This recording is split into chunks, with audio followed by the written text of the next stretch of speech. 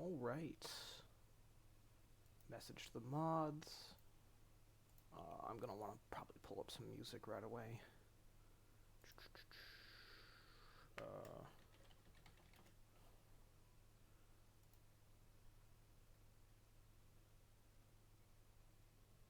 Will this be way too loud? I have no idea. I should have tested this before.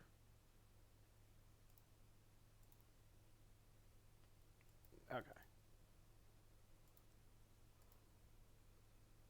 And it's not picking up the audio, because of course it's not.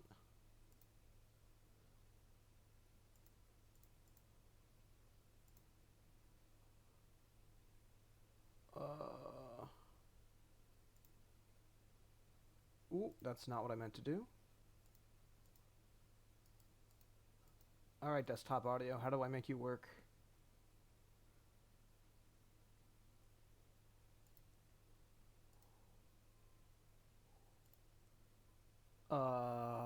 Why can't I make this work? That's weird.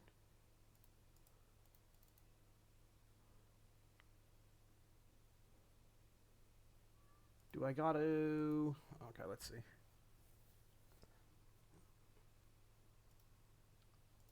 Ah. That's why. Was that working on my last stream? I hope it was. Uh-oh. It was a different setup, so it may be. Alright, that didn't fix it. Why not? Yeah, it should be those speakers. Maybe try that.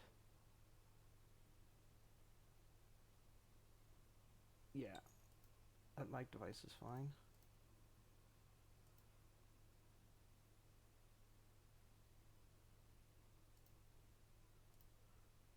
Huh. It's not liking the audio.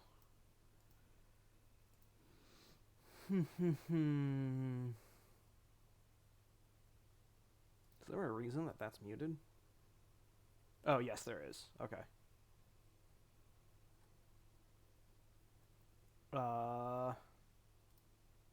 That should have fixed it. Let's go back to like that. Maybe? No? Didn't like that? Okay. Yeah, take the audio from my headset. That's what I want you to do.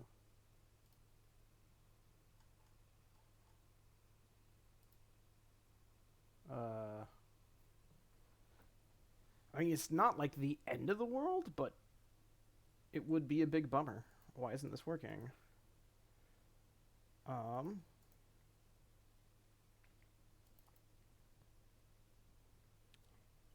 That's fine. That's working just fine.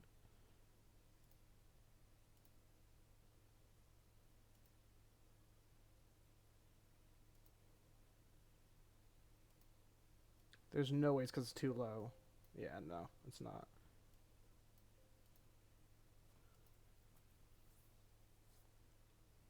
Properties.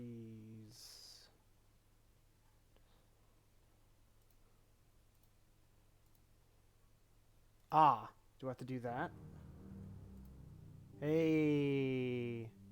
Man, I might not have had audio in my last stream. That sucks. Again, it has different settings, so maybe it was fine, but... And that seems like an okay level. Maybe it's a little loud. Let's turn it down a little bit. Just supposed to be background music. Alright. Well, I'll have to mess with that later.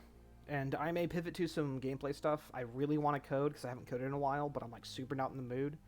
But I haven't been in the mood for a long time, so I think I just kind of have to just bunker down and do it. So that's the point of this stream, is just to get me back into the swing of things. I'm on a setup, like a newer setup. I've only streamed once since I've moved, and that was the gameplay the other day, which was just like a quick whatever thing. So, cool. I got my desktop management up here. Oh, I gotta plug this in. And then, yeah, so this is a project that I don't think I've streamed before. I did like a prototype of it years ago and then like gave up. Yeah, so now I'm not, like, now I'm actually coming back to it and doing it right. So I think I can just hop right into it. Yeah, All right. So, what I got so far. This is a Zelda clone. I'm not sure if I'll remember the controls, but let me just boot it up and just see what the heck I was working on. Okay. I think I just got... Is that not how I move? Oh, there we go. I think I just got all the rooms and stuff to work. So, like... Do I have to hit E? No? How do I... Okay, so that's my attack.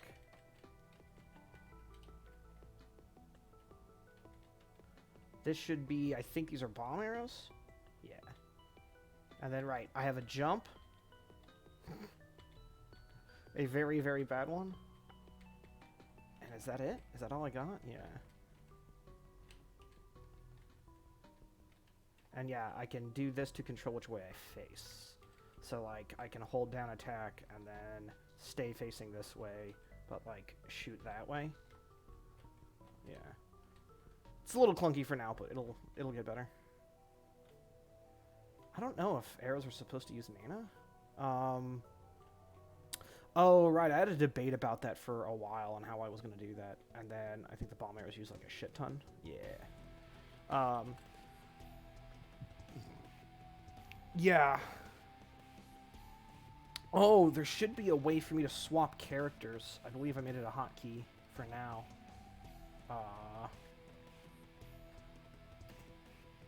No? Ah, there we go. It's F1. So this is the other character who has a sword, can place bombs, has a boomerang, and should have a shield. Yeah. So you would use the shield to get through this. Should be press E? Yeah. Yeah, okay. Oh, that's weird. That's the interaction with the shield? Okay. Good to know.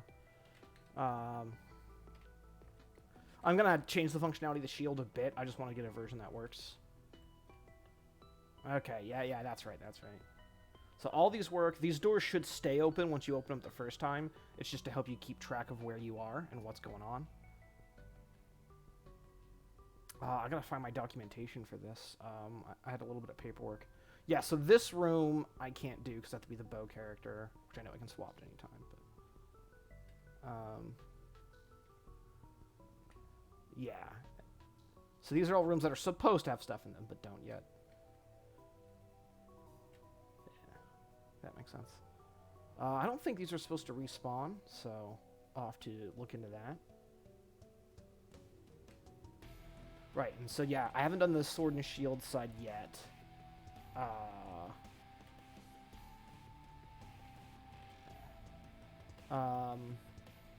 So for this side, this is supposed to be the bow character has to do it. So I do have the jump, but I don't think I can jump that, can I? Oh, it just doesn't kill me yet. Fair enough. I know that the other gaps work. So if we like come up here, so these are, yeah, these kill me. So, oh, I have to do it this way.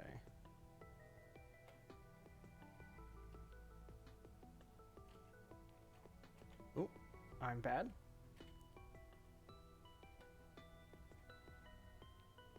Controls are still a little bit clunky. Again, I gotta refine them. I'm gonna make it also work on a controller, so that's probably when I'm gonna polish everything up.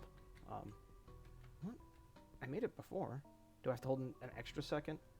Okay, my visual stuff might be one stage too late, where when the arrow's pulled all the way back there, it's not quite charged all the way. I keep doing the same thing. I'm not supposed to move to change my angle. I'm supposed to use the other stick.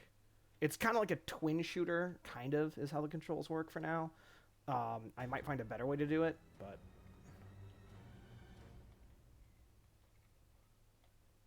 excuse me? Why can't I face diagonal? That's weird. I should be able to face diagonal with these, but I can't. Okay. I'll need to fix that, too. And you can kind of cheese this, and I'm kind of fine with that. You can actually use her jump to jump from one colored platform to another as the arrow is flying through the air, and like do like a skip.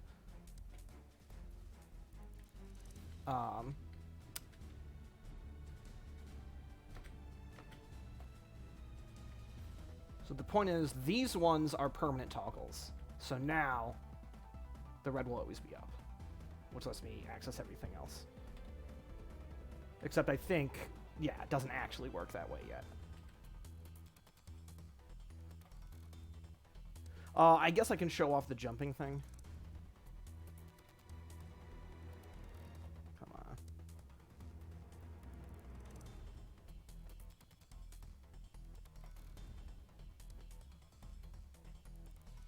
Shouldn't have to pull all the way back for that one, yeah. So, I should be able to do... Let's see, that's jump, yeah.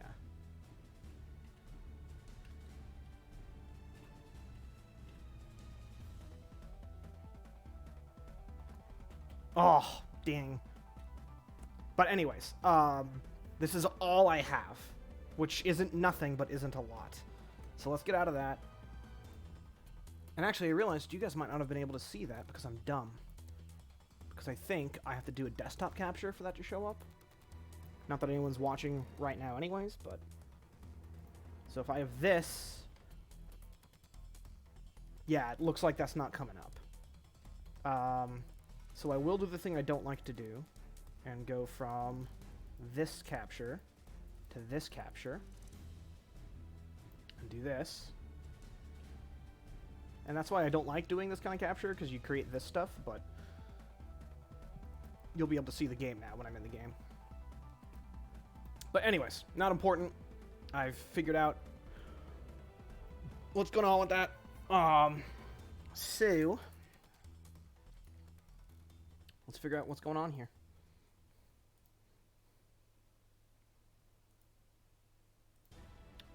So I have all of these rooms.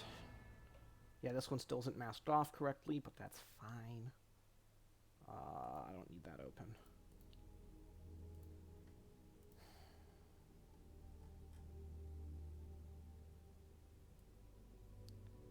Handling locks on different door objects might be easier than force states.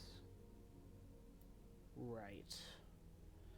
And then 0 is top, 1 is right.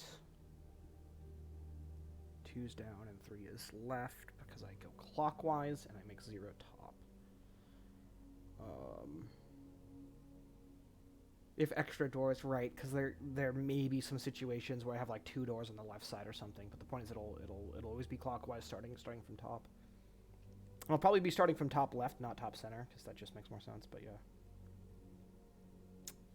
Okay, so I have these 10 rooms. Yeah, I need to find my... I should have some drawings. My paperwork situation right now is so messed up. I'm completely disorganized. Okay, that's all blank paper. Okay. Yeah, that's the other concept art. It's not what I'm looking for. I should have this. I don't think I would have thrown this away, but it was in the move, so it might have ended up someplace weird. And there's a chance that I threw it away like an idiot. I don't think I would have, though. It's all important paperwork, not concept art. This is concept art, but should be for other stuff, and not what I'm actually looking for. Yeah, and just random scrap. This sucks. I might not have this concept art anymore. Or the sketches. That really sucks, actually. I'm trying to think if they would be anywhere else, but I literally don't think they can be anywhere else. Darn, that's a bummer. Because I had this mapped out. That's not what I want to pull up. That's also not what I want to pull up. Oh, I do want to do this. I want to go to here. So the basic dungeon layout was something like...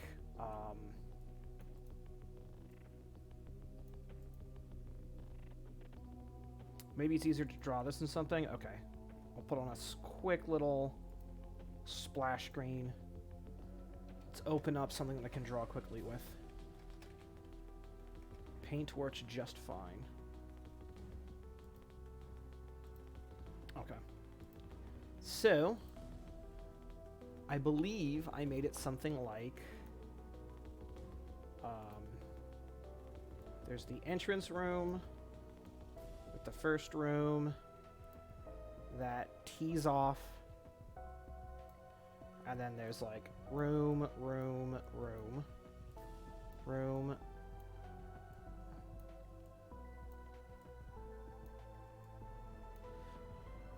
So I'm pretty sure the idea was that there's a boss. Ooh. There's like the boss is here. This is the entrance, and then I believe. So yeah, this is one. This is like a connector room for both of the characters, and then connection.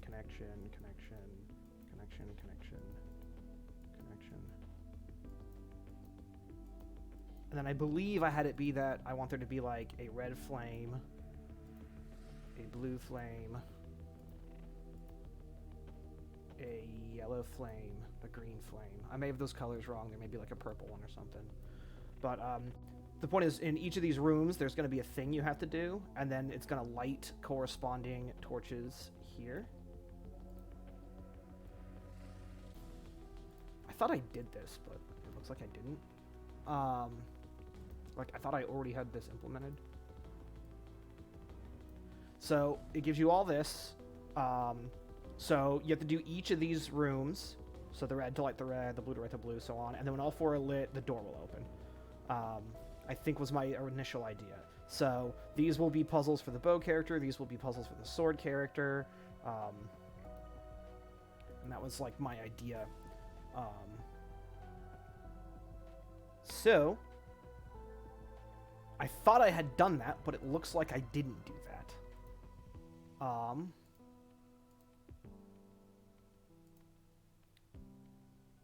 Let's pull up some of these other rooms and just see what's in them.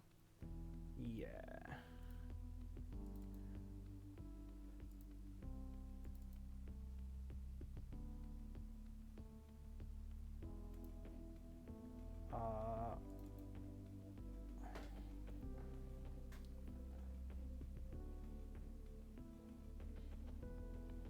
Yes, this is just a random combat room. So, were the EV... I think the EV rooms were just my initial testing, and then I changed them, so that's not actually in the dungeon anymore. That's what that means? Yeah, then that's the main bow room that I have. Okay, so I do have the torch. I need to fill this room. I think this is... Yeah, this is the... to the boss room, basically, that doesn't exist yet. And then, yeah, there's that room, and then there's that room. Okay, cool. So I do know the logic of how I set this up. I thought I did more than just one torch, but I guess I didn't. I might kind of change this room and put another room here, and just push the boss room back one. We'll see. Just to space stuff out more. May or may not do that. We'll see. And like move all the, like basically just move this, like move both these one room up and have this joiner room be a little bit different. There may be some mechanical reasons why I need to do that. We'll see. All right, so let's look back through some of this code and see if there's a hint as to what I was working on. I think I just got the doors to work. So I should probably quickly test that again. You guys should be able to see this now. Can I not? Here, I'm gonna do this really quick here. Oh, it is doing that.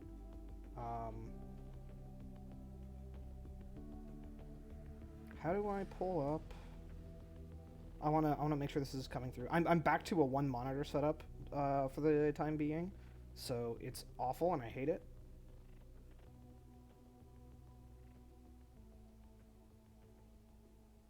Okay, cool. It is showing up. Excellent, excellent.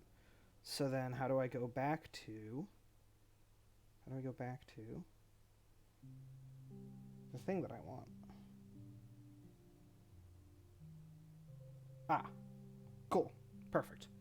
Okay, so... right, I didn't mask off this yet, which is totally fine. I'm just testing the door. So yeah, so the door's open because I came through it. So let's go one further. Because that door that's open now should stay open when I come back through here. It does. Okay, cool. Okay. So that means that I did finish setting up all these triggers, and they do work correctly. So that's good. That does not need to be open for now. I opened up all of these just right now. That's all totally fine.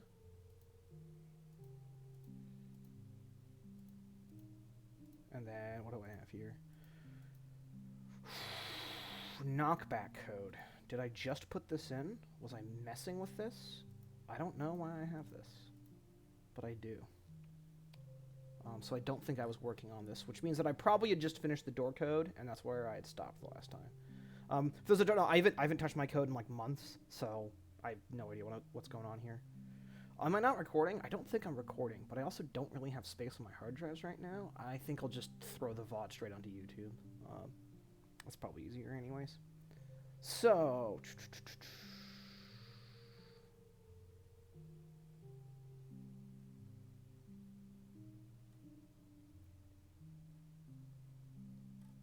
Right, okay. So that is one thing that I want to do, is pull up the character.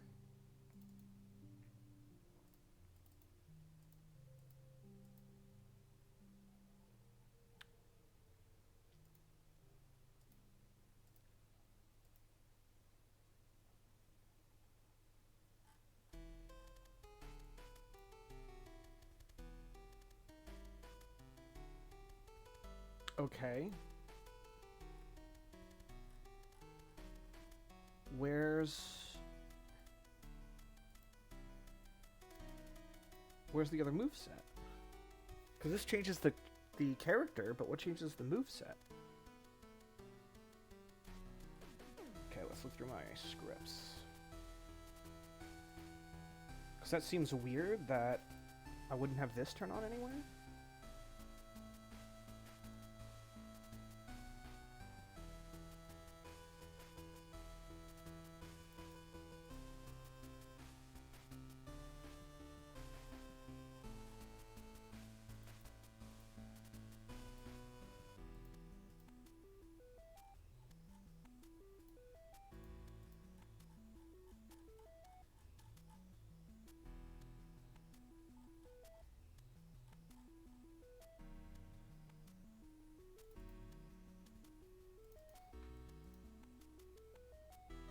That's suspicious. Did I just embed it into here and this now does nothing?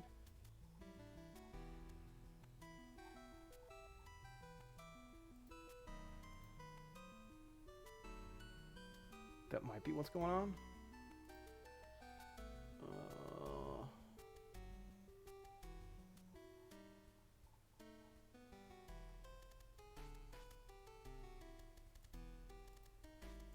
Ooh, that's annoying.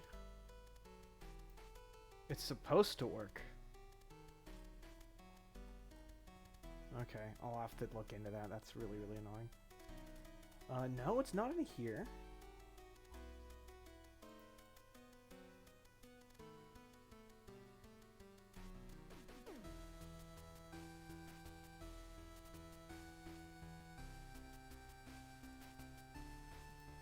So... yeah, no, I'm not using those. That's fine. Because there should be one for SCR win, but there isn't.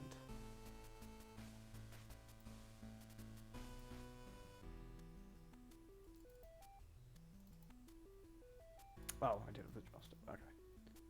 So yeah, this changes the sprite, which is good.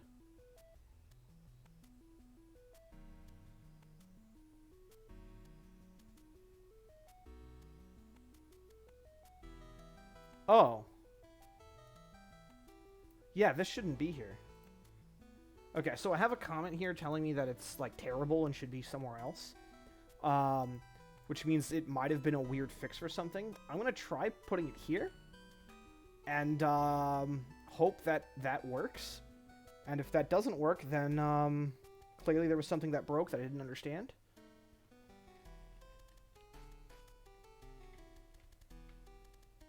Okay, the animations aren't quite right. I'm not getting the bow animation like I'm supposed to. But, let's do this, and then let's swap back. Maybe that was the problem. No. So for some reason, moving that, all the functionality is there, but the sprites are messed up. That is interesting. So why, if this is in the step of... Oh, okay, I know why, I know why. So what's going on here, the reason why I had to move this to the draw step is because she has extra code that spawns, or that draws the bow object. And so it has to be in the draw step for the bow object to draw, and that's why I moved that there. That totally makes sense. I'm glad I figured out why I put it there. I assumed it was supposed to be there, but yeah, now I fully understand my comment. I do hate this. I hate how this is done right now, but it works. All the functionality's there, so I probably shouldn't be too fussy.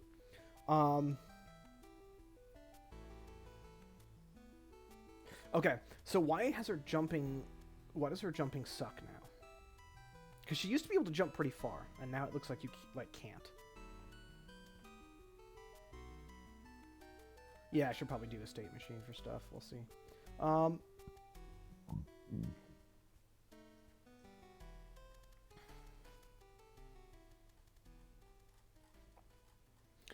It's probably in the win script.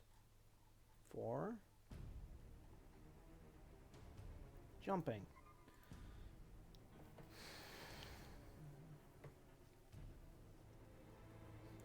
Okay.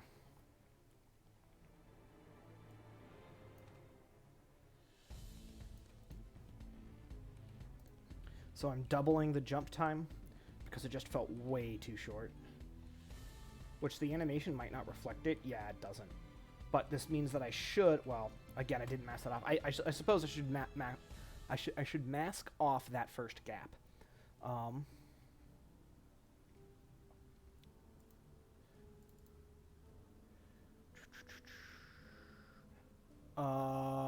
Ooh, how do I do this?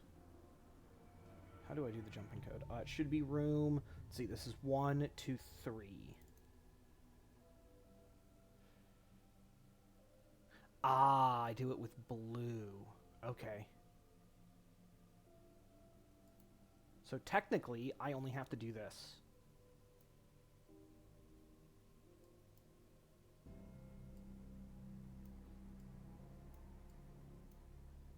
And that should work.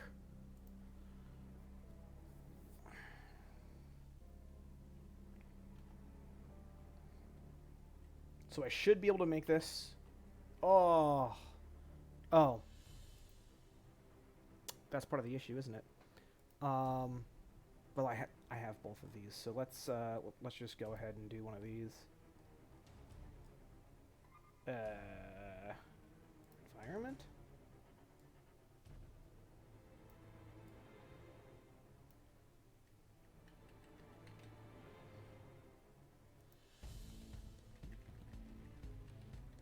Doesn't really matter, but make it look at least half decent for now. It's probably a pixel or two off, don't care. I'll clean it up later. Yeah, it is a pixel off.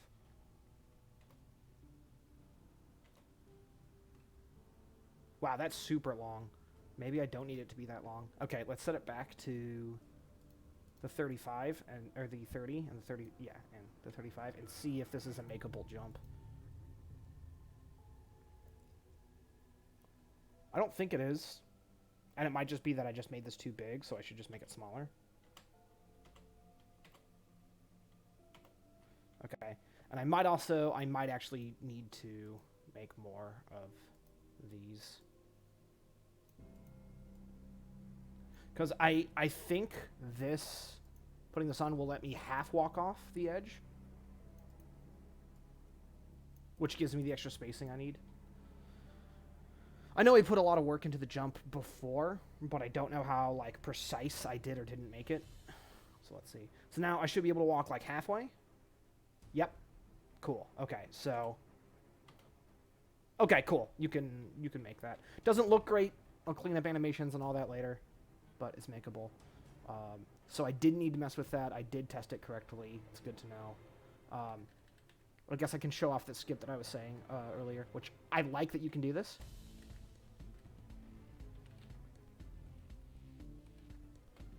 And then it, like, skips the whole room, and I'm totally fine with that being, like, a thing that you can do. It's so nice.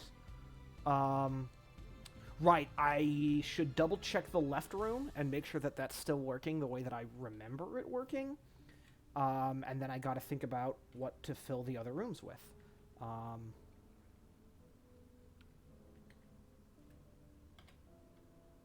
What were these for?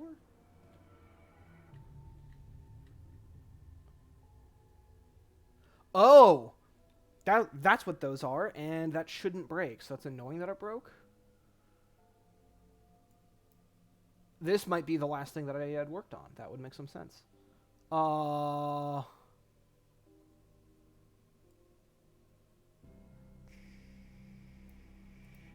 Okay. This was definitely the last thing that I worked on because it broke. And if I had tested this, I would have seen that and fixed it right away because it's pretty obvious what the mistake is.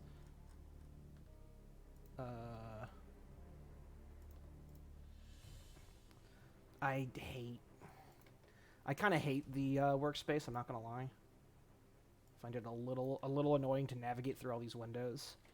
Usually I end up just putting everything in tabs like this. But okay.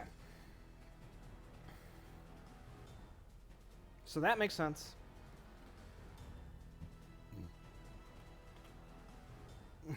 It just so looks like you don't make it. Again, I'll clean up the animations and stuff like that.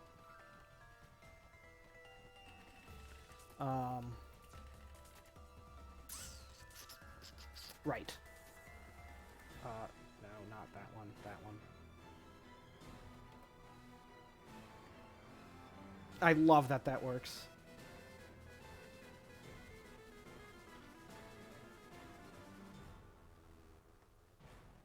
Okay.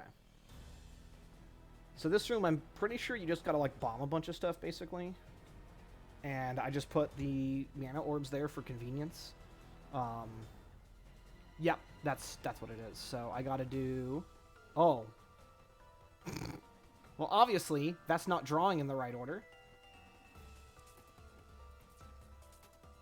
Okay, so this is for fire arrows. I thought I... Oh.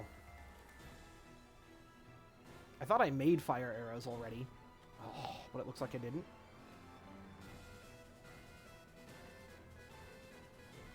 I thought I did all this already. It's kind of annoying. Oh, I need more mana. Okay. There we go. And this is why I put the mana orbs.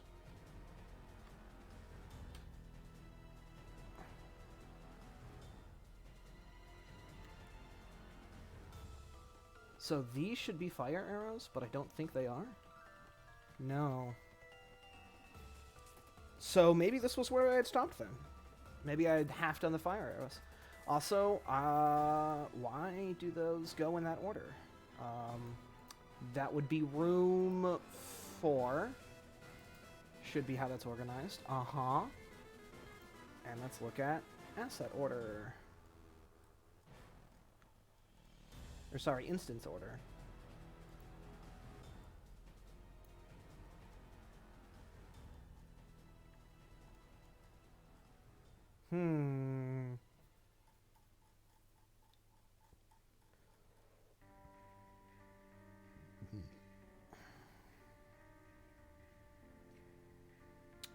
Huh. How do I fix this? How do I fix this in other rooms?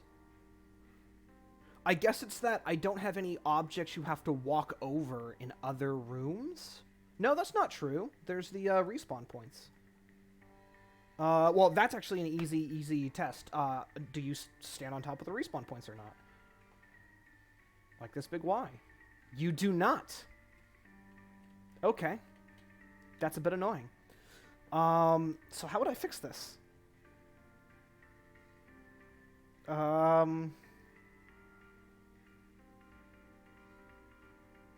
Do they have an instance order command?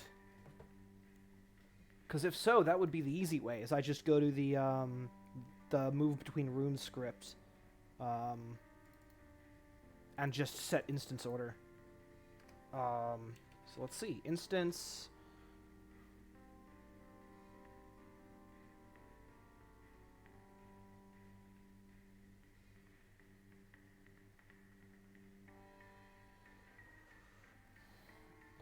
I could just do it with, like, instance layers and just put the player object in, like, its own layer and just always set that to the right layer in each room, but I might not have to.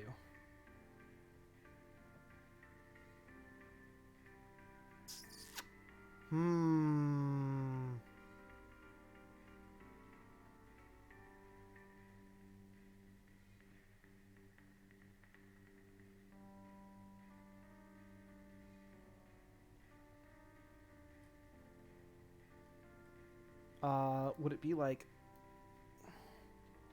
layer maybe? Layer order or something? Or element move? Oh, that's to move it between layers. Okay. It's not quite what I'm looking for.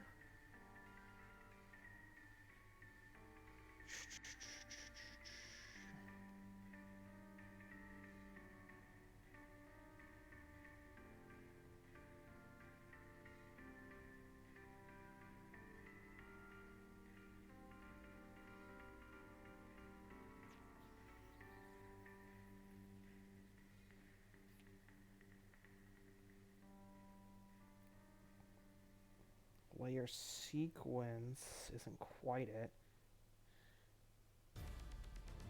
Well, layer sequence get instance, that's like close.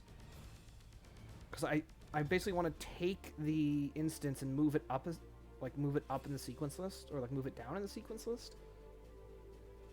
So is that something that I can do?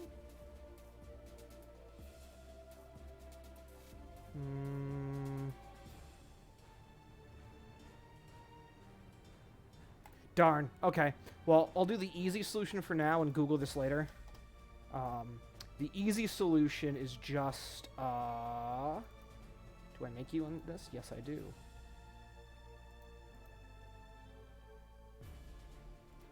I just take you off of the instances layer and put you on the top layer. Because I don't see why you ever wouldn't want to be on top.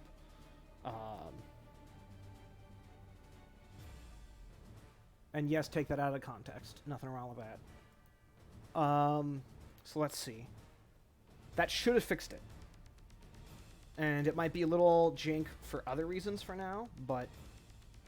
What? Oh, that object I just made like today, I might have put that on the wrong layer. I did. Okay. That explains that one.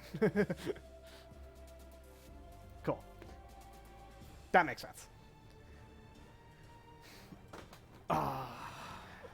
So yeah. So I should now show up on top of this. Yep. I don't show up on top of the statues, but maybe it's the same thing. Where the statues are made on the wrong layer. Oh, and they got their animation going. Whoops.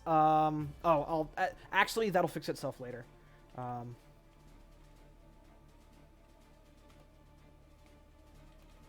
They're kind of just placeholder for now.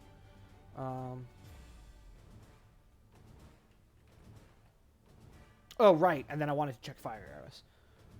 So, how much code did I get done on those?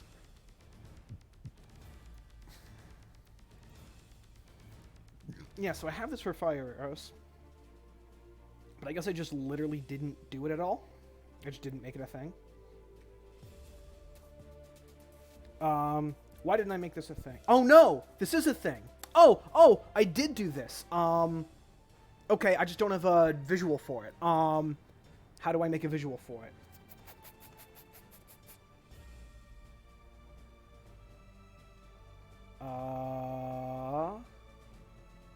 Fire. Yeah. Okay, so this is important. So, I need to make another fire. Another fire object. So, yeah, let's clone this one. This will be easier. OBJ fire. And then I can take this, and let's go ahead and edit this. Oh, this... No, I don't need to do this in objects. I need to do this in sprites, I might have already done this, so we'll see what's in the sprites. Again, I just came back to this project after not touching it for months, so I forget exactly where I was at. Okay, I did make an SPR fire. Okay, did I actually implement this? Clicked on the wrong one, but I don't care if I run it in debug mode, that's fine. Oh, I don't care.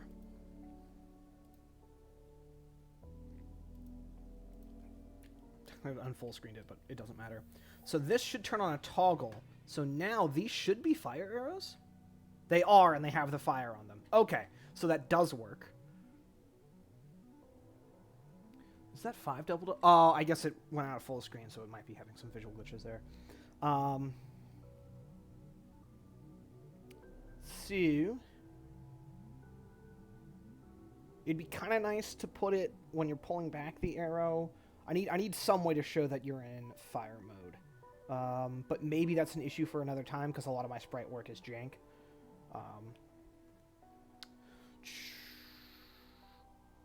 I guess I could just do this.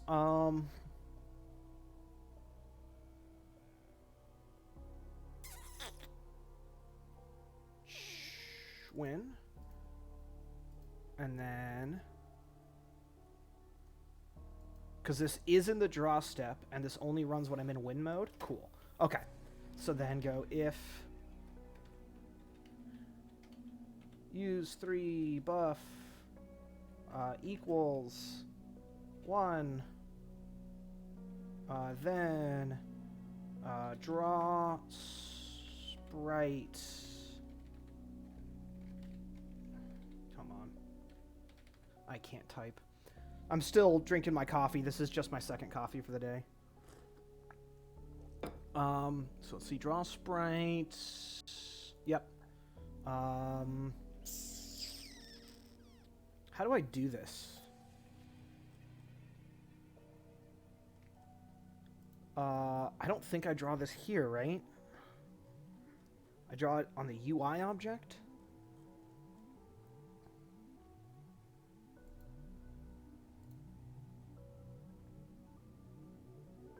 Where are you, UI object? Oh, I'm in sprites.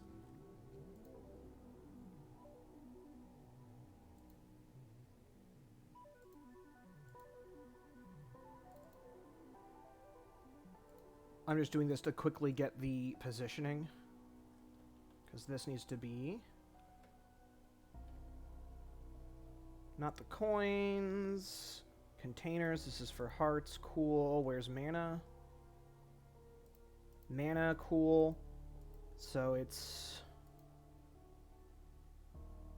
64 when you're already 16 in. So that's about 80. So just anything to the right of 80 would do it? Okay.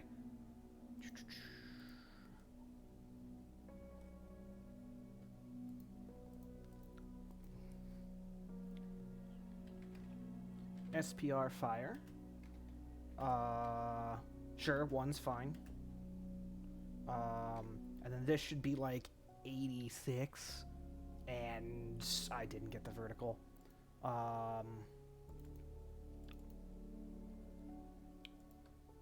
32. And that should just straight up be 32.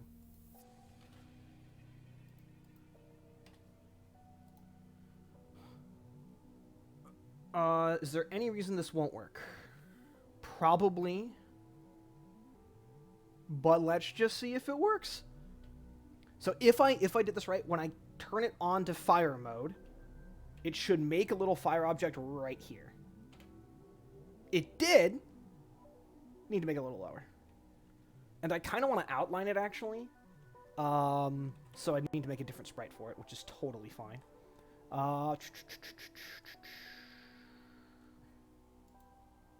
Duplicate. SPR fire. Let's say UI.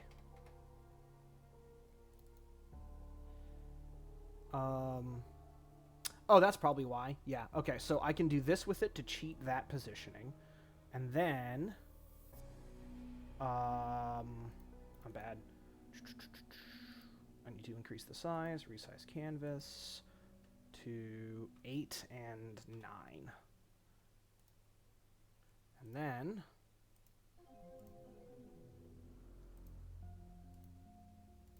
I'm just going to do a quick this. Just to make it pop a little bit more.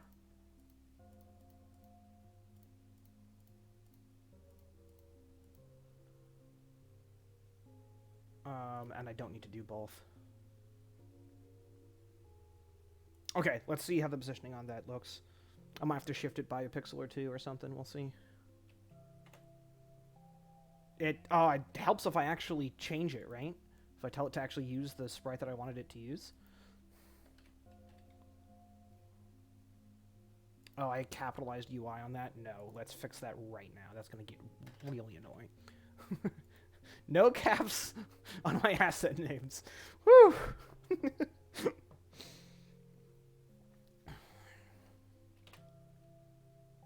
Okay. I don't hate that for a placeholder for now, and it is off by a few pixels. So maybe let's... There's like 5 different ways that I can fix that. Let's just do it the cheater way, though. That's super easy. Let's just do... Boop.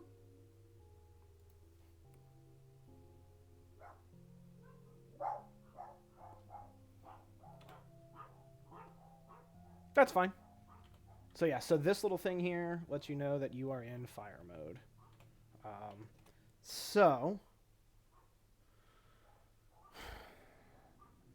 Let's consult the spreadsheet. Because,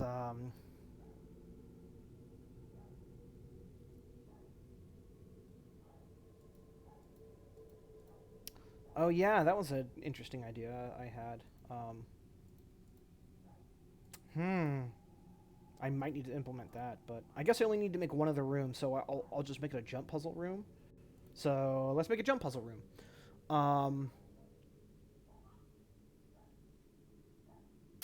So for jump puzzle, that would be room 5.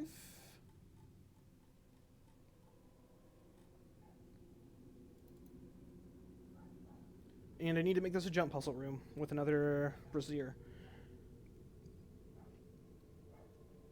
I can do it a really boring way. I can do it a less boring way.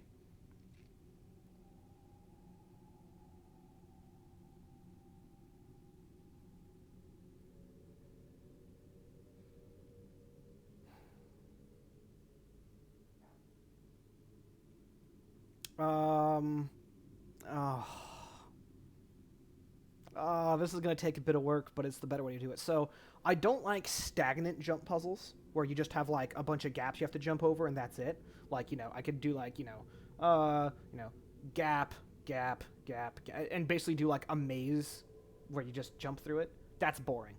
What a lot of Zelda games do, and I actually like this, is they have disappearing and reappearing platforms. So it's a bit of an obfuscated maze, and then it makes it a timing puzzle, which I think is much more interesting for jump mechanics. So... And I already have the 2 different kinds of platforms. I have the red ones and the blue ones. So I can do like a fade in, fade out kind of thing on like timers. It's code that I don't have yet, that I don't want to have to do, but I think it's the right move. So let's map this out then. Tiles.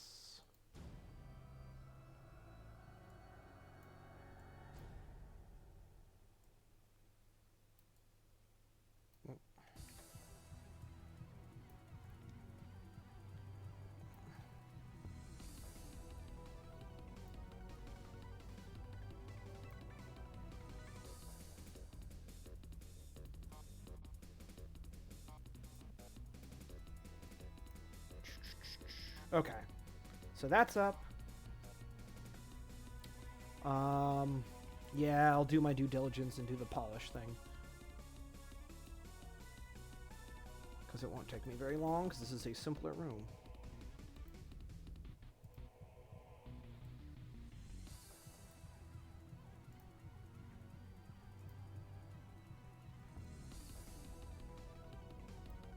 Oh, that's not right.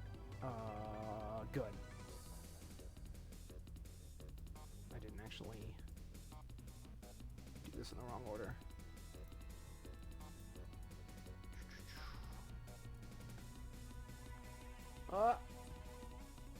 I bothered to do the sprite work, so I might as well use it.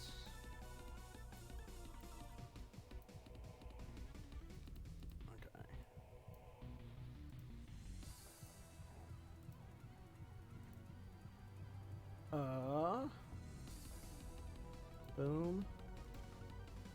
Boom. And do that, and then that, and then one more. Bam. Okay. So. Boy, how do I want to do this?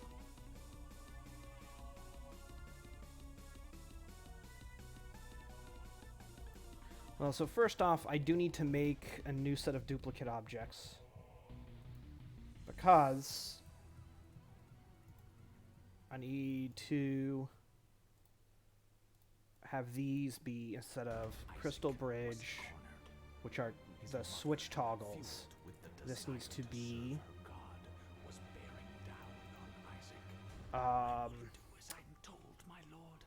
timed platforms.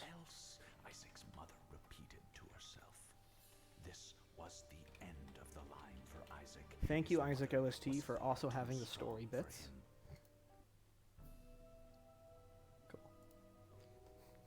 Cool. It's not bad, it's just distracting. I want that music. Oh, right, yeah, it also has the short ones, but that's fine. Okay. So I need to change most of the functionality on this. Or I don't. Is this all in the draw step? Jeez, it's all in the draw step.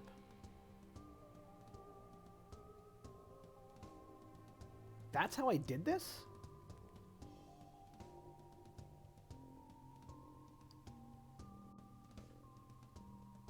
Oh, I'm smart. So I was wondering, how can I do this, or why would I do this only in the draw step? Because whether or not it's visible or not, how did I path it out? It's because I set the sprite index to no one, meaning it no longer has a collision box. So the object is still there in the same place. It's just completely uninteractable rather than just not drawing itself. That's really smart.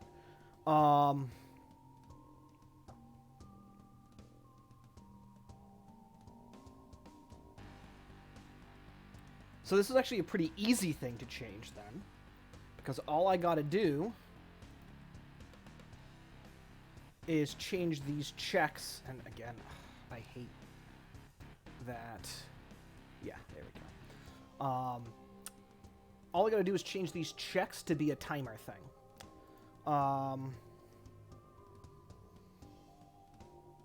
Okay. So I gotta think this through a little bit, because how Zelda does it is they actually have 3 different kinds.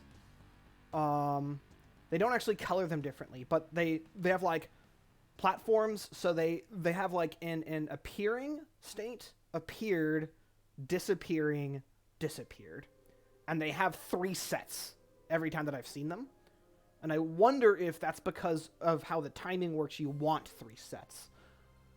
Because I'd like to only get away with 2. Or maybe it's that only 2 sets isn't interesting. It's very, very easy to add in more colors. So I guess, screw it, let me just throw in a couple more.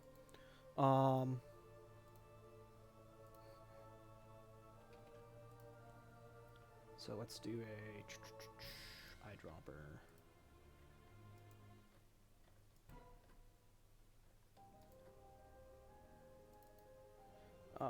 Let's go green.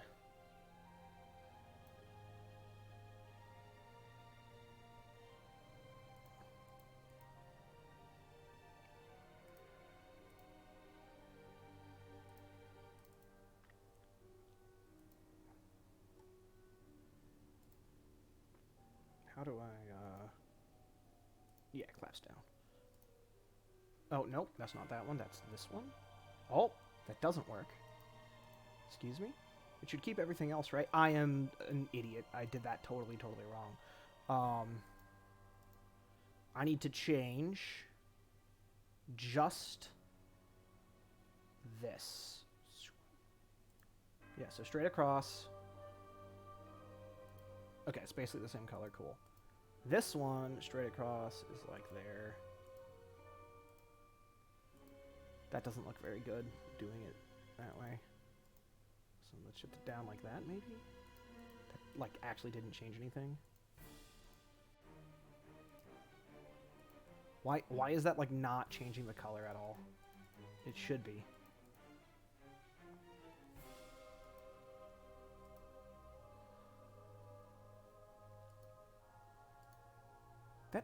That should look better than that looks. I bet the problem is this color, because green is weird. You want it to be more like a... Ooh. More like a that. Oh, that's way too dark. Okay, that's fine.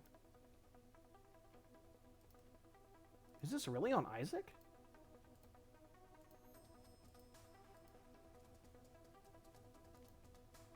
Oh, yeah.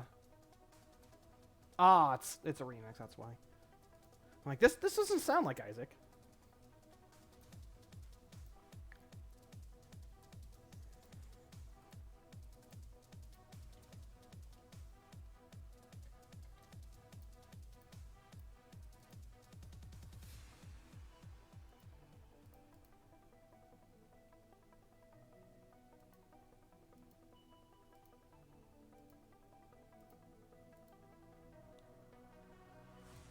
Now we have a green one.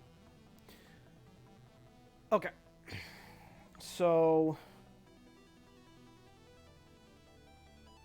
I should probably throw these into tiles so I can, like, draw it out. And then think about how I want to do this. So... Let's just do a... that. Where is my tile sprite? Here we go.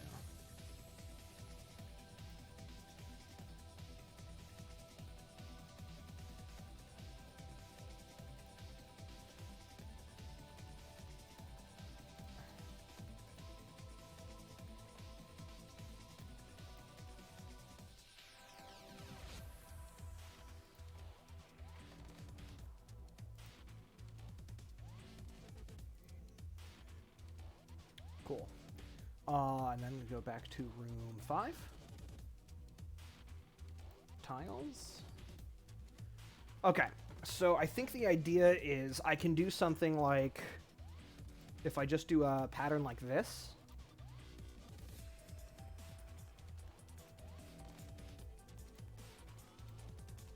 This would be like the basic way to do this, right?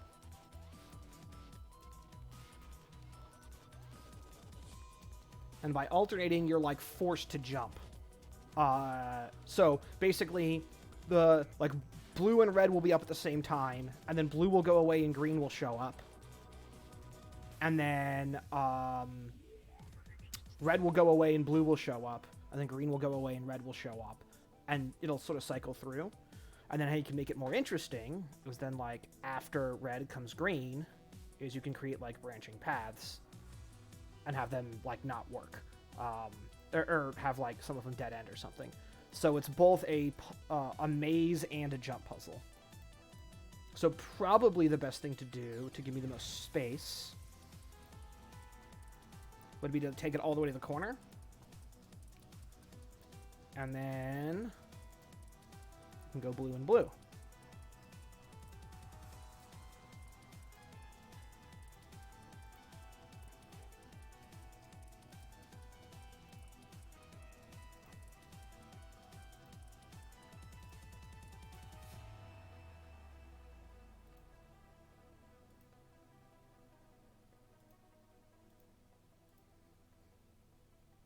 And I can change the length of the platforms too. It doesn't have to be this simple, and I might have to do that. Um,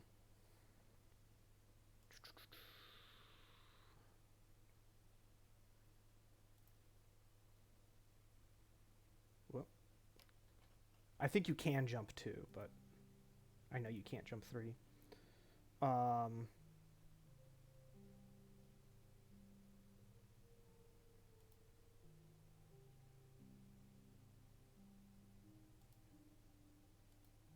what makes this not just super easy to solve? Because so far, this seems like really straightforward.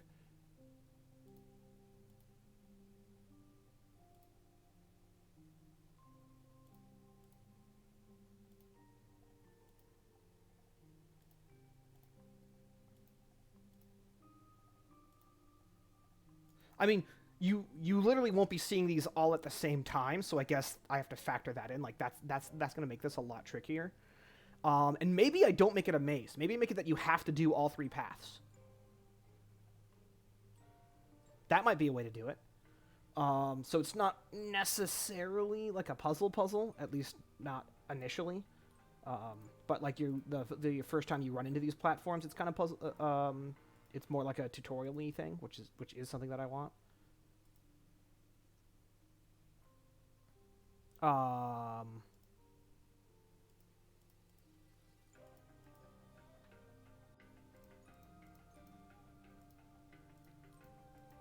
you can jump over too.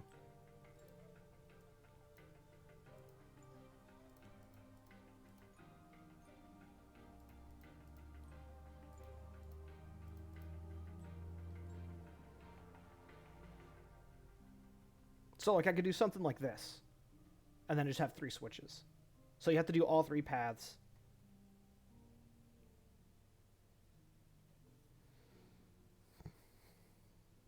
I can make it a little more interesting, or like a little more uh, finicky.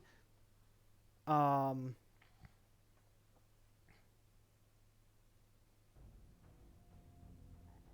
like maybe do something weird, like put something like I could do that, and depending on the timing, that might be tricky to make that. And then like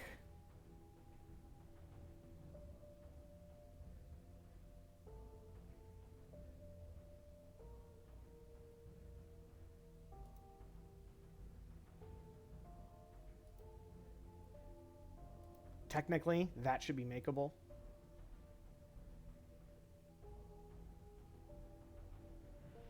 Or I do like that, because that is makeable. So nothing too crazy at first, but just something like this. Um, and then I guess maybe what I'd probably want to do is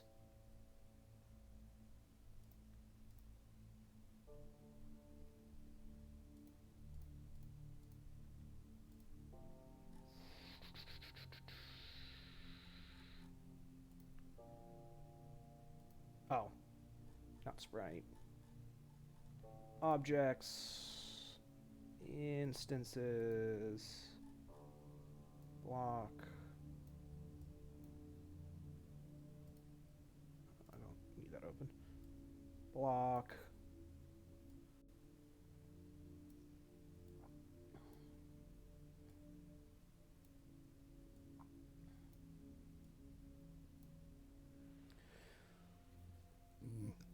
Um,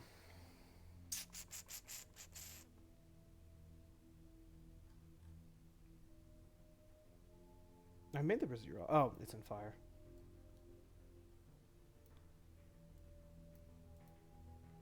And then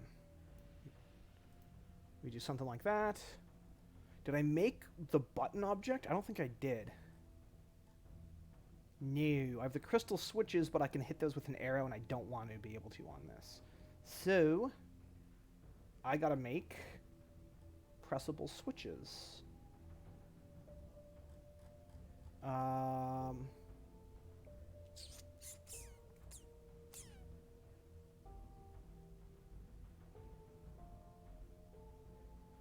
And there's no way that's on this, right? No, cool.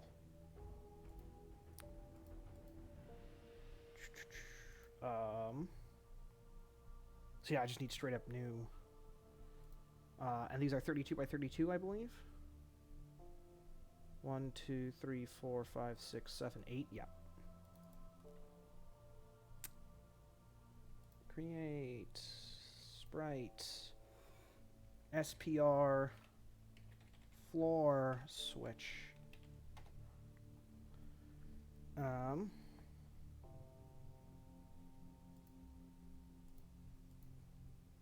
32 by 32. Man, it sucks. On my new setup, for those that don't know, I moved a few months back, and I have only streamed once since then, and it was kind of like a YOLO stream. I'm back to one monitor, I have a crappy chair and stuff, and my chair cushion is not good enough, so I had to remedy that. Grab a pillow really, really quick. Did that mess up the positioning of my camera? Not really. Good. Okay. So, let's make this floor switch. How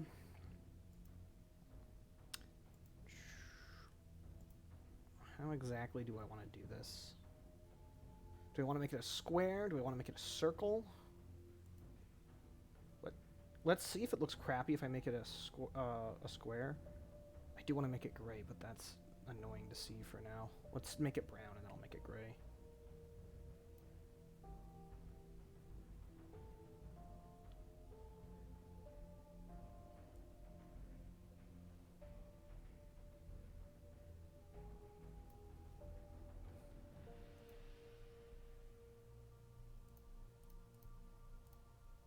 No, that needs to be lighter. That's too light.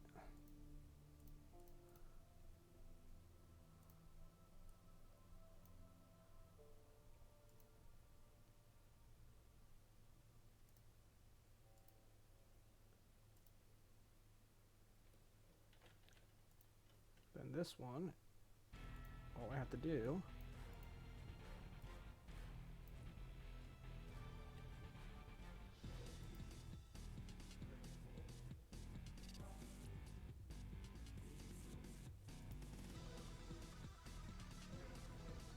Okay, my positioning's terrible.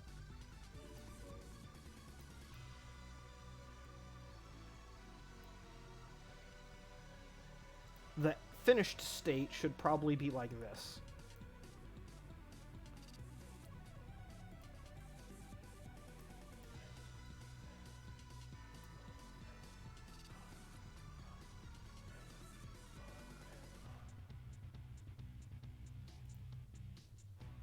Yeah, then...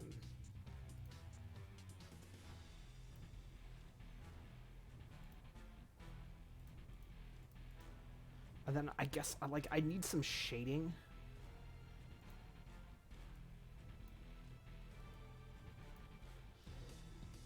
Which kind of looks worse if it's a square to do shading. I should just make it a circle then. Okay, circle it is.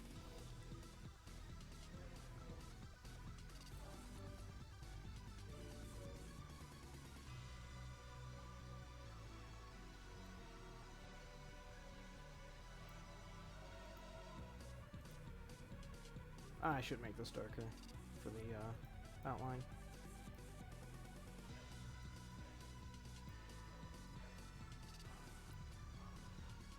And then do the filling like that one.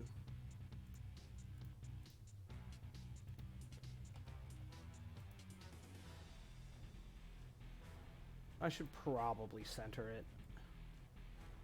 It's not going to be that high of a profile.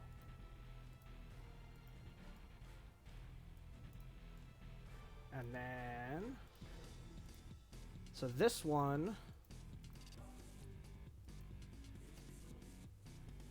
I would essentially be doing something like that.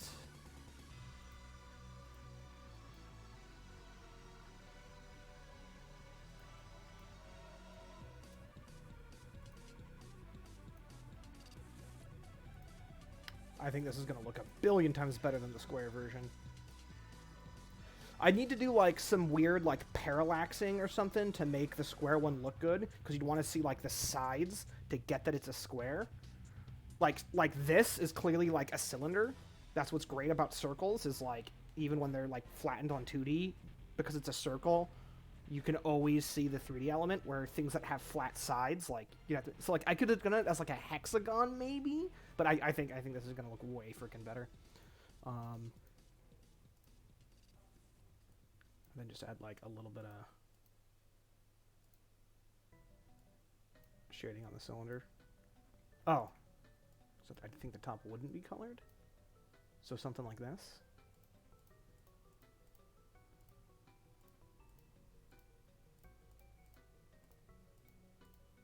I don't hate that. Maybe something like that.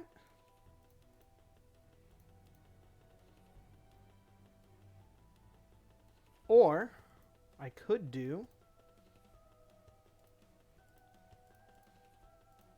I could do it this way.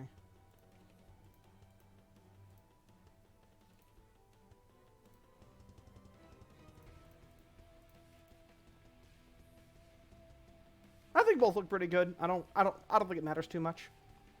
Easy to tweak later too. That works for me. I think that looks like a button. And that looks like a pressed button.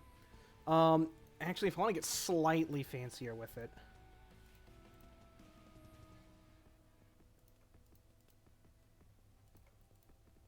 because that'll add some texture to the pressed button.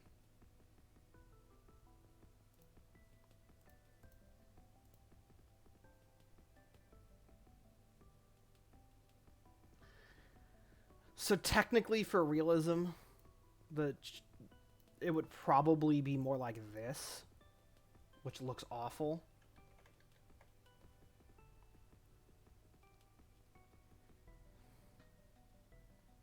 Yeah, the shading on this technically doesn't work according to physics, but I think it looks good, so I don't care. Cool. Okay. I'm fine with that. I'm fine with that. No reason to get too caught up on this. So then... Oop. Then I need to make a switch object. Which... What's the coding on this? No, okay. Because if that was like some really simple switch coding, I would just duplicate that object. But no, that's actually like much more complicated. OBJ floor switch.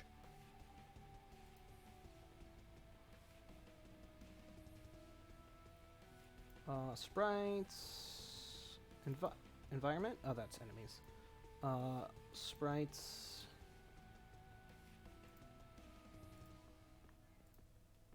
What? I just made the sprite. Where is it?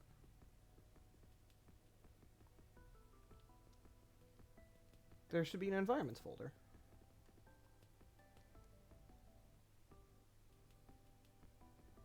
Oh, what? Oh, that's what my weird click was I accidentally moved that folder. Okay, that makes sense. So this was a thing that Game Maker Studio did a few updates ago. I don't dislike it. It used to be each of these folders you couldn't mess with. So like all sprites would always go into the sprites folder, and then you can make subcategories. Now, these are just straight up folders. So now you can move like sprites into non-sprite folders and stuff. And they did this that way if you want to organize your project differently. You could organize sprites and sounds and objects and scripts all together into one folder if you want to organize your project differently. I think that's a great added feature. The number of times I accidentally drag a folder out of a category is really annoying, which is just me having like bad fingers and misclicking, but how it used to be, that couldn't happen. There's probably a settings where you can like lock folder or something somewhere, and then like it prevents you from from moving folders out of it. There's probably a way that you can like set that, and I should, but yeah. And if not, If any GGG people, or GGG, if any Yo-Yo Games people are listening, it'd be kind of nice for preferences, if it's not already in, to be able to say, like, oh, don't let me move any folder out of this folder, and, like, set, like, your main, like, parent folders. So it kind of works like how it did before. That would just be, like, a nice option.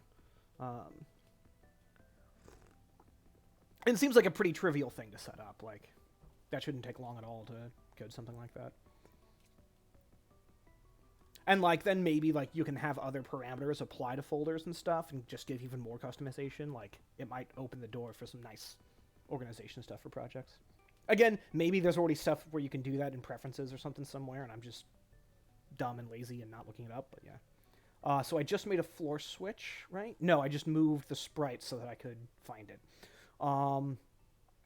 Floor switch.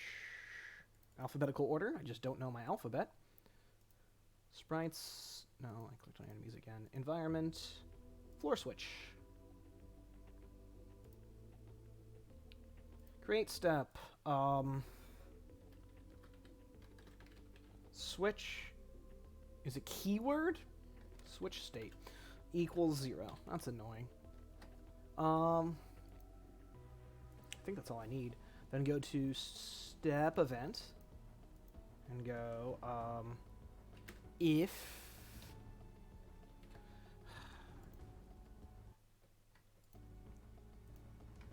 the lag.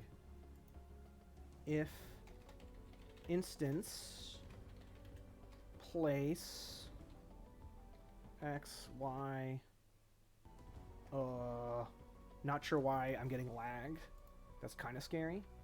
I know this autosaves a lot, but let me go ahead and quickly pull up Task Manager.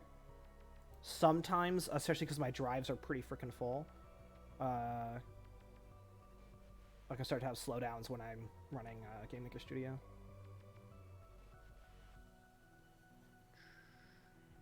My memory's fine.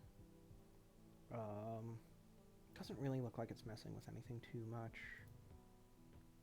Yeah, okay. That was weird, but we'll roll with it. I mean, I'm streaming, I'm playing music, I'm coding, so. Alright, so if instance place with obj char, then, I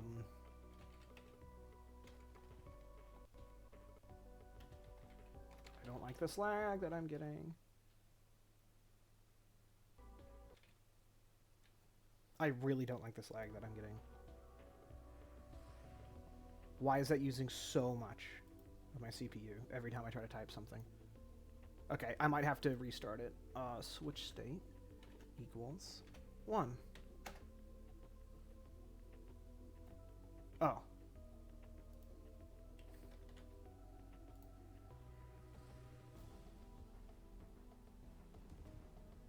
And I think that's all I have to care about.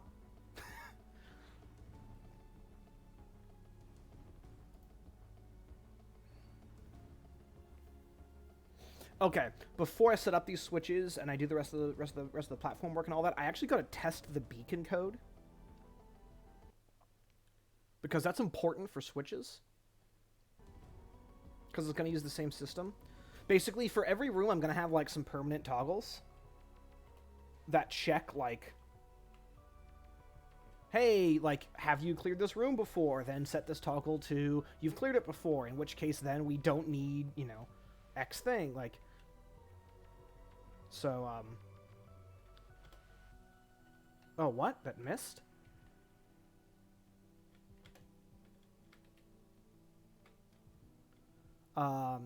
So the switches are going to use that, and I think I already set that up for the torches in this room to light the beacon. But maybe I didn't. I don't know. So I gotta actually complete this room. And now it won't suck because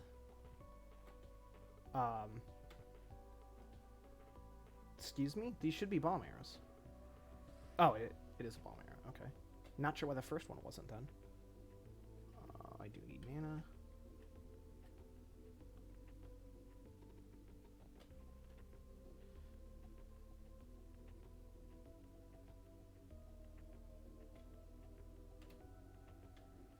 now on fire arrow mode.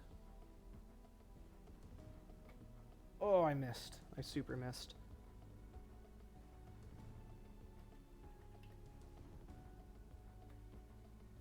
Nice. Okay.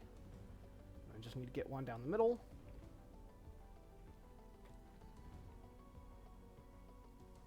Okay. This confirms that I didn't set it up then. Okay.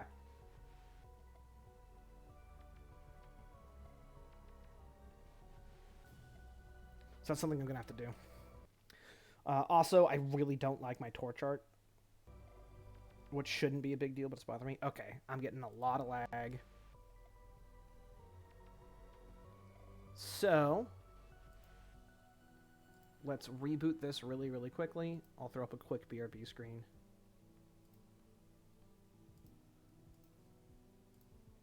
I guess I don't need paint up right now. Not that that's actually doing anything, but...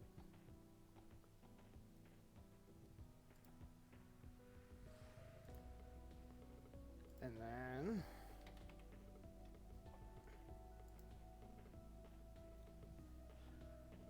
let's reboot it.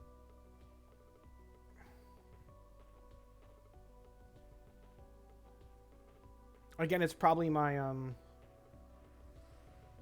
Actually, let me check that. No, that's fine. That's a little troublesome. That's part of it. Okay.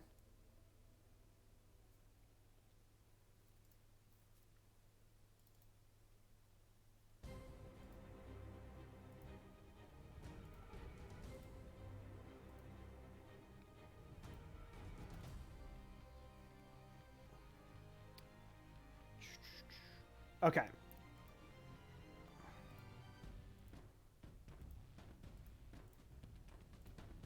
Don't need that one open.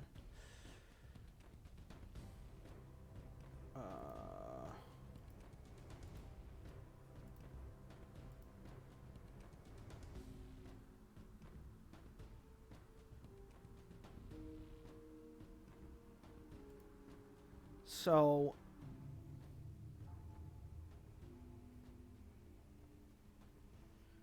Alright, from here...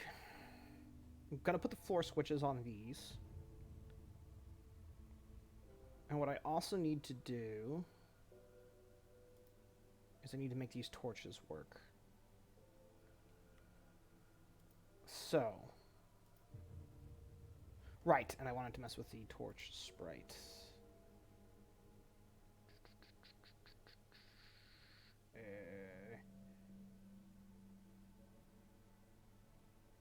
Fires. Unlit torch.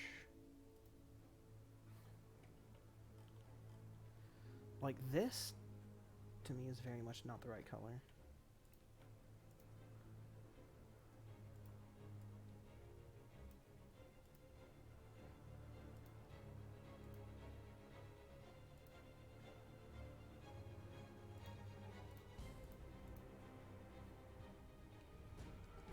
That looks better.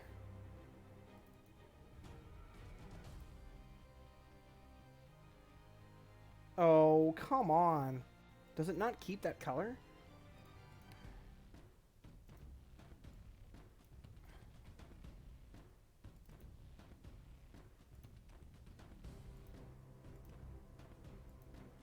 Okay.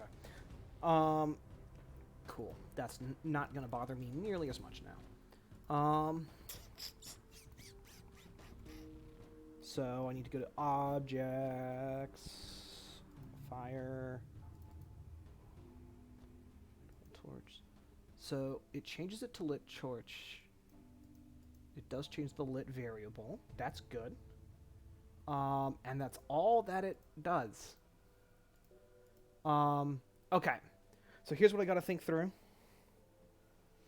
So both of these rooms are going to have three interactable objects that are three switches that I want to stay lit after you complete the room. I want the buttons to stay pressed after you press the buttons. So, how do you do that?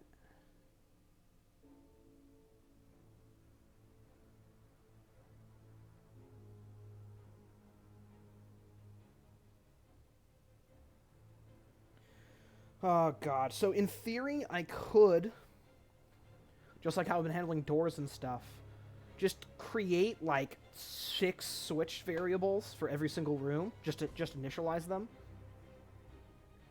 And then I just have, like, 6 open slots for things to be permanently toggled. And that's not a horrible way to do it. And it would work. So maybe that's how I have to do it. Okay. I did make a room data object. What did I initialize? Yeah, blue switch toggle, red switch toggle, toggle switch toggle. But none of these are... there's the clear toggle. There's the enemy count. Those are all good. And then the 4 doors. I think what I also need to do...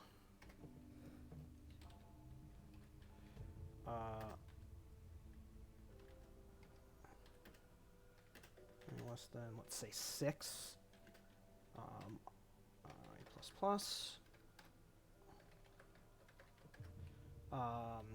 What we're going to do here is go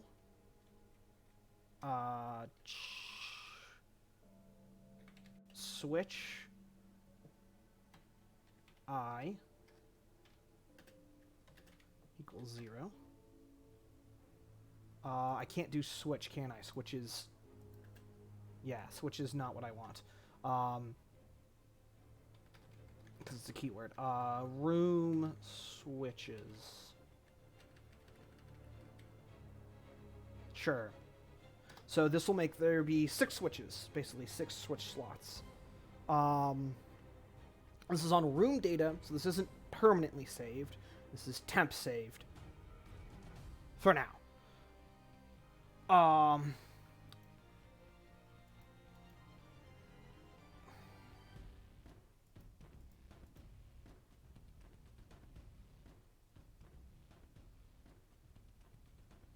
So here's why I'm a little bit annoyed. I'm trying to make my code as generic as possible, for several reasons. One, to make my life easier when I'm designing future dungeons. I know that I can just like throw a bunch of stuff in and be done with it, basically.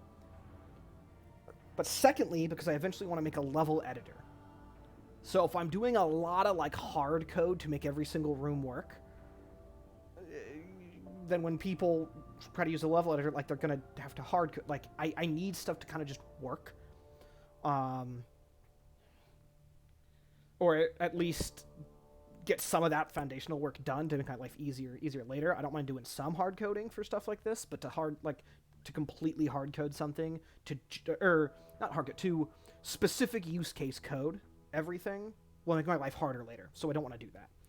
So I want to make it as generic as possible and as flexible as possible, so that way when I eventually make a level editor, it's not difficult, or it's less difficult than if I just, use case code everything, or in situ code. I don't know. So the issue here is I need to link the brazier object to some number of switches, and I can make that a variable that you can set, but then it doesn't necessarily know which switches, so I can make it a list to check which switches. Okay, there's like a couple ways to do this that don't suck. So let's do it that way. This needs to be an object. OBJ brazier. So yeah, there's color. So whether or not it's lit.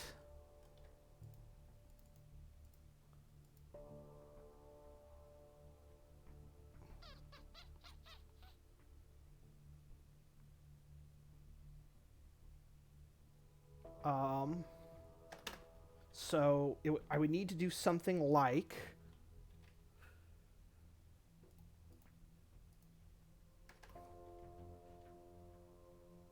I can do this the really right way,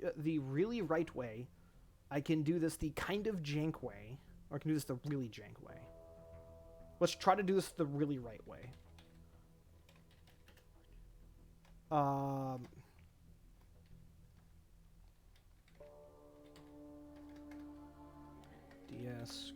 create list. What? Oh, DS list create.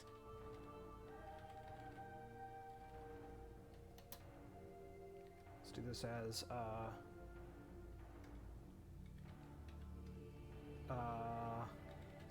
switch Rex.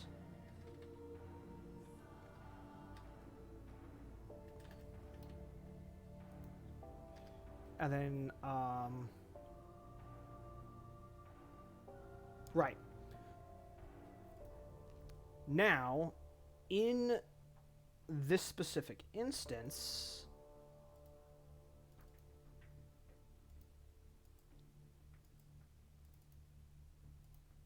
I can go ds list add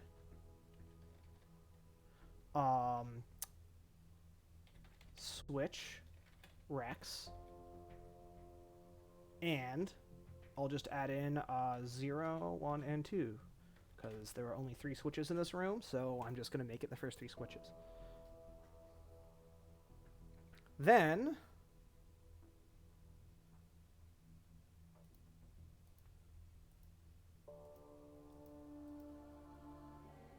here go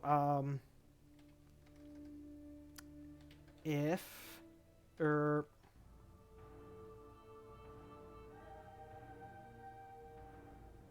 boy, okay, so I need to check for each switch if they're all toggled.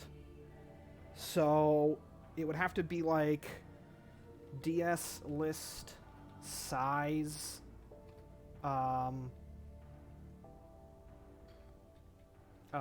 switch Rex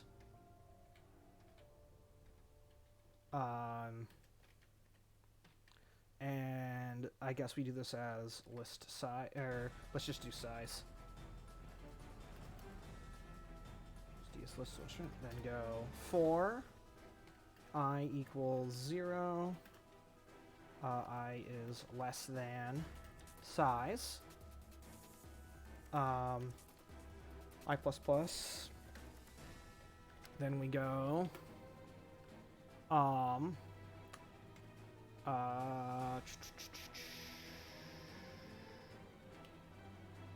if obj room data dot switches.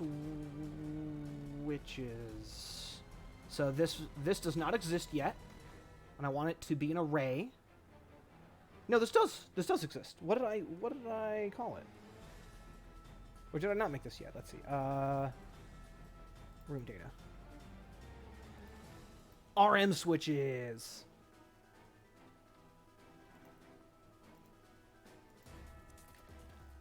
RM switches at I equals 1, so it's been toggled. Then we keep going. Else break.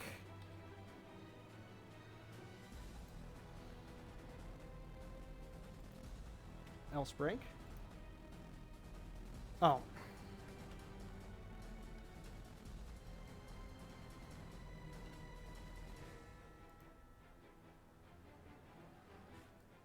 I'll do this the other way. I don't know why I'm doing this backwards. I was thinking about like sort of embedding this and writing this the other way, but that's a dumb way to do this. So yeah, so it'll check each switch. Oh, I don't want to check for I. I want this to be switch or ds list value ds list find value, right? No, find index. Oh shit, I forget which way it is. How do I, where's the thing for the, screw it. Game, game maker studio ds list find value. Because one of them, it searches the value. One of them, it searches the index. But I forget which one's which, because the logic could go either way, where it either searches the index you put in, or it searches for the index that you put in. The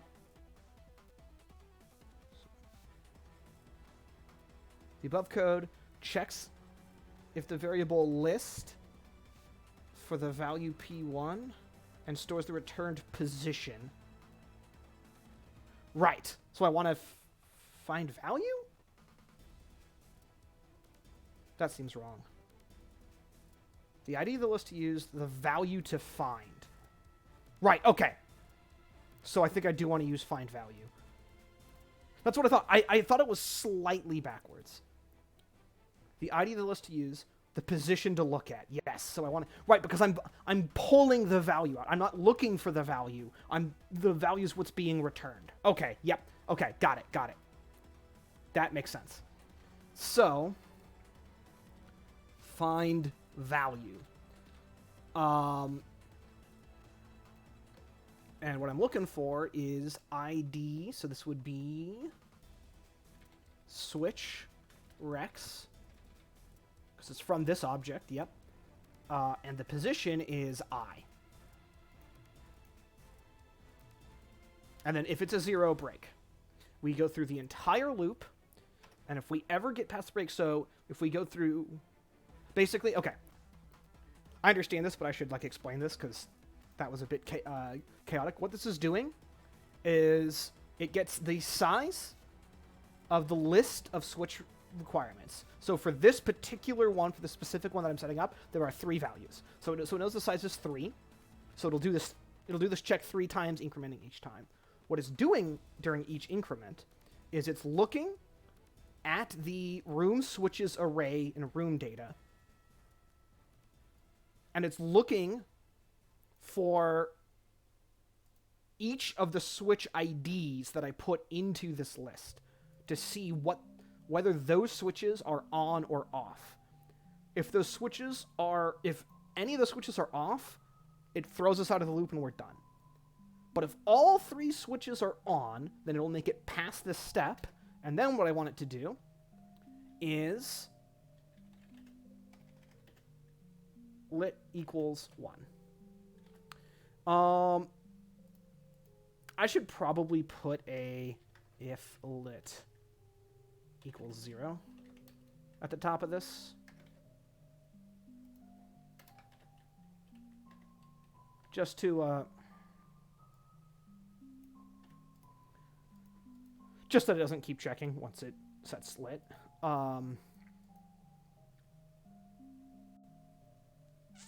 And then I guess I would set this to... I would also go obj room data dot clear toggle and set it equal to 1. And I might need to set it above lit technically.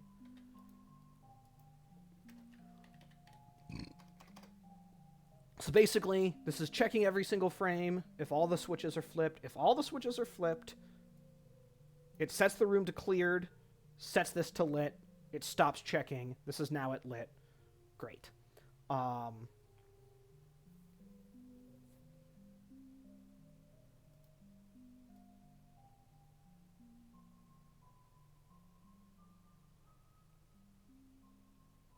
I might not need to do this like this, actually. I think I need to go to here. I don't do anything with game data yet.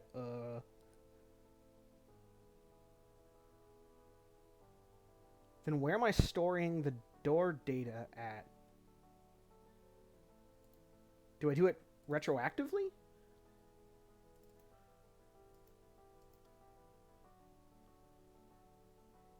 Oh, open door script maybe?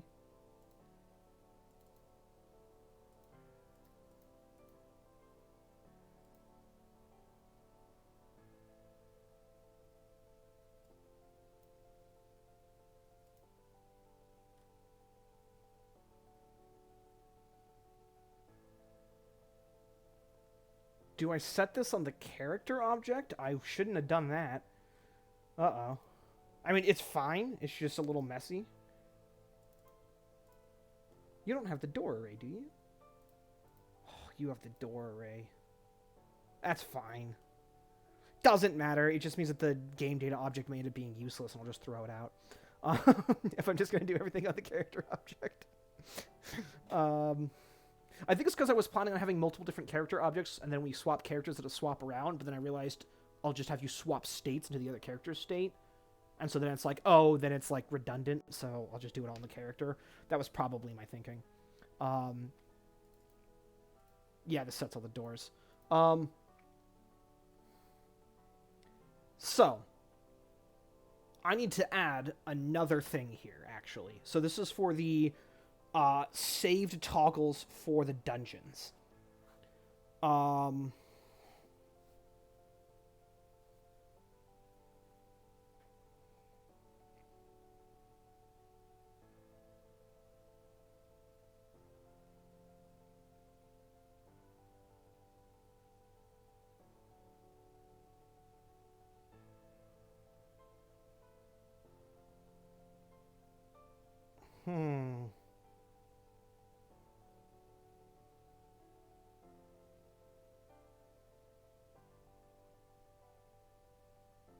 Okay, so that's how I did this. So currently, there's an array.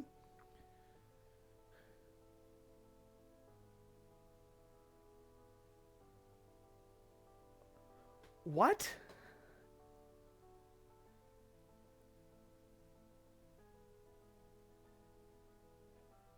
Oh, yeah. I just have an array of lists. So the array has the value of each room in the dungeon. Or has the ID of each room in the dungeon. And then it makes a list with the 4 doors in it, or the state of the 4 doors. So 0 means that they're closed. So every room has 4 closed doors. And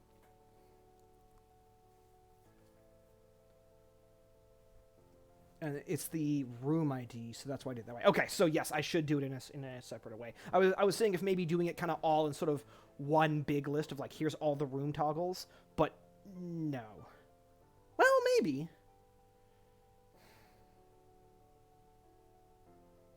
I think for sanity's sake, I should separate them. So let's go. Switch toggles. Array. Let's do the same thing. RMD1, R1. End bracket equals DS list create. Can I just copy paste all of this basically?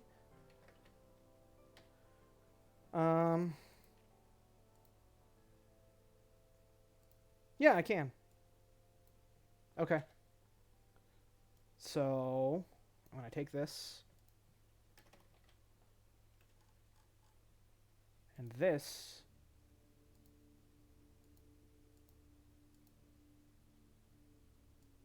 Oh, right. I was going to do this a different way, but yeah, we'll get to that another time. Even though I don't use these, I'm keeping these here to remind me that there's a different way that I may end up wanting to rewrite this. And now I just replace this with switch toggles. Maybe for this I should call this switch flags actually, because this is like the global thing. Control F. Doors.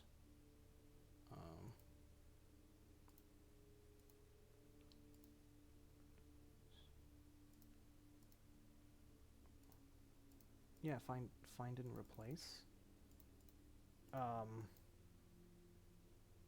Did they change how this whole thing works?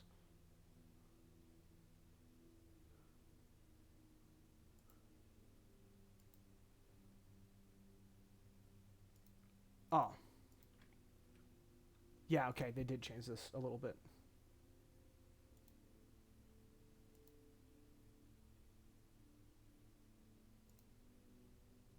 Oop.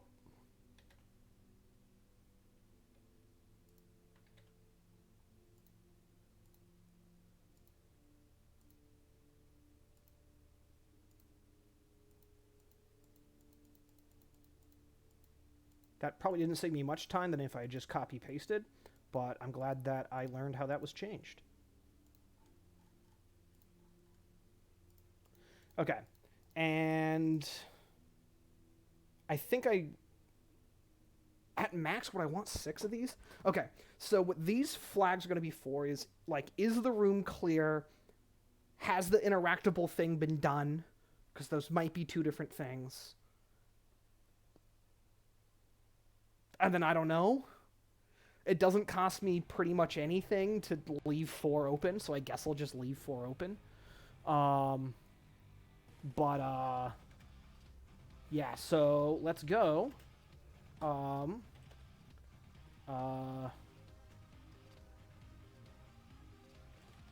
First is clear toggle. Then let's say switch toggle, I guess. And then TBD. And I can just delete those later if I need to, if I don't end up using them. Yeah, this is why I kind of want to truncate this, but maybe that's what I'll do later. I'll rewrite it using the way that I want to make these loops here, and then I'll know. Basically, the issue is this is kind of like scoping out your variables and what you're going to need. I don't know exactly how complicated my later dungeons are going to get. So until I make the later dungeons, I don't know the maximum size of these lists of variables that I need to keep track of is going to be. And so in the meantime, it kind of just makes sense to sort of like make them as I need them, leaving like some extra room. And then when I finish making it, I can determine what I want the maximums to be for things. And then I can sort of rewrite everything to be a bit more efficient once I know what I want the maximums to be. But right now, I don't know. And again, this is all because eventually there's going to be like a level editor, and I want to have a good framework for that. So like when you go into the level editor, I can be like, here are the restrictions for like how many, interactable switches you can have in a room and how many rooms you can have in a dungeon and stuff like that. And I'm going to set those limits pretty high. And then be like, hey, like if this doesn't work for the community, then maybe I can make some changes. But like, here's all the parameters and everything works and everything's easy to use. Go. So I don't want to shoot myself in the foot and like making the editor later harder. But this should work. So back to here, I think. I can keep that close for now. Back to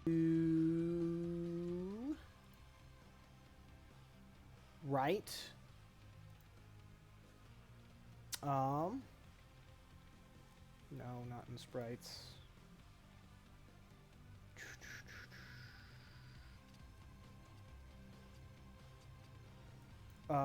Was it in Brazier? Right. So I don't think I actually need to do this. What I do think I need to do is go obj char dot, what did I call it? Switch flags room, and this is a list. So what I need to do here is ds list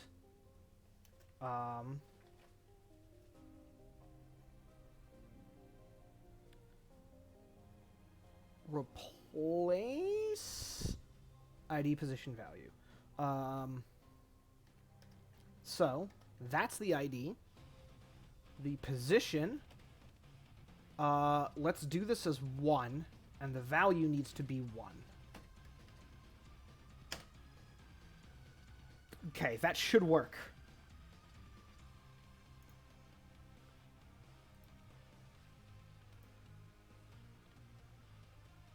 And then how I make all this work is I go here, and on creation go if dslist find value obj char. Well, okay, I'll just copy this.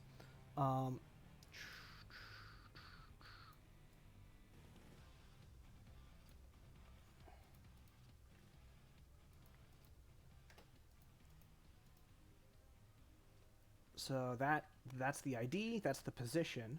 Go if this equals 1, so as in the room's already been cleared, then lit equals 1. So now, no matter what room I put the braziers in, they will always, on creation, check in the master list if the room has been cleared before, and if it has, they'll start off lit. Perfect. Then, on the step events for them, so before we're in this state, while it's unlit, it will check all of the required switches in the room, which are set in the creation code of the instance, and to see if they're all toggled or not. And if they're all toggled, then this sets it to lit, and it sets that master flag on the character object. This should just work.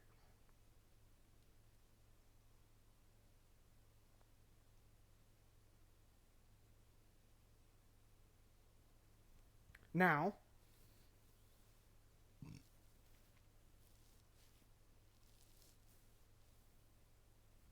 I need to make the interactables do the thing. So on Lightable Torch, when this happens, what you also have to do is go dslist replace. ID is obj room data dot what did I call this? Room switches? Let me double check that. Room switches, yes. And I don't believe I made an ID yet, no. Room switches. And it's checking the... Oh, wait. Is this one even a list? This might not be a list. No, this is just an array. So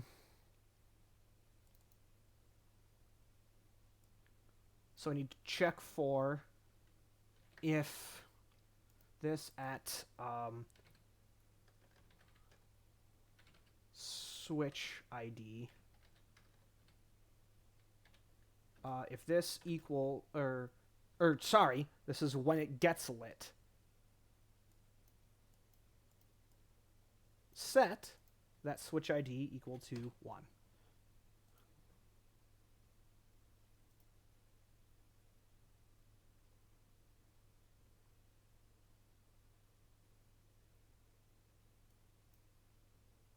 That might be the only thing I have to do.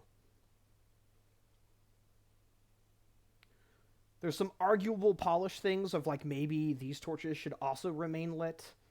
It doesn't change the gameplay at all, so I don't think it matters. There are some other types of objects potentially in later dungeons where that will matter, and I can do it on those objects. Like if there's torches that actually provide light. So this does check room switches, and it's just checking if the value equals 0. That should just work. And I don't think I need to give a shit about the rest. I don't think it matters at all. Okay, so I guess we just test this. That was the full playlist. Of course it was. Let's get a new playlist up. Yeah, Crypt of the Necrodancer. Heck yeah. Crypt of the Necrodancer, OST. That's another fantastic one. I love everything that Danny does. Danny Baranowski? Is that what it is? Oh, does this one not? Okay, yeah. Baranowski. Love his work. Everything he does is amazing.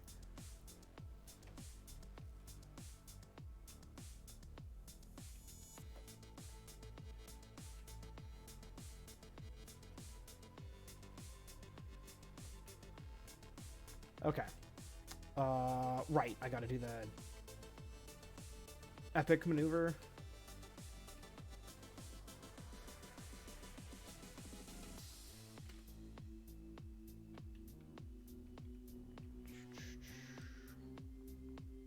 Okay, so what we're testing here is when I complete this room, and I light all the torches, and, oh, that's not the right one.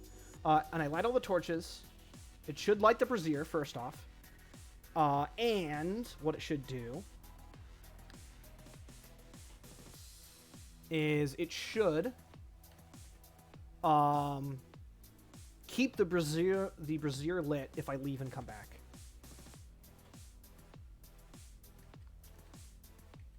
Okay, fire arrow mode. Oh, no. I didn't set the Switch ID. Yep. 100%. I didn't do that. Yep.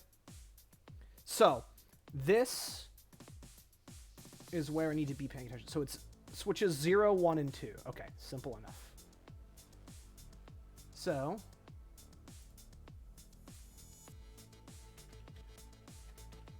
Switch ID equals 1, or 0.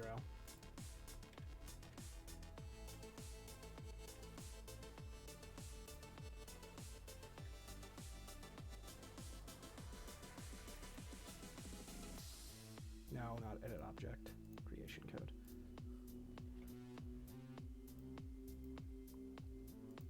Stay collapsed, please. Isn't this for the rooms? Why is this still up here? Oh, because I am in a room edit. Again, I'm not a huge fan of the workspace overall. I don't like all these like pop-up windows because like shit like this just happens all the time where the UI just gets in the way. Oh shit, I didn't change the values, huh? I'll try zooming out a smidge.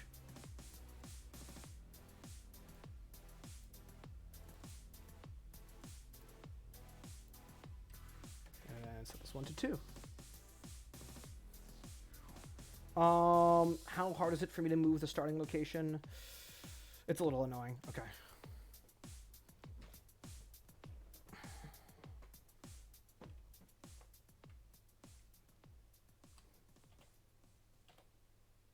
We're a little late on the draw there.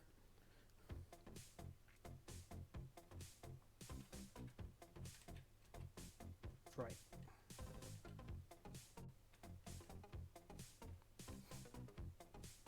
Yeah, you don't even have to jump to cheat that. But that's just because of my tolerances on my hitboxes, which I'm planning on adjusting.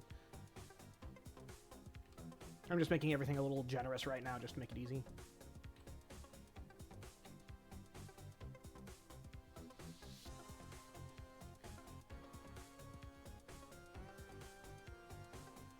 I could delete the explosive boxes here, actually, if I have to test this again. The explosive blocks. Or the explodable blocks. Oh, damn. That still breaks? Why? No, I fixed that. Excuse me?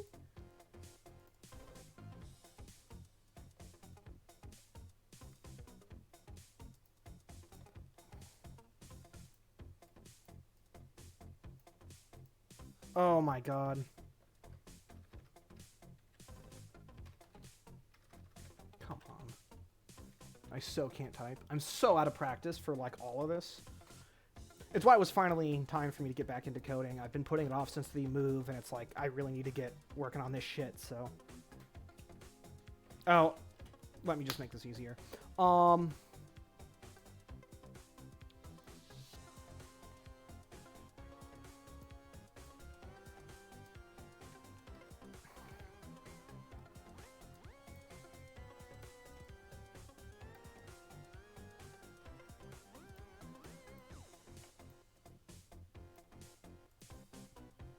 Now it's just movement.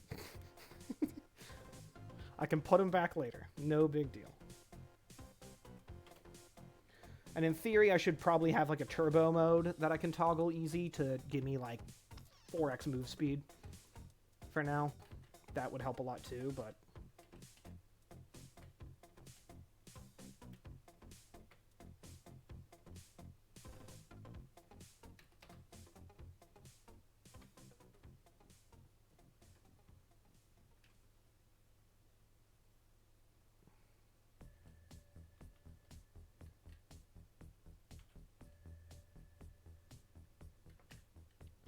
I can just go straight into fire arrows now.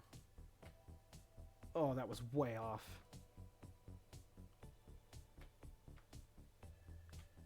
Okay.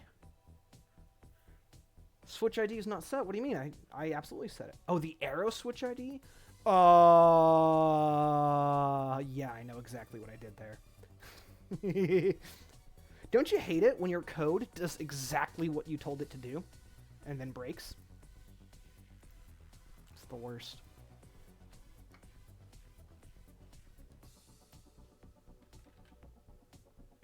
So technically, the first time it errored, it was actually referring... It was that same error. But I just saw the variable name and went, oh yeah, I forgot to set that. And assumed it meant the one thing. But it actually meant the other thing. And I screwed up both.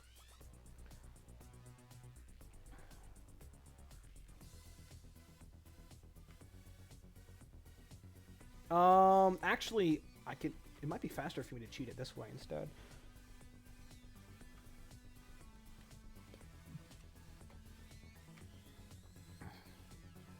Oh, that's actually a very difficult shot. Yeah. I can't cheat it that way. This sucks. Maybe if I'm really, really fast and I jump? Oh, nope. Okay. Okay, fine. I'll do it. I'll cheat it the other way.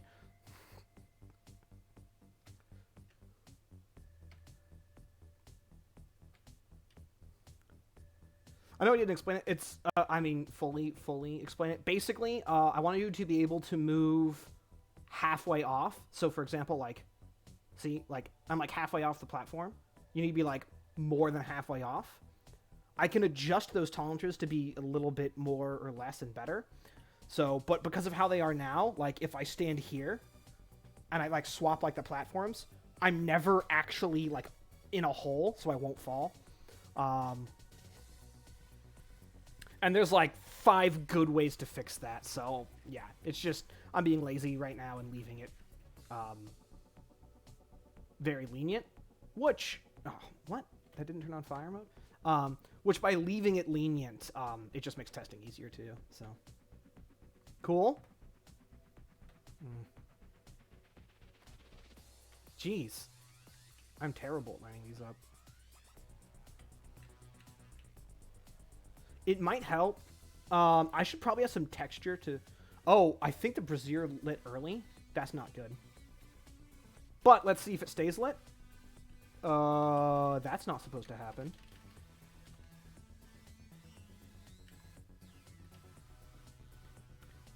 I think I know what's wrong there. I can go check that. I don't need fire arrows on anymore.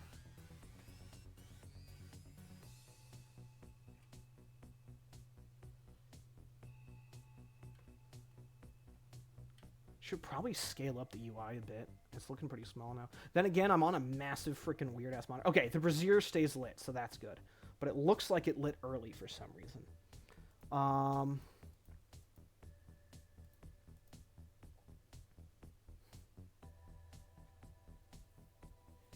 Maybe it's worth testing again to confirm that. And then the door, I know what's wrong with the door.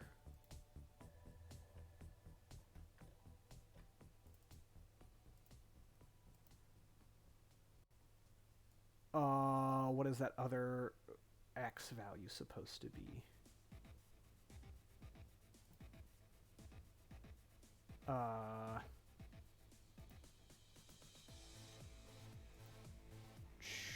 need to pull up a different room. And it might be that all these rooms are broken. That would kind of suck. Let's see. It would be room 2, actually.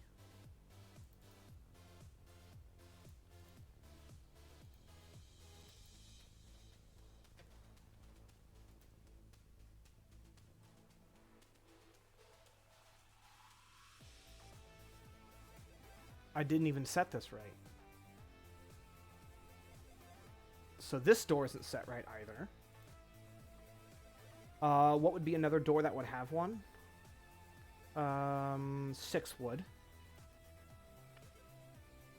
These might all be set wrong, all of the right doors.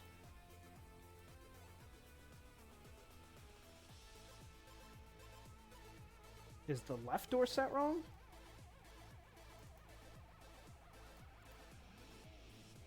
No. Did I make the code generic so I don't need those settings now? Is that what's wrong?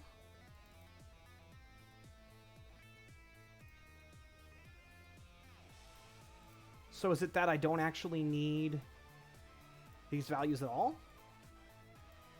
Is that what broke it?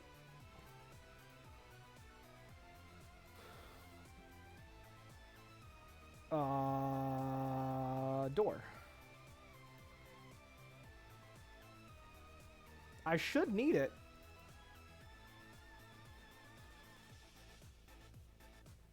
Okay. Now I gotta check all the freaking doors. Because they were working.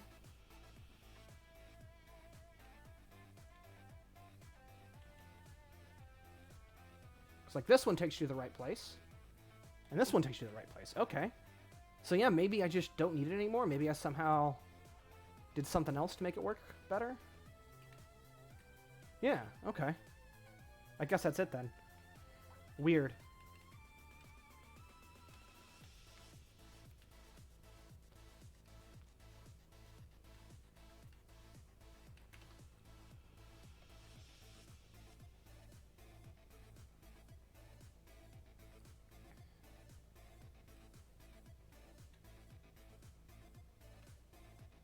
Yeah.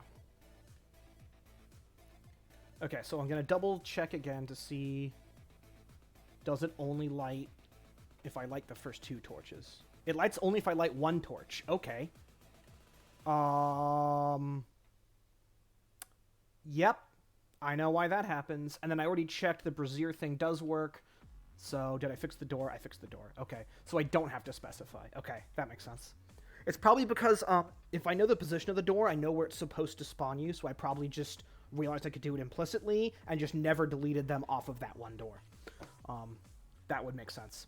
Okay, so I know what it is, which is that I'm a dumbass. Again, the code is doing literally exactly what I told it to do. I should have known. What it's doing, I want it to check all of these. Come on. So part of the problem with the workspace stuff, right? If I'm clicked over here, right, I can like shift mouse wheel to move side to side. But if I'm in this box, I can't shift mouse wheel. I have to click out of the box to shift mouse wheel. That's what I hate about the workspace. That's awful. As well as this is just a better way for me to view everything. I wish this would like stay collapsed. I only need to see this if I throw a compiling error. So here's the problem: is I'm stupid. This iterates through every one, but the first torch it finds that is lit, it'll just. Oh wait, no, wait a minute. Why is it doing this?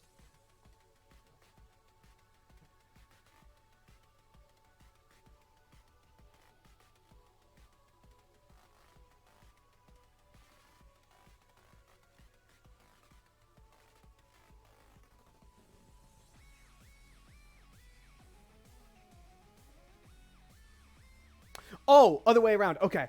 So, the first torch it finds that is lit, it lets you out. I want it to check every single one and make sure that all of them are lit.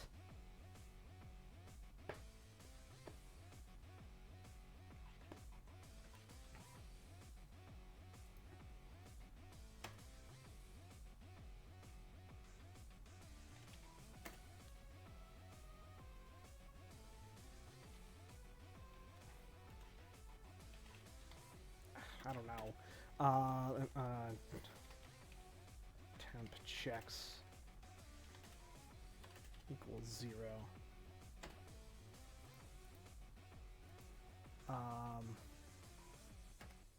Otherwise, temp checks equals 1. And then go if temp checks. There's I can think of like 2 other ways to do this that are probably cleaner. Equals size. Then, but this is just the quick and dirty way for me to do this for now. So what it should do is whenever a check passes, it'll increment the temp checks plus 1, and once the temp checks equals the size, which is how many checks it has to do. So if it goes, oh, the same number of checks passed as the number of checks that I'm supposed to do, then it'll do the thing. And if you ever break and you get out of the loop, the next time it checks again, it resets it back to 0. So you have to get all 3, hopefully. I'm glad that everything else is working, though. I was expecting a lot more to break, because I'm usually clumsier than this when I code.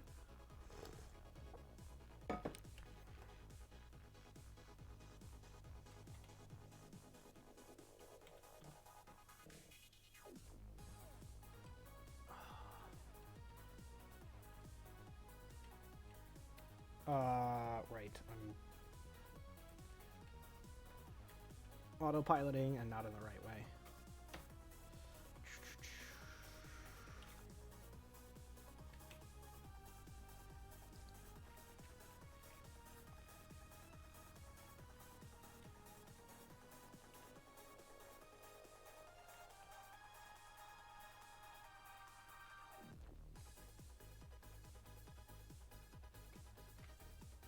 Okay.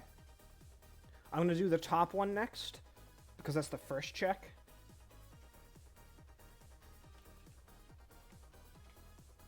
Cool. Ugh.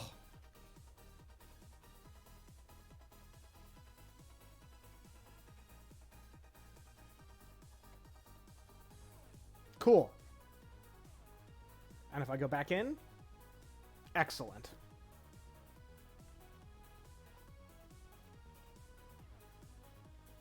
Yep, cool. Okay, I like that. So, there's kind of one other thing that's worth doing now for due diligence. So let's see, this is room 5. Yes. And then room 6 should be... Yep. Okay, so this room... What I should do is...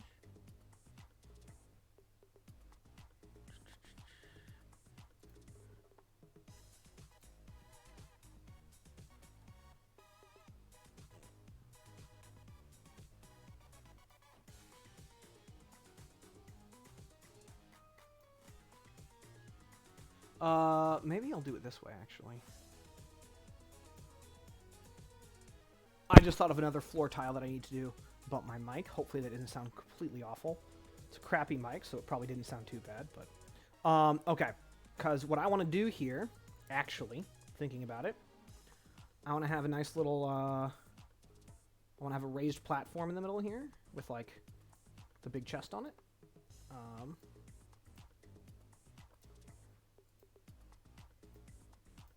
I realized that in my tile set, I never made stairs.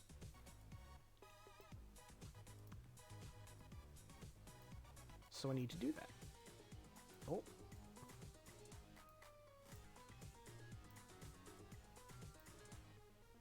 I'm one off. I'm one off.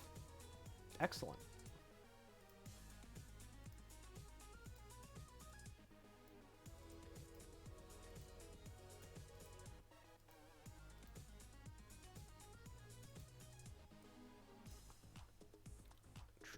And then...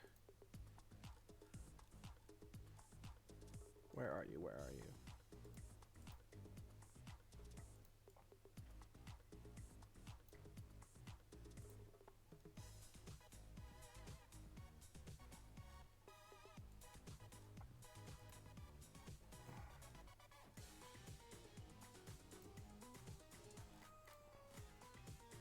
believe I do these all on top, right?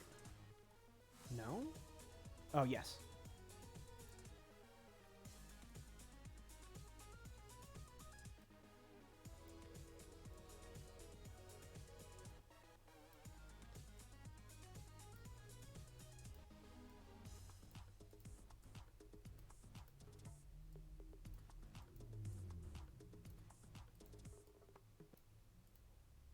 Okay. Right, so I want to make the stair tile. Stairs, stairs, stairs, stairs.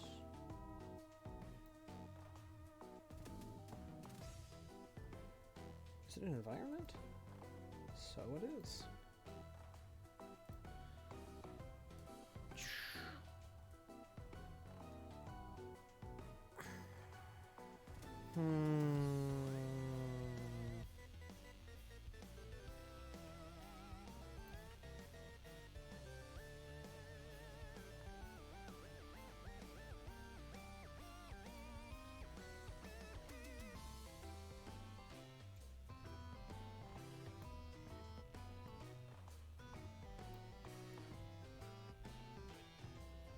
This is gonna look way too busy. Maybe I gotta double them up. Yeah.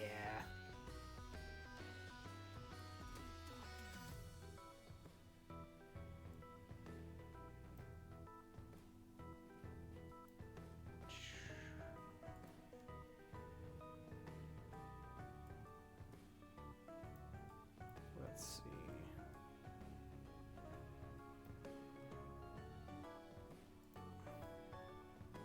Oh.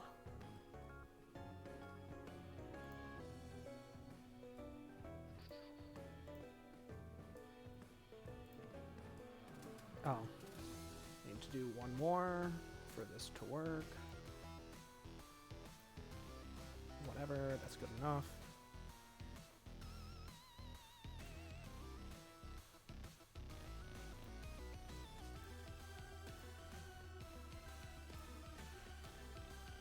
I'll probably get the idea across. Let's see.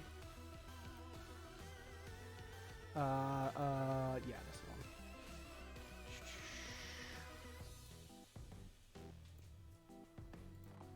Oh, I made it too wide.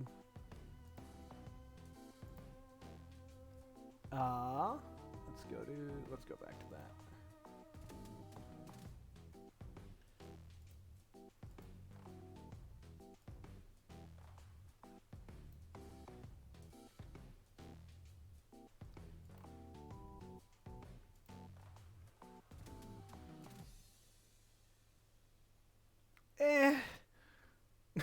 I don't love it, but good enough for now. I can always mess with sprites later. Guess the idea across. It'd be kind of nice to have a different tile set for like a higher floor, but again, that's just a lot of sprite work. So I can do that another time. Don't want to get too distracted. Back to instances.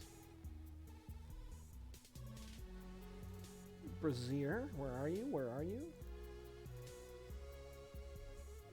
And actually, isn't it Brazier? Because Brazier is a bra, and this is fire, which is not a bra. Pronunciation, close enough.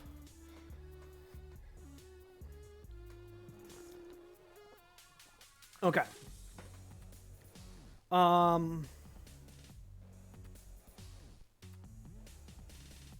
So these, I might have to hard code, actually.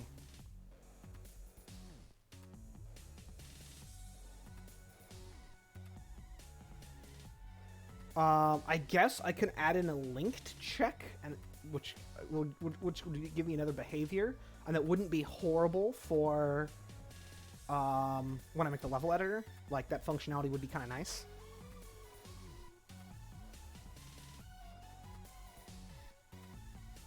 So basically, the problem, I mean, it's not even a problem. The thought process here is that these correspond to the 4 braziers within the level that you have to light.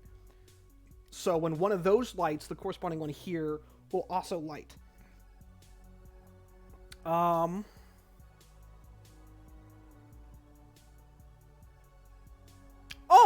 It's way easier than I thought, actually. Should be.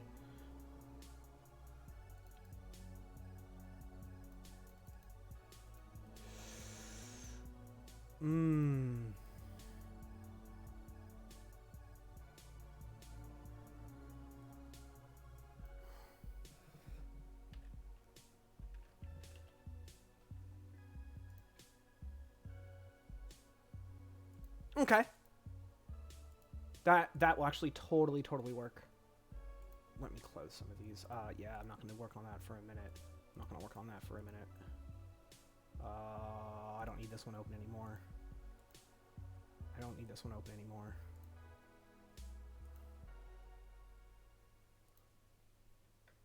Oh, I did need that other one open. Whoops. I don't need this one open anymore.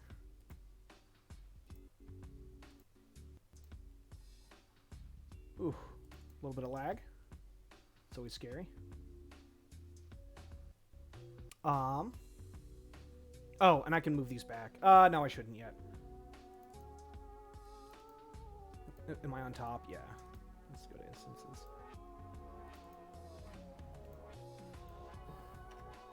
RM check equals room. Simple enough. For, let's make it this one. RM check equals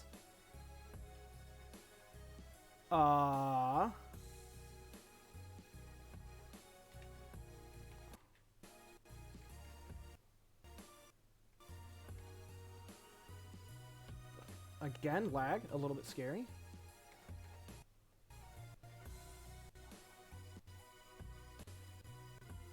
And this should be room 4. So this should just work now. Because essentially what this does, all that this does, is it uses the same check code that I already have into place. Rather than searching for the toggle within the room itself, it just searches for the toggle for the correct room. For like the linked room. So it's super easy to set, actually. Like super easy. And it'll work well for the eventual level editor as well. That's really clean. And I know I said I wasn't going to do sprite work, but I'm noticing something that I don't like about the sprite that I want to fix right now. Oh god, I have to do it on all of them? Ugh.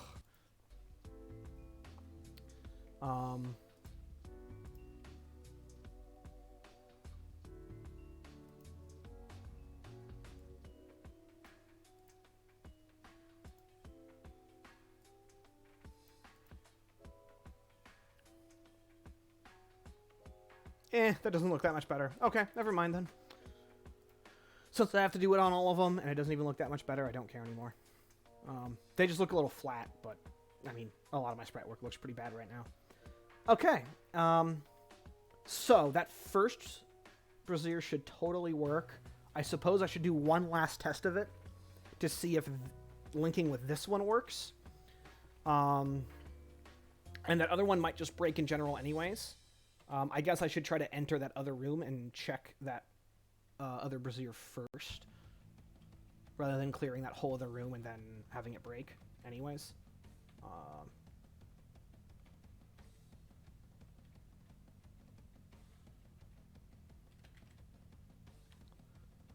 My facing code's a little bit broken. That's a little annoying. Yep, okay, that's what I thought. What I need to do...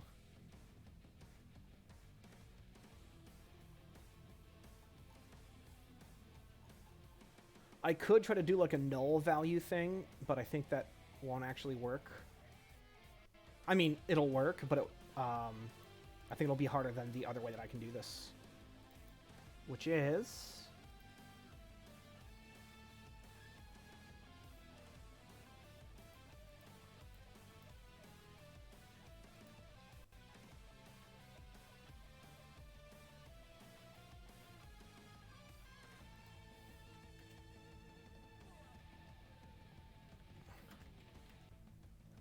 size is greater than 0,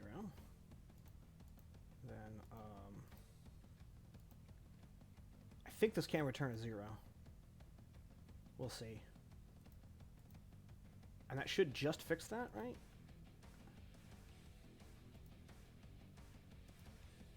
We'll see. Boy, it's getting so warm in here, which is crazy because it cools off at night, but my room just stays warm. Then again, this has always been my problem. I run warm. Like, I run at about, like, 100 degrees rather than the, like, 97 point whatever that most people run on. It's not 98.6. But I run a little bit hotter, so when I cooped up in my small room... Oh, I guess I don't need to hit that one yet. It still breaks. .rm check was not set. Yeah, it is. I said it. Oh, on the other objects. I'm dumb.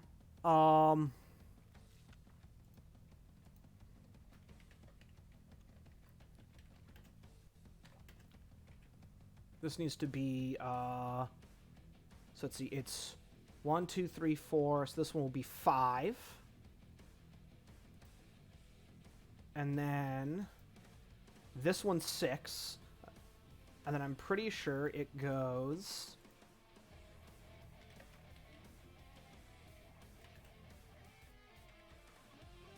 7, 8, 9, 10? I might have these flipped.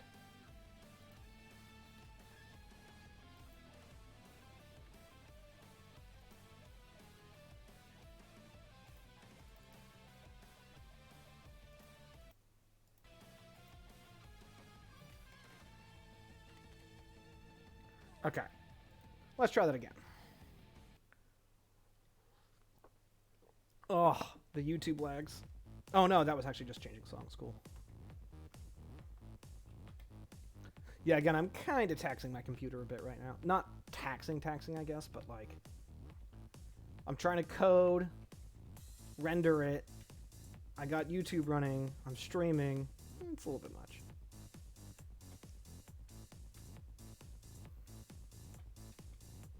Okay. Don't break? Still breaking, but it should be the other thing now, right?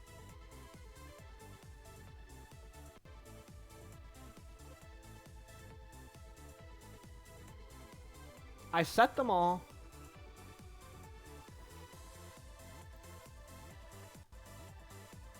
That one's set. That one's set. This one's set.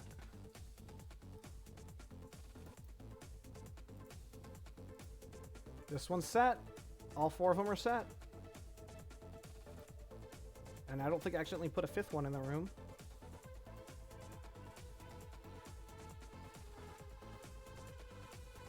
No?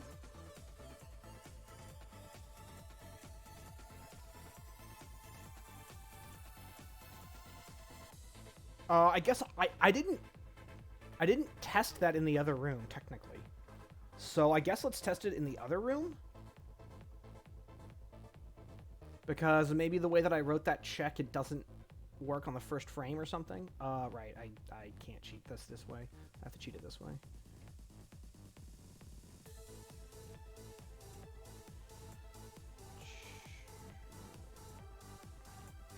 Because if this room breaks too, then it's that my check is somehow screwed up.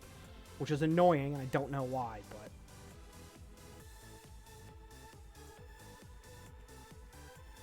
Okay. Okay.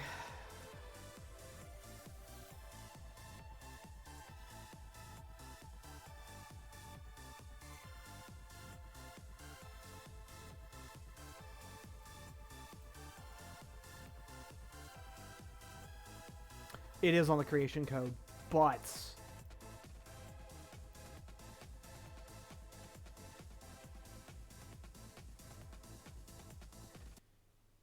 I have a really bad way to do this. That was another lag.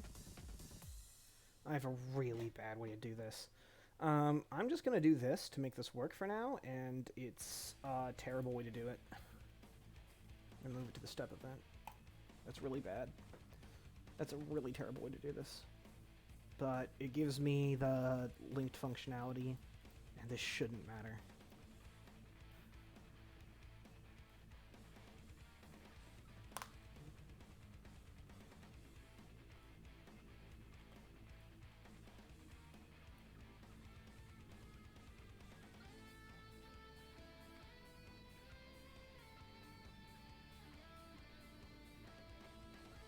Oh, yeah, I was, like, not greedy enough on that. There we go. That'll just work.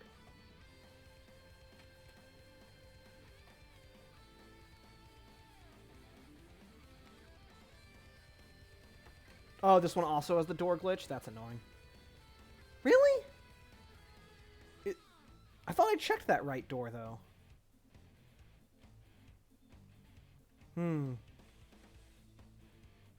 Wait, it didn't glitch last time. Okay, that's weird. What's going on there?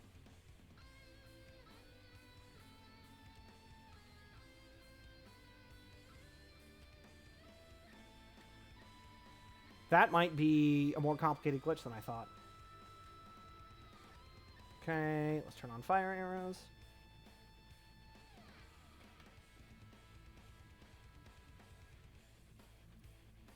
Oh, missing is such a bummer. Oh right, I didn't finish my thought earlier, I think. Oh my god. With these holes, I've realized something that the 2D Zeldas have.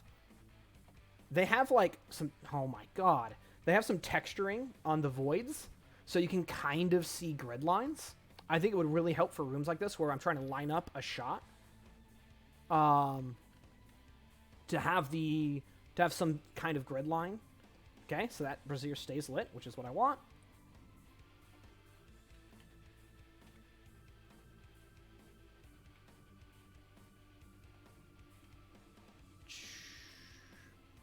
And now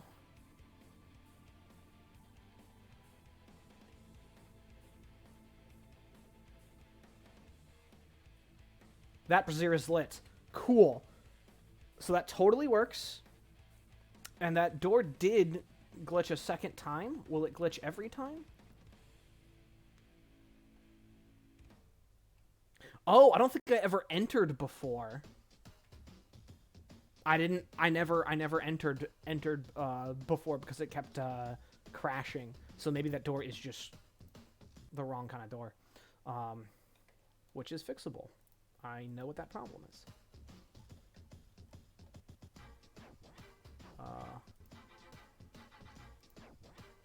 It's room 3, I believe. Oh, the lag!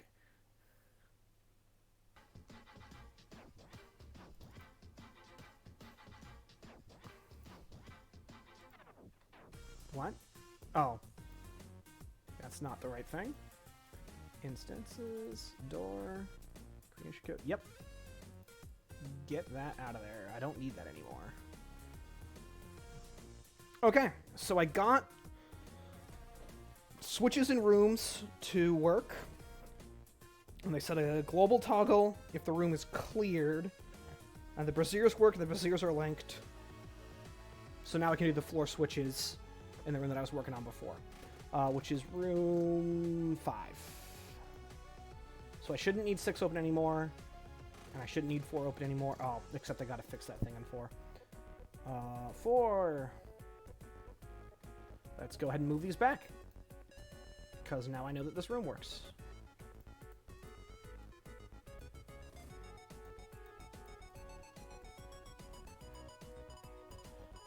And then before I get too distracted, let's figure out that shadow texture that I want to do. Because that room's just going to be annoying every time if I don't.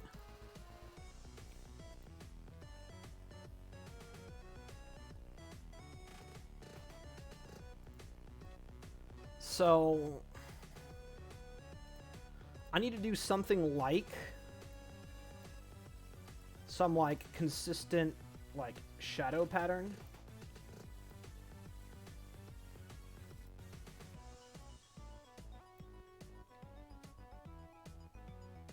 So, like, if I do something like...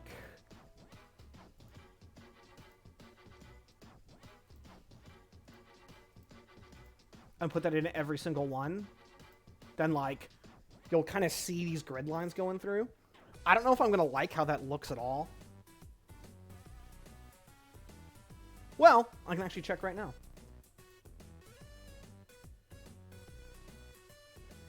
Obviously, I didn't put it on the other tiles, but...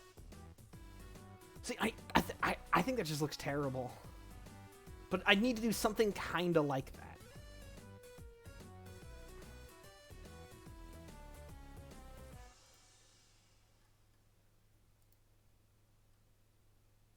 Because, like, it needs to, like, both be patterned, but also, like, not too patterned. Because that's, like, not realistic. So it'll look weird. Like, it'll look unnatural. Okay, I'll have to think on that. I tried to do the quick thing. Didn't work.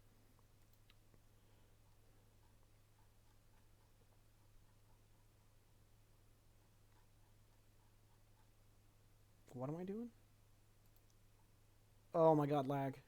Oh.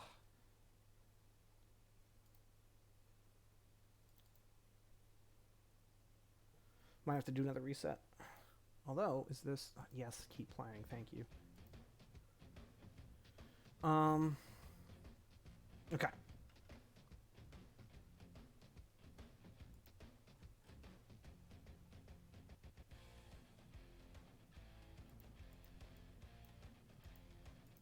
On instances, not top.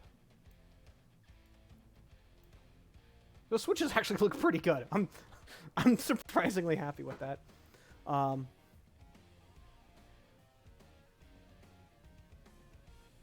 Okay.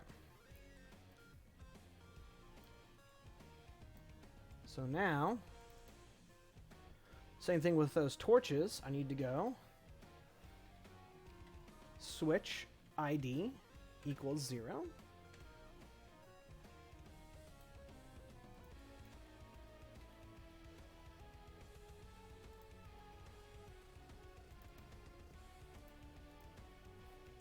Switch ID equals 1.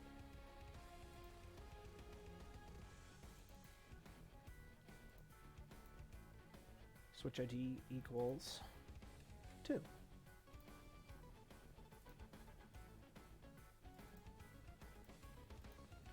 And then go rm check equals room. And then go ds list add switch rex. Switch rex, I think. Let me just copy off the other one before I screw this up. Yep. So I was right. Cool. And then I need to go to step code. Set switch state equal to 1. Switch state.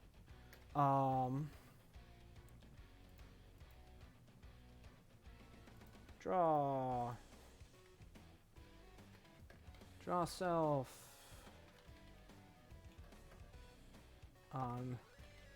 image speed equals 0, and then if switch state equals 1, then boy, I can't type. I'm so out of practice. Image. Come on. Index equals 1. Okay. Okay.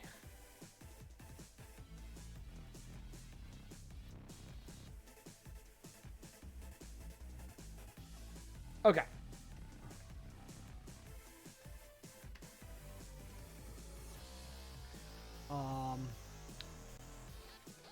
OBJ room data dot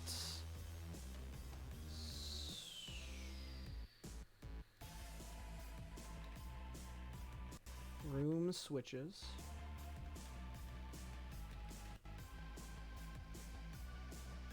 Right? Okay. How did I do it on this?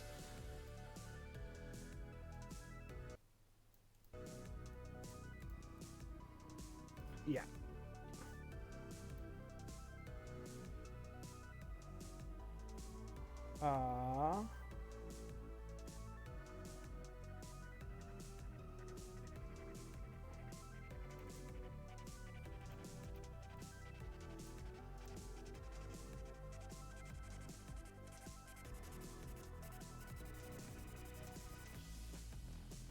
And how did I initialize the room data? Did I just leave open slots? Yes, I did. Up to 6. Okay. That should technically just work. So now I need to figure out how to make the timed platforms.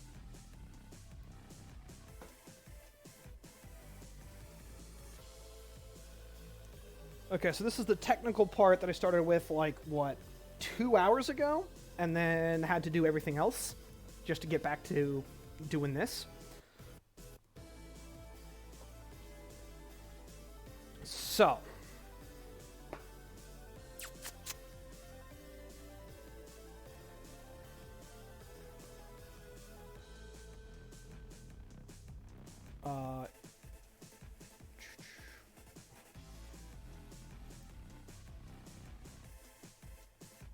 The blue is whole, right?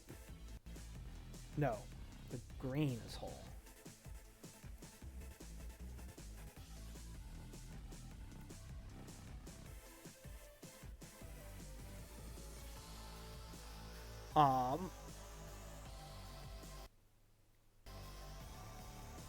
So I need to make these timed platforms. Did I actually make the object? I did.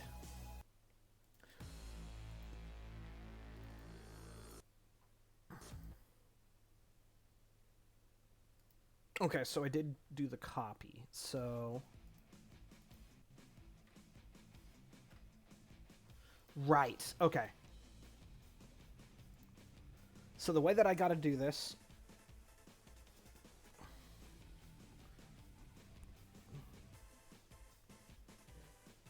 Boy, this track seems way quieter. What's the audio levels like? Eh. I'll turn on my headphones then.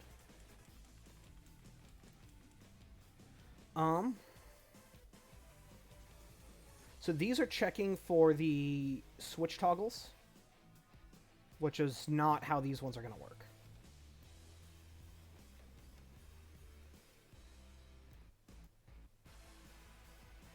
What I need is I need a reoccurring timer.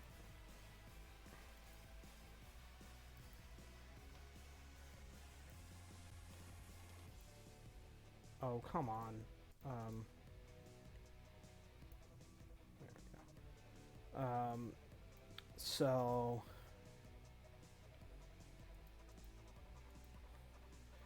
get this mug out of the way. 0, 1, and then 2.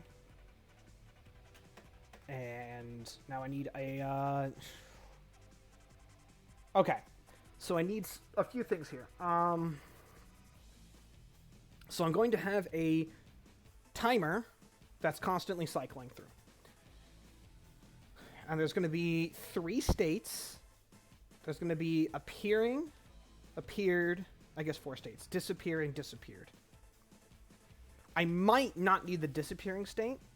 For visual clarity, it might be better to just have non-existent, appearing there, and then on the disappear one, it just snaps out. That might make it easier to tell, because then you're just, like, the shaded ones are the translucent ones are the ones that are phasing in, as opposed to it could be phasing in or could be phasing out. So maybe we only need the 3 then, which is not around, phasing in, there. I have 3 different colors, so they have to be on like this 3-part cycle. So let's pick a number like what CD timer, I guess, equals, let's make it like 600. That should be 10 seconds, I think. Right? 60 FPS, right? Yeah, 10 seconds, which is way too long. But it'll get the point across. And then, in the step, counters, we have if countdown timer is greater than 0, then countdown timer decrement. If countdown timer equals 0, boy, the lag.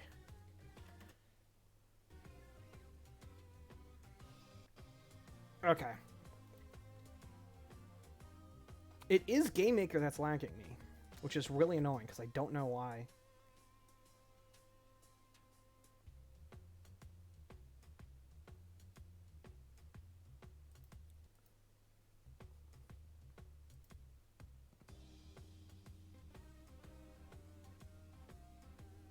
Why?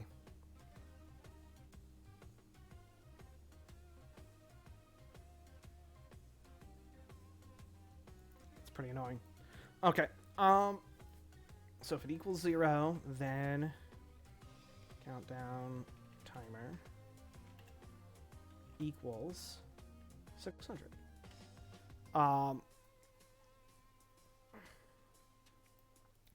So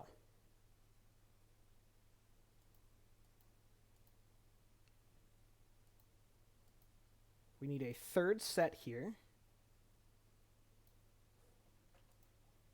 And that third set is color 2.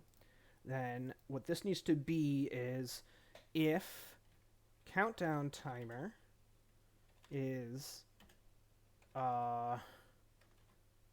greater than or equal to 0,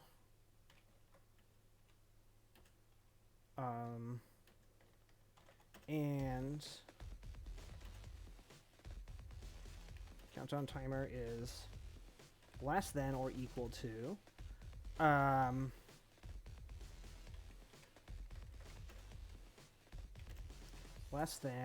just less than 200.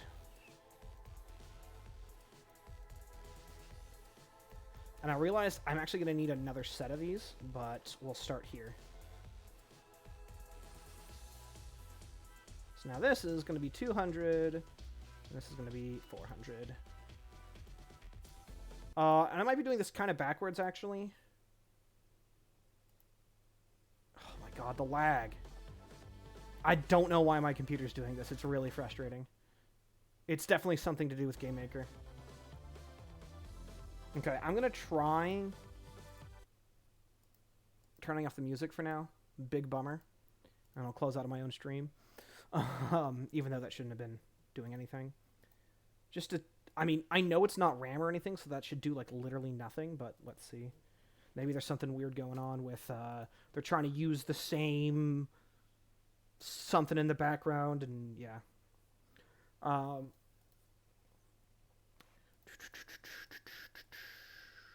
Yeah, I should actually do this technically this way.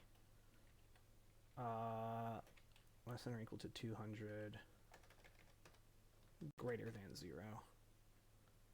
I think this is going to... This, like, changes, like, none of the functionality. It's just my brain, I think, will like this better. So then this would be 400 and 200. Then this is 600 and 400. So the cool thing is I can test these really quick and easy by just opening up the first room and throwing a few of these in. Oh, no, no, no, no, no. Everything you just did, don't do that.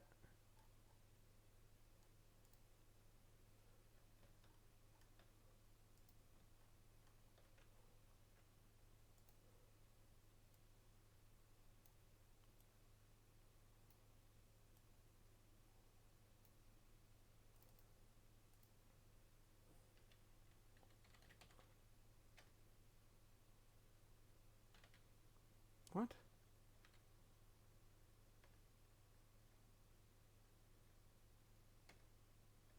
I have a color variable. Yeah. Weird. Color equals 1.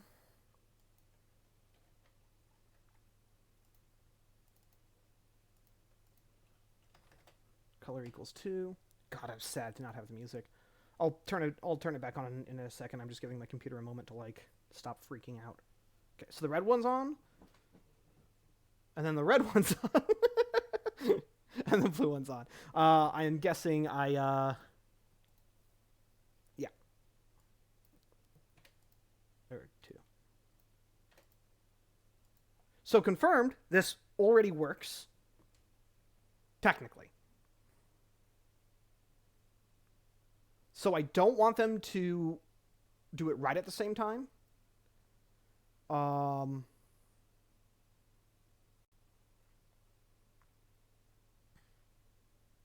So I have like the super janky way, and I have the slightly less janky way, and I'm gonna do the slightly less janky way. There is like a really awesome way to do it, but I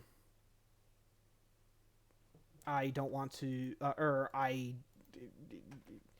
it would take a bit more effort than what I'm willing to put into right this second to do it the really awesome way, for what I fully had in mind. But this will still be close enough.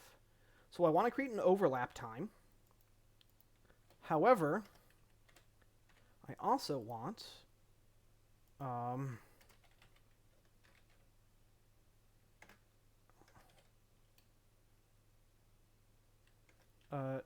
isn't it draw set alpha equals 1? Or is it draw set alpha 1? I think it's draw set alpha equals 1. No? Okay. Is that it? I guess that's it. During the appearing time.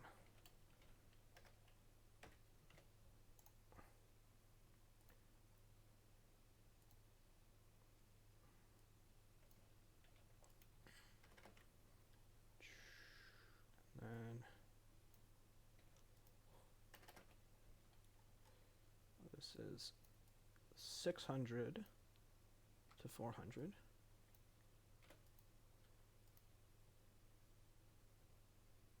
And then this is 200 to 0. And then we go draw set alpha 1, draw set alpha 1, and draw set alpha half. And I might need to make it like 0.3. I notice that oftentimes half transparency actually shows up more than you would expect it to. But we'll start here. And then I'm probably going to lower the timer numbers too. This was just for easy, quick math.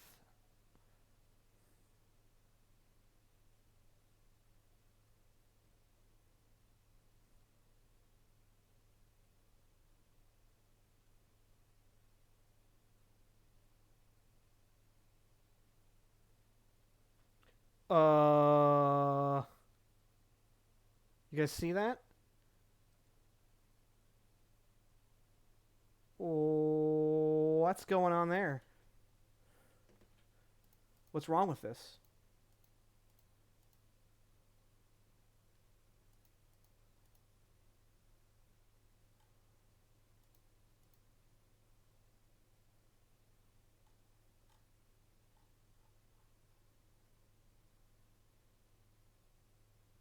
Huh. I thought for sure that would work.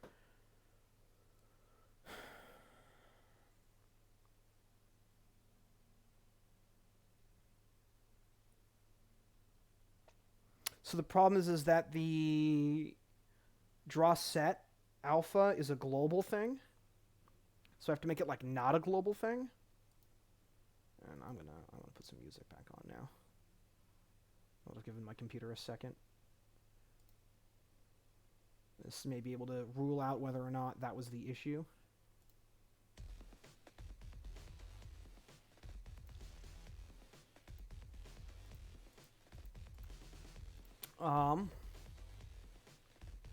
So here we have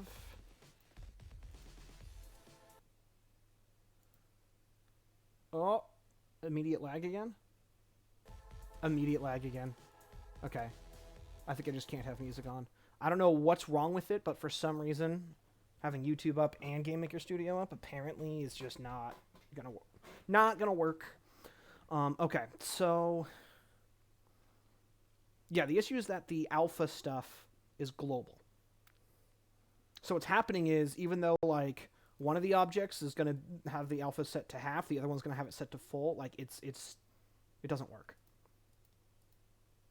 for some reason, even though it should.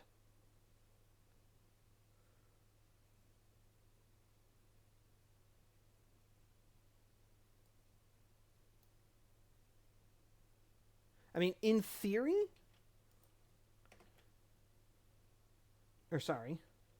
in theory, I guess this might do it.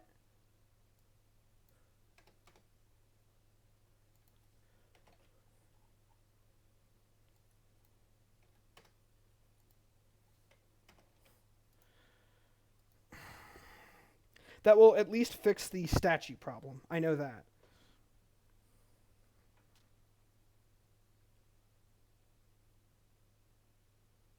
So statue problem fixed. Obviously, we got the overlap time. That's what we want.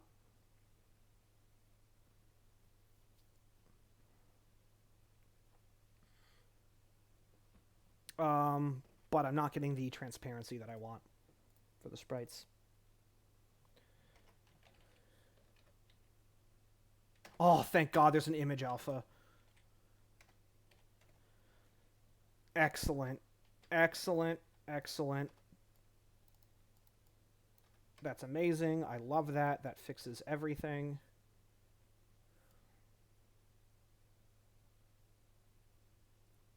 Yeah. So here I just go boom, and I go 1. Okay. That makes sense then.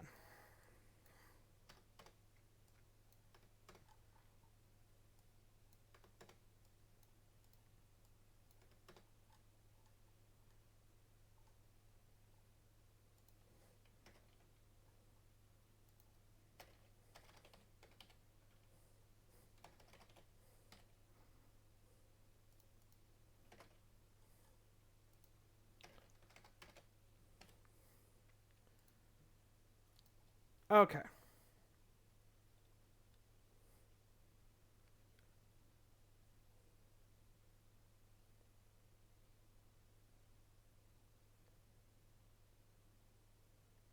I think I like the translucency better the other way around. I think I like the translucent being that the platform's going to disappear. Which is a simple change.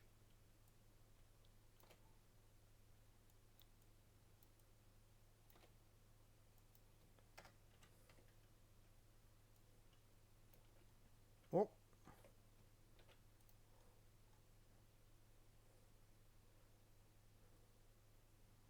Yeah, top one. Ooh, I got a follow. Who followed? Thank you, Mom. What's up? Appreciate the follow, man.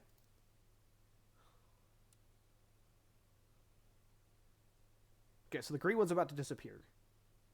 Yep, I like this way better. The transparency means that it's going away, and the new one just blips in. I think that's totally fine. So that works, which means the rest of the code should just work.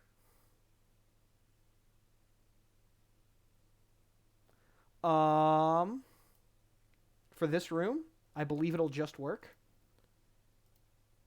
because I've already done everything else. So let's delete these because we don't need to test them anymore. Let's get to the room and let's try it. There is a very reasonable chance something will break. Ugh.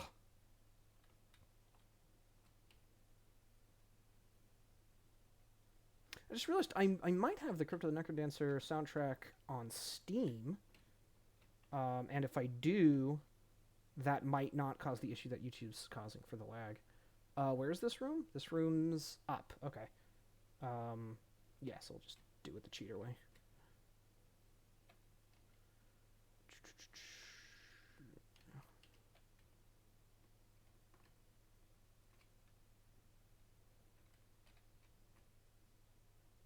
Oh!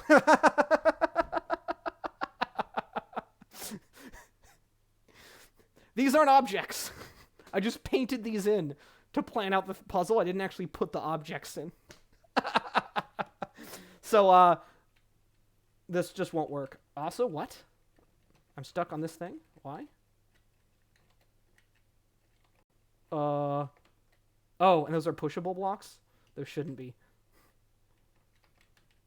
I'm not sure why that's happening. Oh! I know why that's happening. Yeah, I completely screwed up this room.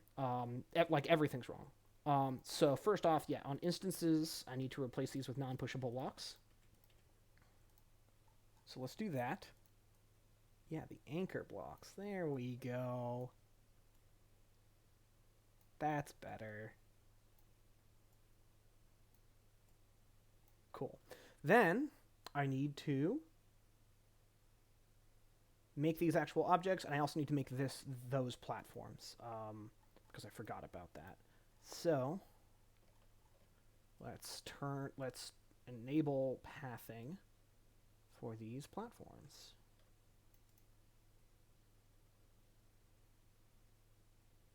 Come on.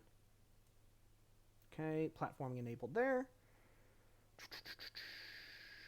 Let's pull out another one, and pull out another one, and pull out another one.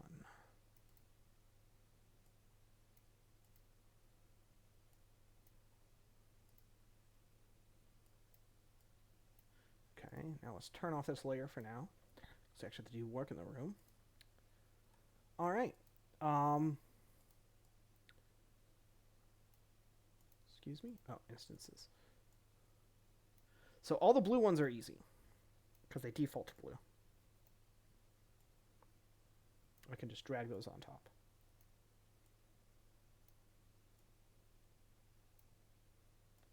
Which maybe I should actually do those last now that I think about it. But I'm already kind of committed.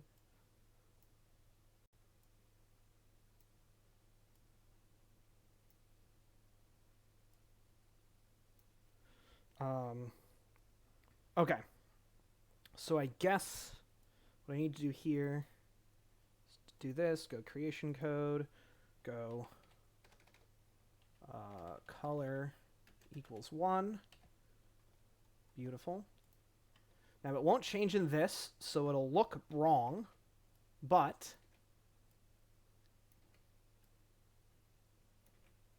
no, it was good that I did the blue ones first. Ooh. Ooh, come on.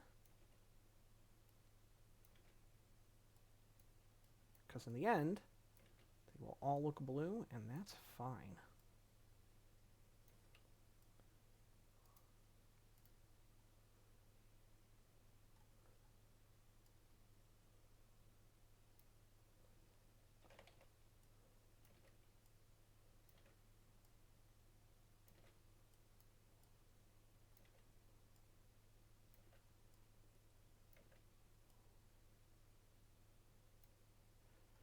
Okay, and now, change this to color 2. So these are all the green ones.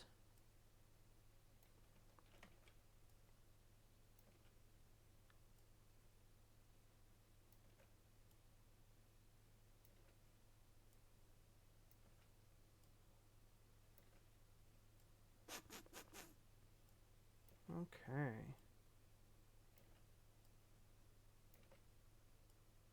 There's a lot more green ones than red ones. Does that make any sense? It shouldn't. I guess there could be a full set of like 3 or 4 more in theory. And then let's just delete that one. And then need to go to the tiles. Okay, let's make the layers invisible now, or the instances invisible now too. Now I need to black these all out. So again, I had just painted them in.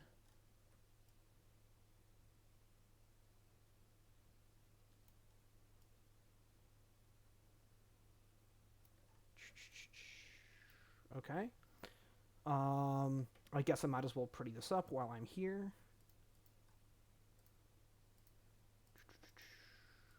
Yeah, top. There's the top. That's another one of the doubles. This is quad. That's also quad. There we go. I don't need corner pieces. I need right side. No, just for there and for here. Yeah. There we go. It's top. Here's left side. Ooh.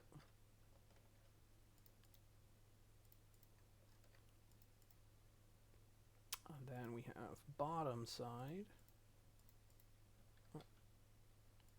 And then the double. And then we have the corner, which is this corner and this corner. Okay. Turn instances back on. Turn top back on. Depending on how much I screwed up, we'll see how this works. Yeah, hi Mom. What's up? You also code, or you just like watching game dev stuff?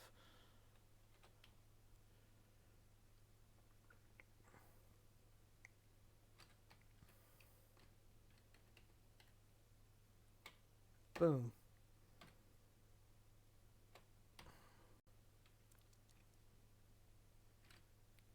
Okay. So this room might be very visually busy, and that might be kind of a problem, but we'll see.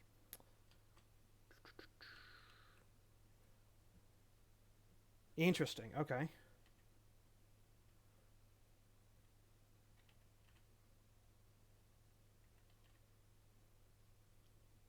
Okay, so jump here, jump to there. What? Why don't those ones count? When they're solid, they count. But when they're not solid, they don't count?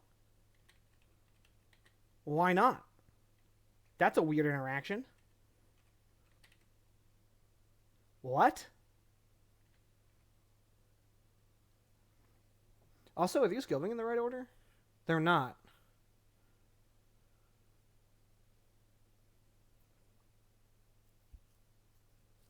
I need to reverse the order that they go in.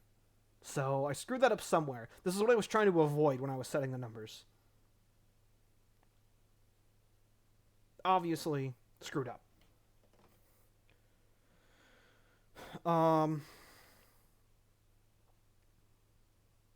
But also, why can't you land on the half ones?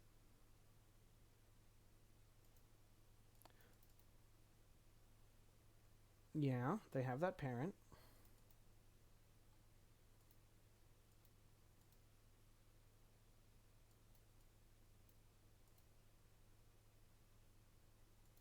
It shouldn't affect the hitbox. Game Maker Studio 2 does image alpha affect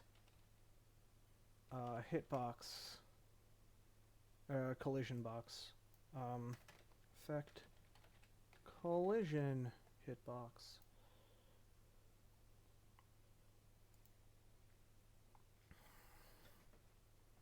Sure.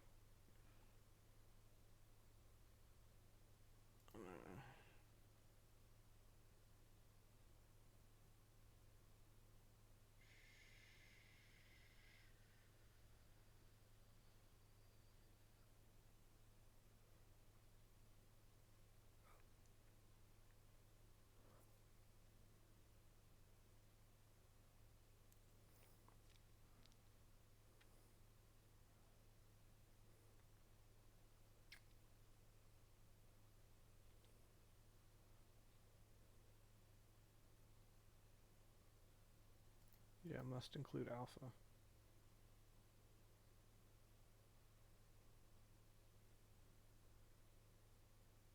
This should just work. So the problem is in this state, So when it's in this state, it's like, you're good. You got collision. We see the platform. Everything's fine. In this state, it's like, nah, no collision. Why? It might have to do with the location of this else function. Like, maybe I have to do this? No. No, okay. That's what it is. Yep, okay.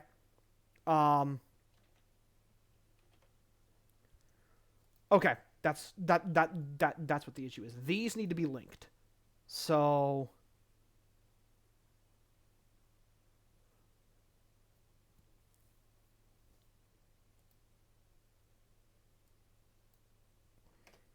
I just got to do it this way.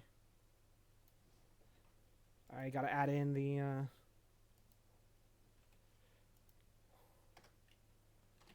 have to add in all of the checks now because there's a third state. That's what it is. Because it was when it was in this state, it was elsing.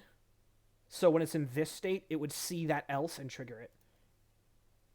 So it was flickering between transparent and no one, and it would pop you. And we didn't see it because it was happening on the same frame, but there was a subframe where it would kill you. Yep, that makes sense. That makes sense. Which makes this really annoying code, actually. Oh, this is 400. But also, I think I have to flip these numbers. So the issue is right now they're going in the wrong order.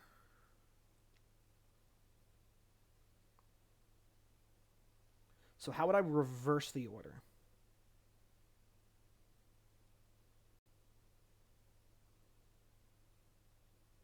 I could just make the counter go in the other direction. Which is, I don't like doing it this way, but it's actually the easiest way.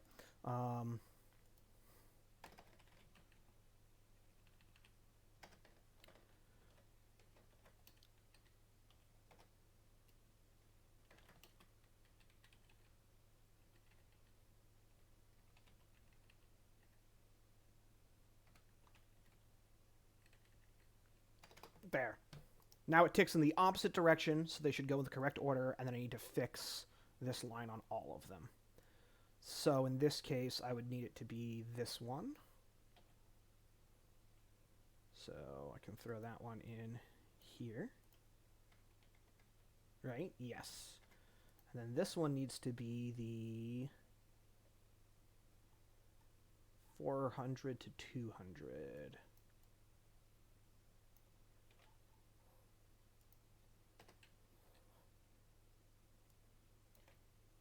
Okay.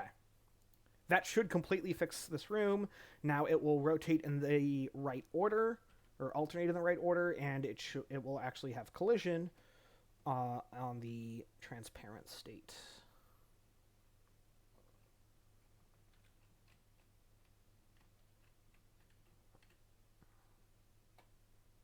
Ugh. Whiff.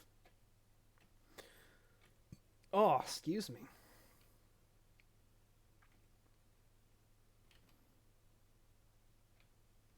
Yeah, I'm going to get some more fluids in a minute here. Just drinking iced coffee.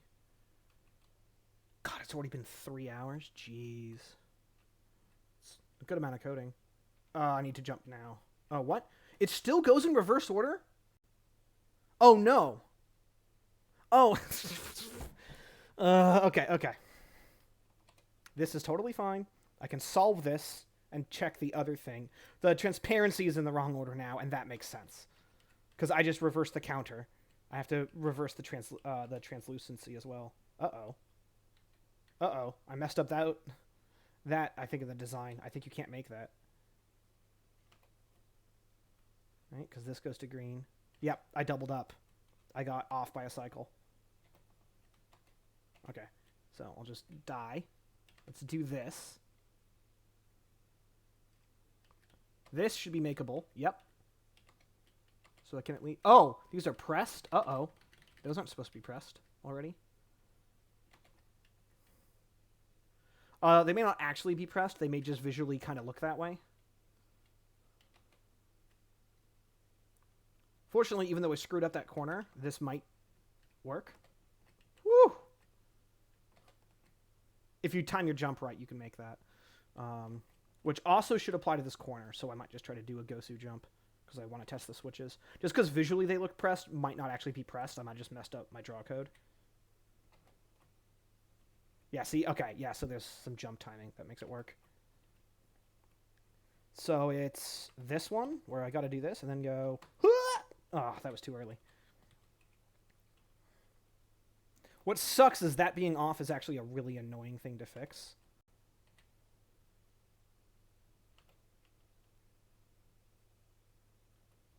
Because it means that all the ones after it are one off. Oh. Fuck.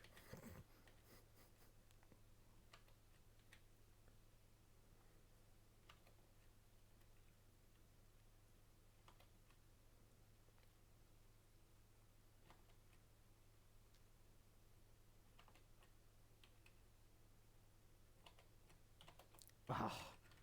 Okay, yeah. I'm not Gosu enough for that. Well, that's a frickin' bummer. So it's... So right now it's going blue, red, blue, when this should be green. So these are all one off. So basically, I gotta take every single one after this and adjust it one over. So it'd be delete that. I don't know what's going on up here. I missed some up here. Move that over. Move that over. Move that over. Move it over. Move it over. Move it over.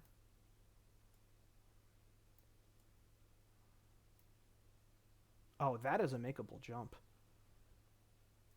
Kind of don't want that to be. I mean, I can do like this and just make it weird. Move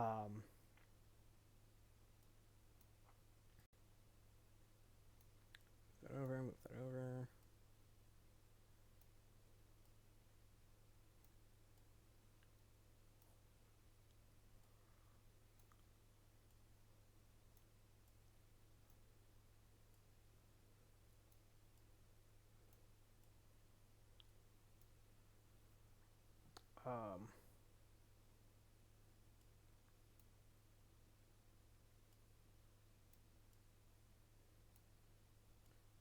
Oh, I might have screwed up here, but this will still work.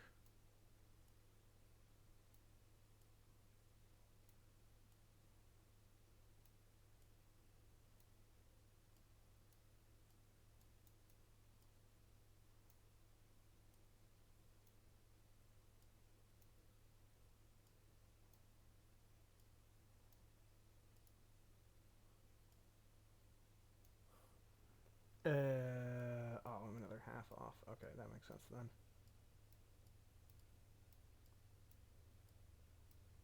And I might just need to make these different objects so I can actually look at it, and so that this isn't so awful. Because, not gonna lie, this is pretty awful. Bam. And then move this up. And then I need to take another one of these and put it... Oh. Put it here. And then for these, it would be this color. I somehow missed those. Those were probably reds or something. They might have been blues, I guess. This should work, I think.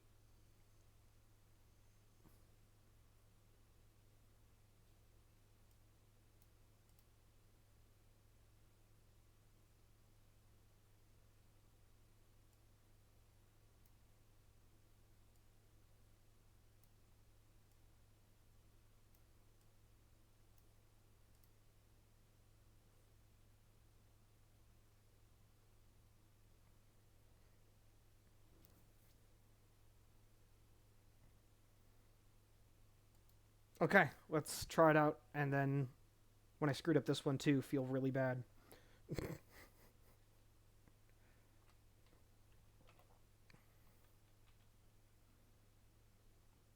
Oh, I should check the switches while I'm at it, because they're not supposed to start pressed, which is a little annoying. So why do they? X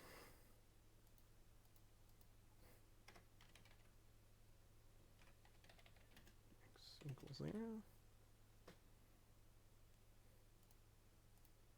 If it's this place, set that. Switch state starts at 0.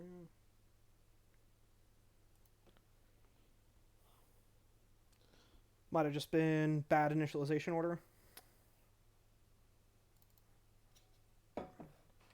Going for the coffee when the loads are still too fast. Okay.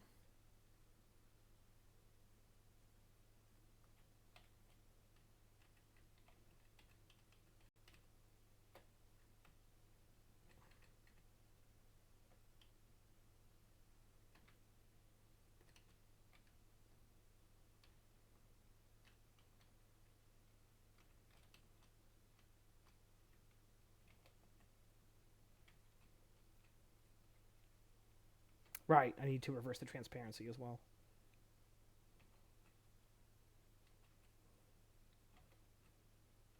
Yeah, the facing code and the jump code is a little weird. Uh-oh. How is it still off by 1? So there, that needs to be a red. Did I just, like, swap these two or something and now the whole thing's off again? Okay. So I'm going to do the thing. Where I am going to have the sprites change in the editor, because this is going to hurt my brain too much otherwise. With these ones, it doesn't matter. With these ones, it mattered. Basically, I didn't want to make 3 duplicate objects that are, like, actually the same thing. But I actually have to. Time to platform red. Oh, no. Hold on. Let me fix the transparency thing first. And this is why. Because, like, if they all share code, then it's frustrating. I gotta change stuff. And yeah, I can be clever with parent objects and all, but... Okay. So now... I need to do... Yeah. So let's just do... Bam. Reverse the transparencies. Bam.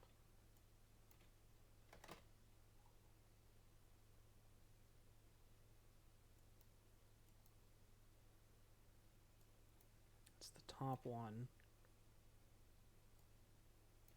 Right? Am I dumb? No, I'm not.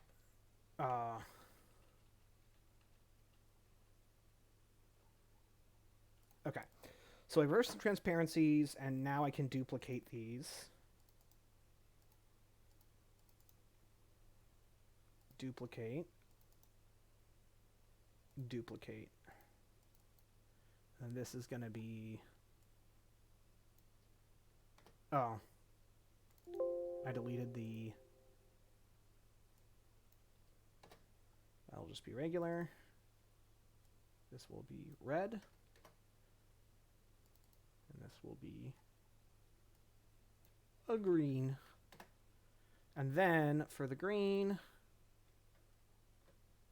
color is 2. And for the red, color is 1.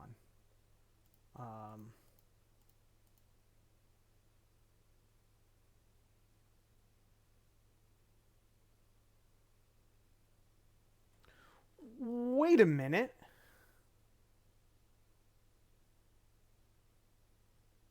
Oh, no, we're good.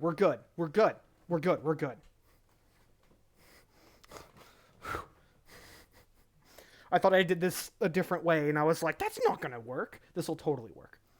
So now I can go to the room that's making my brain hurt, and I can make it stop hurting. And here's how I'm going to do it. Oh.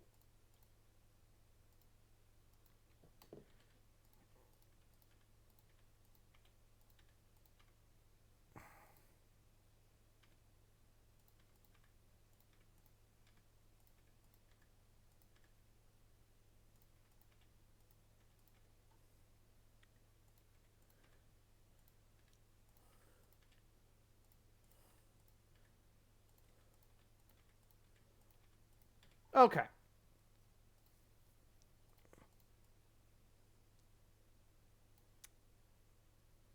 Uh, oh my god, it's so annoying, so annoying. This actually really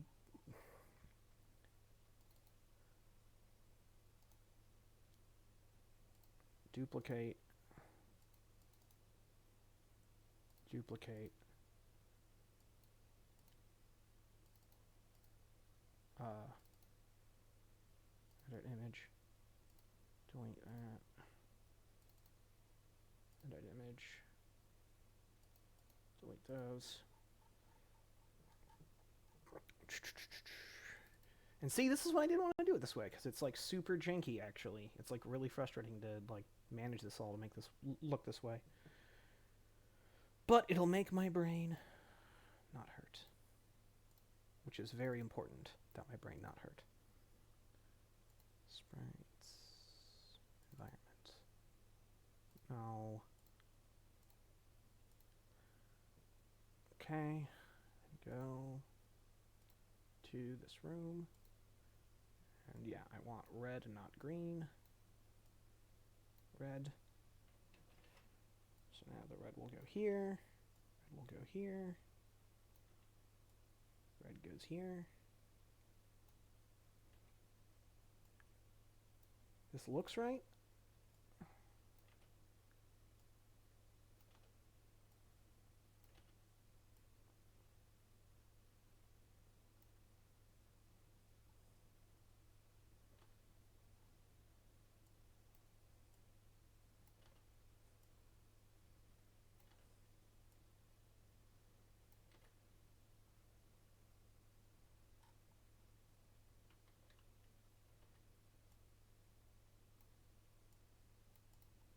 And then grab the greens.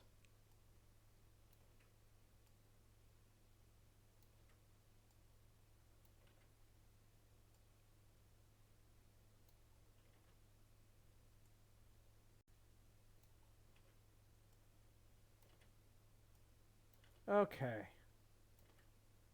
Technically, this isn't the last thing, or the only thing I have to do. It might be easier to just delete and redo. And I think that's correct. This needs to be before blue. And grab a couple more reds. So some of these are probably going to be mislabeled because I was off.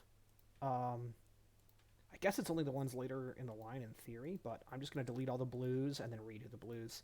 Rather than going into each one's creation code and like fixing it, or each one's instance creation code and fixing it, I'm just going to make new ones, and then that's just solved.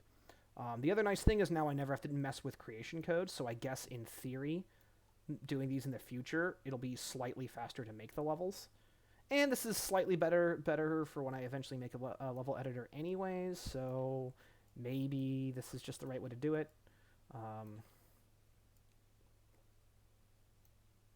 I just really don't like this way.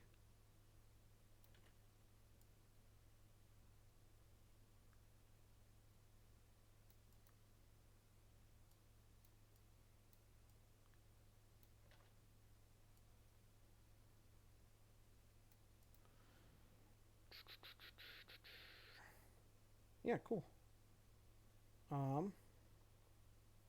Okay. Maybe it'll actually work this time. And I didn't check the buttons last time. Oh well.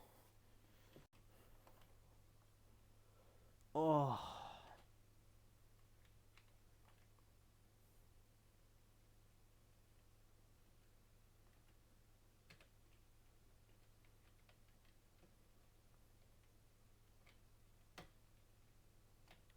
Man, not having the music sucks.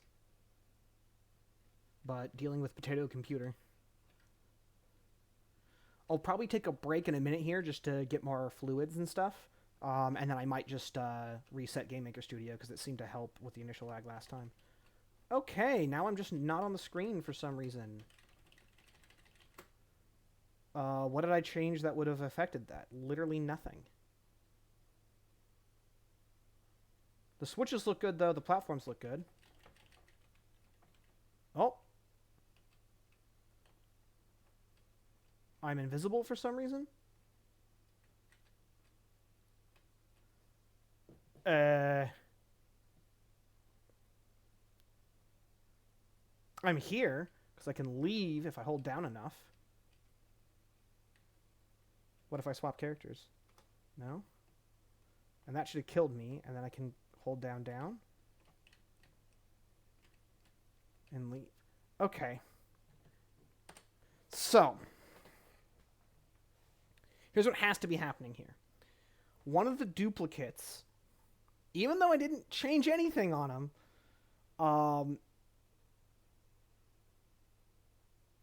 is somehow setting my draw alpha to 0 on my character. No, that makes no sense.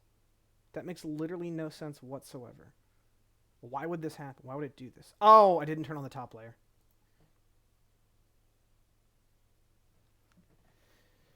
Never mind. Never mind.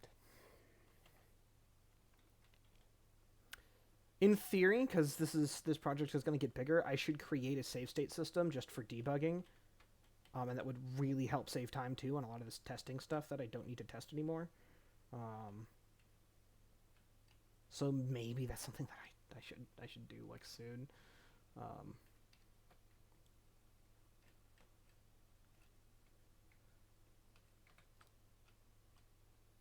Okay. Nice. The translucency goes the right way.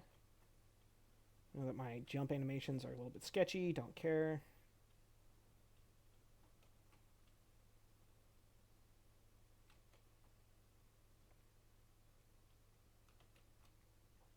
Going for the farthest one first.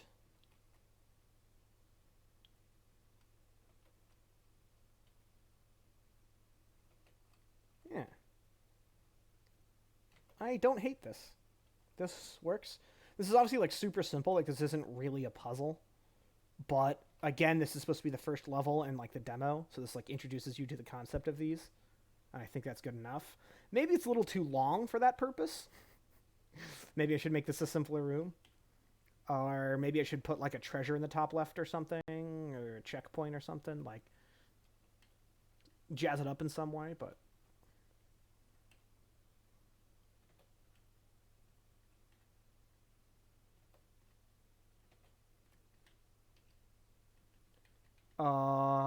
right. I don't have a good way to get back from here.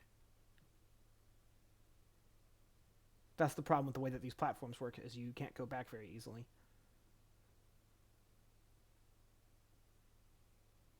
So if I had done these in twos, that was my initial plan, was to do it in twos. In that, there would be a translucent state for both,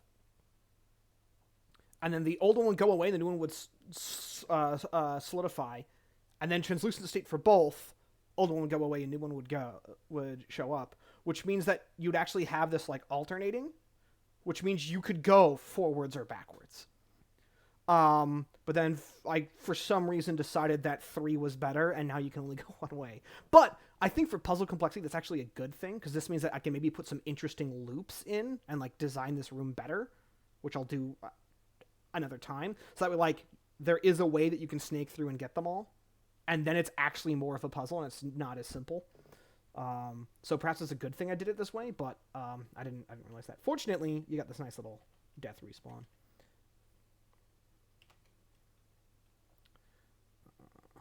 Is there a way that I can cheat the right side? Not really.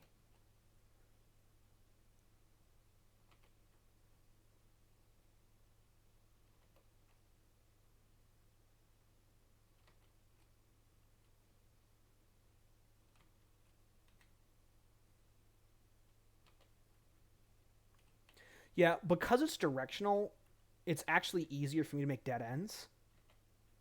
And that's how I can make it a puzzle, is like you actually have to think about your pathing first. Yeah, I think I like that I did it in threes then, because then it is directional.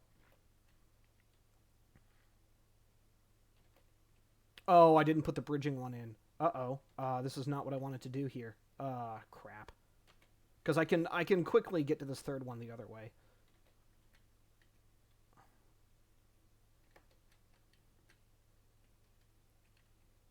Damn, that sucks. Now I have to wait a whole cycle.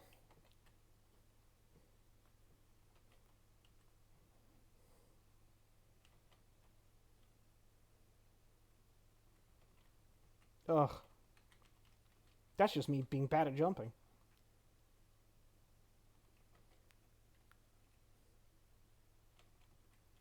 Yeah, I definitely got to redesign this room. It's a little too slow, a little too big, and I've realized the directionality totally changes the logic of how I can design this.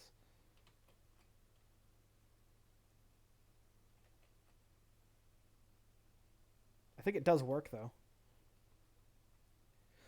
Originally, around where that coin is, that coin just always spawns in the center of the room, so don't, like, it's not intentionally put there, but around there, I had a bridging gap between bridging platform between the path that I'm currently on and the path that I went on the last time around. But I just forgot to put it back when I deleted the platforms and recolored them. So, whoops.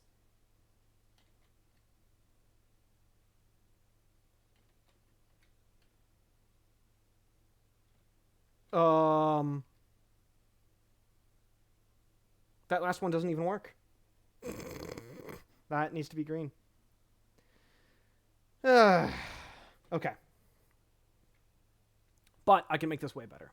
So this shouldn't be green. Or this shouldn't be blue. This should be green.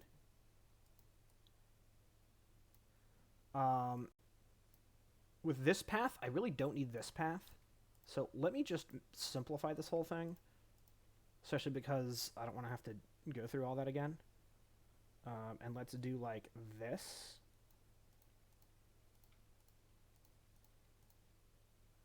And then we can go like this and go like that.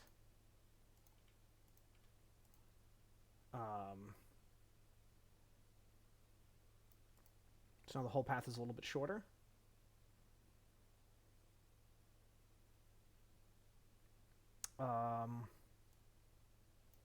Maybe actually we do this.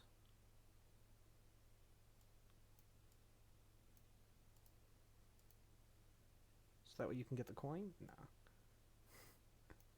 It still doesn't matter and I can move the coin.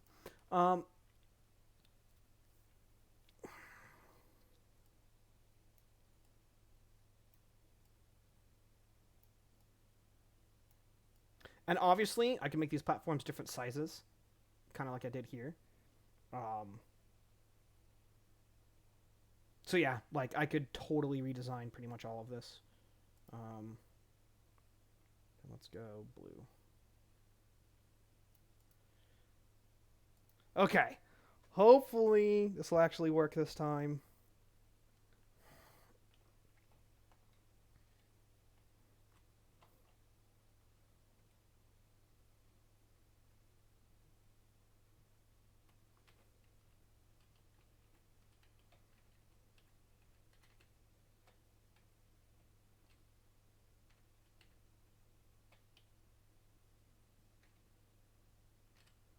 These switches, I never really explained them in this stream because I did them like way long ago, but the ones colored like this that I'm shooting at here, they are toggles. The ones that are full color are permanent on. So the top right one is permanent red on, the bottom left one's permanent blue on. So that's sort of the idea there is you need to path your way to the permanent, to one of the permanent switches. And then you can toggle, and then you can hit the other toggle, and then you have full access to the room.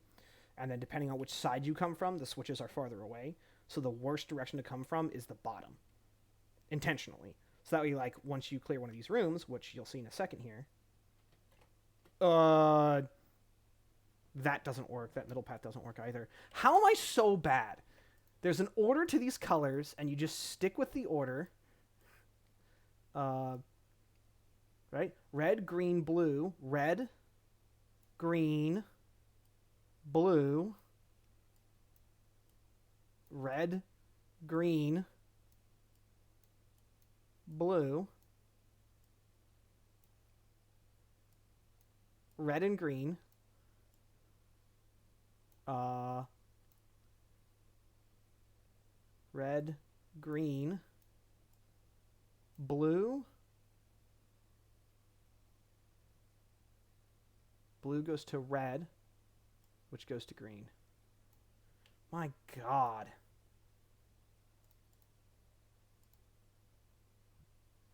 Blue, red, green, blue, red, green, blue, red, green, blue, red, green, blue, red, green, blue, red, green, blue, red, green, blue, red, green. Jesus. I'm over it. I'm over being bad and getting the colors wrong. Um, but yeah, so the idea is when you come in from the bottom, which is the worst direction, which is the first side you have to come through on, it is the worst side to come through. Now, I've intentionally set it up so you can kind of cheater it. So the idea is you shoot and jump while the arrow's in the air, and you can cheat it. Turns out you don't have to shoot because my collision's too generous right now, which I'm fine with while I'm testing. But normally, it's the longest path to come from the bottom. But once you've come from the bottom, any other side, you're very close to one of the permanent toggle switches, so it's much faster. So it's like, since you have to backtrack through that room a couple times, it's much easier on the backtrack routes because of the positioning of the switches.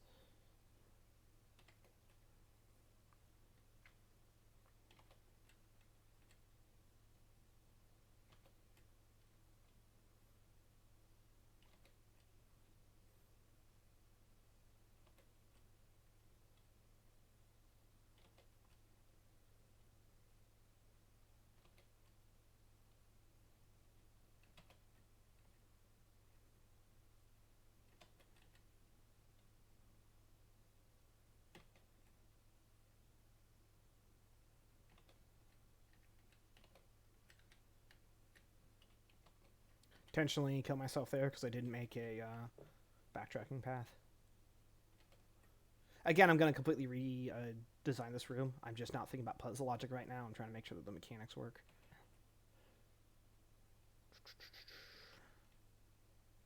So yeah, I should probably do a save state mechanic and then also do a, well, not a save state mechanic, but like a room save mechanic just for testing purposes. Got the coin. And I should also do a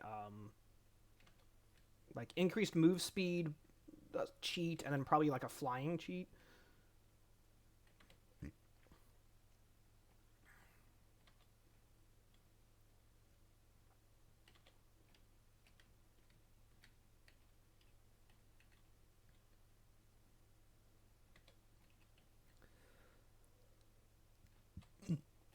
Oh, I'm so bad.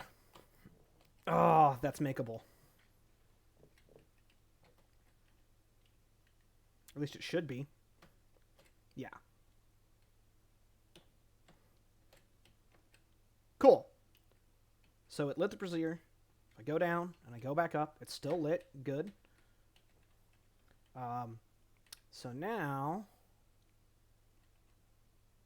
nah, it's easier to just go this way. Let's light the other one. And then let's see if they both stay lit. Oh, right, this kind of doesn't work. I might have screwed up, actually. I should have gone the other way. Oh. Oh.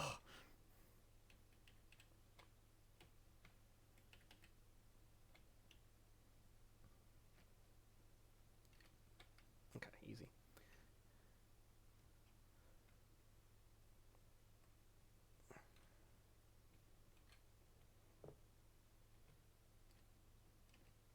Oh, right.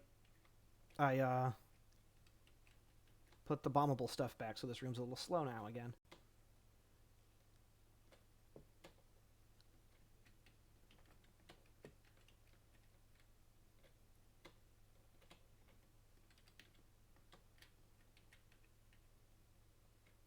Oh. I do have fire arrows on, okay. Didn't mean to already turn them on, but need them on for this anyways.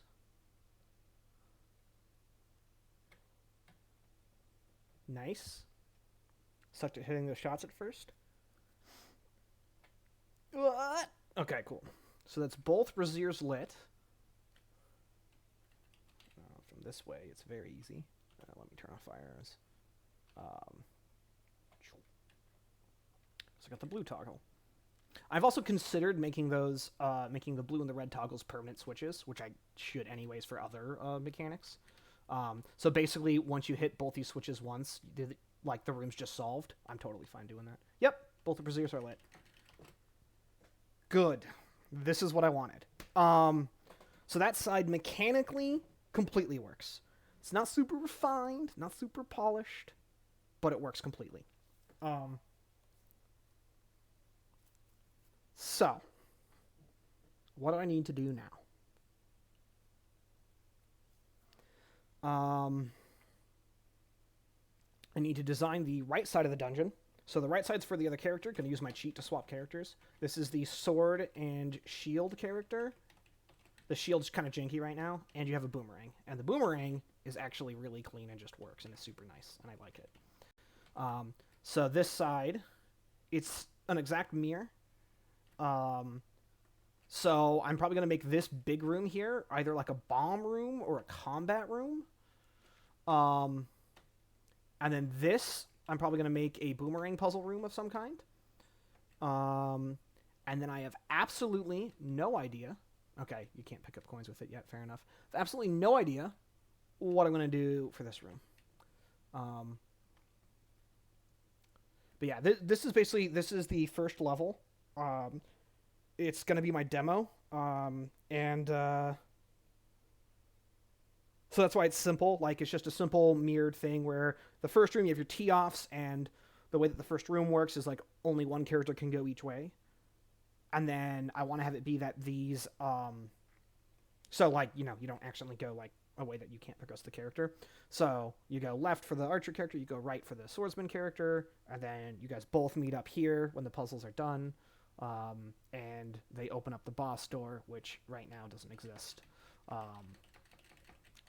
Like those, I'm probably going to have those 4 braziers like spawn like the boss key or something, and have that open up this door right here. I think it's a little boring to like get the boss key in the room that is there in, because then it's like, well, I could just have the door open when all things are lit. But this is again like the tutorial level, so it's gonna like introduce the idea of a boss key. So I think that works just fine. So I'm feeling pretty good about the current state. We're getting this pretty darn fleshed out in like a reasonable way.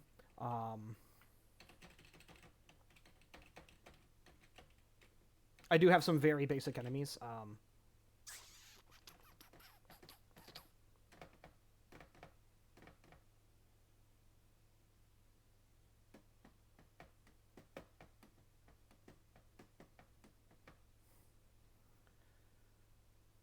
Okay.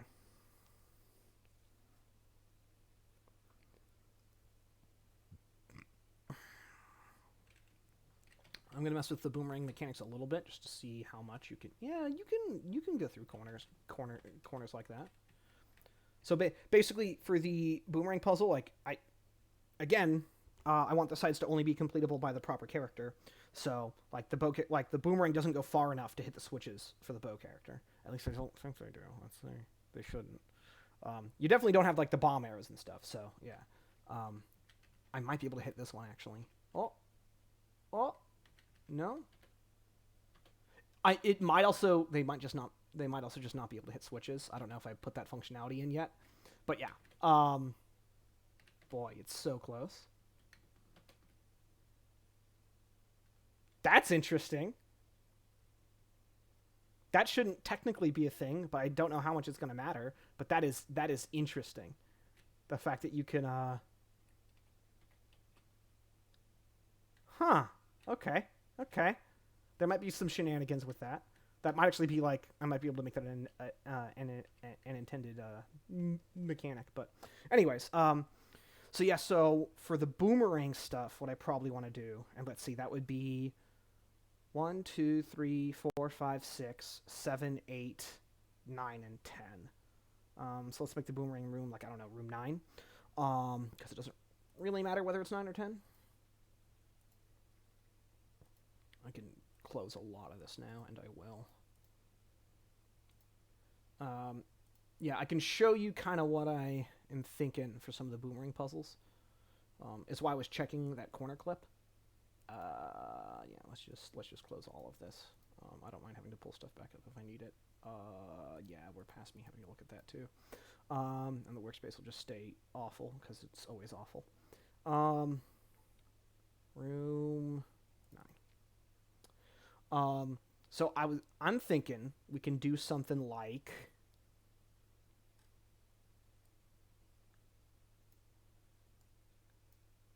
Oh, those are pushable.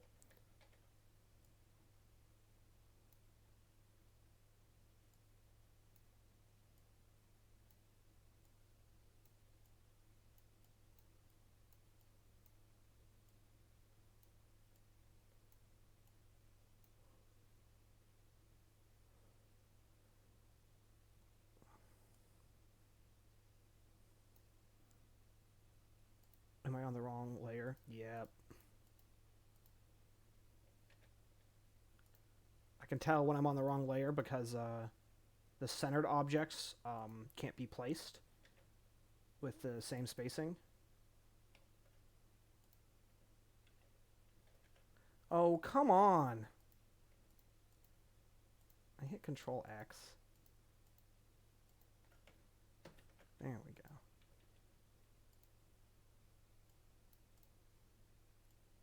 So, like, I can do that, and the boomerang should be able to hit that. Maybe. Oh.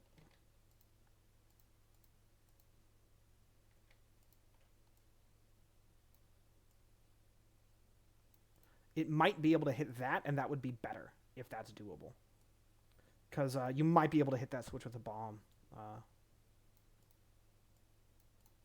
But yeah, so this way, like, you'd have to throw the boomerang this way, walk down here, and have it pass through and hit, which I think is pretty cool.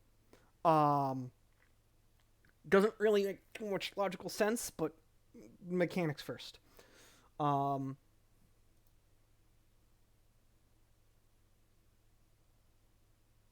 I also considered making the boomerang function a little bit differently and have you throw it, have it go in like a circle, and so you can like left throw or right throw to just further differentiate its functionality. Um, that is something that I have to consider as well. Um, I don't mind changing that after the demo, so I like how it works right now, and I can still make a decent puzzle with it, so that's what I'm going to do. Um,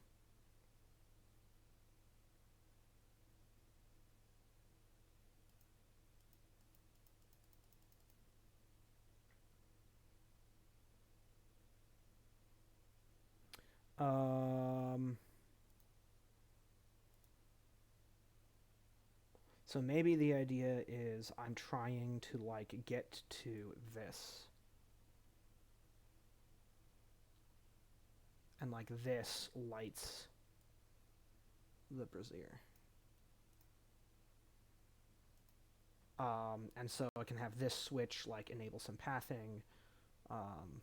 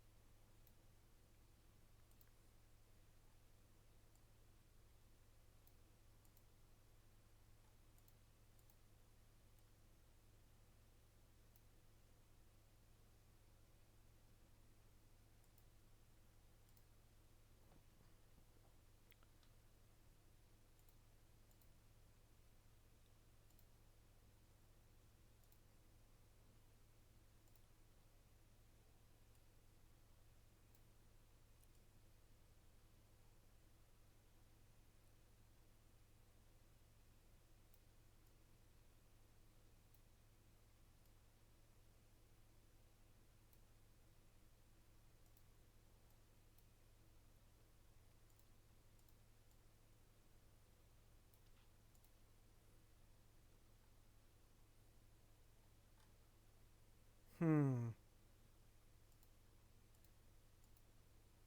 I have a few different ideas on how to do this. Some of them are easier to implement than others, so I'm kind of leaning in that direction because again, I just kind of want to get this demo done.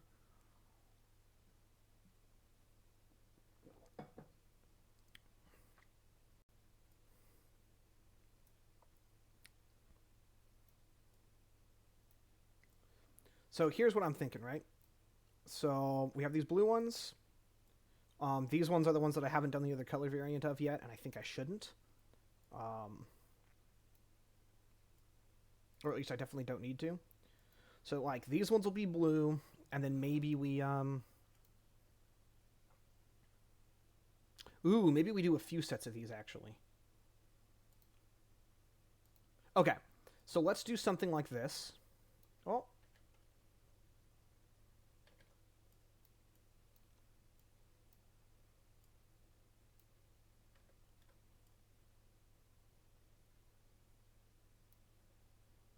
I guess I can take this further, actually. Like, a lot further. Give myself even more space to work with. So, let's say I do something like...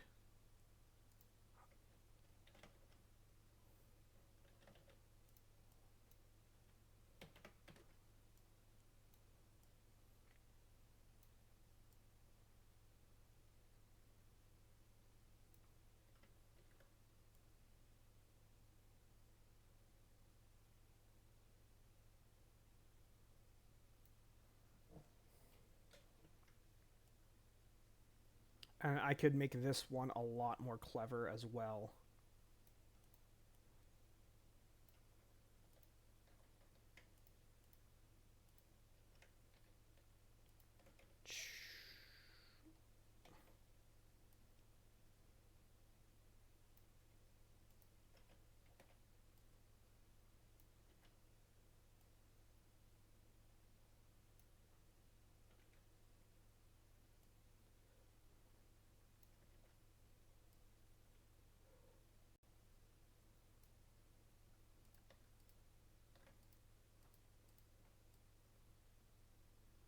So, right, so make like these ones red, these ones blue. I guess I should put this one down here. Those moving platforms will just go up and down. And then I can create I can do stuff like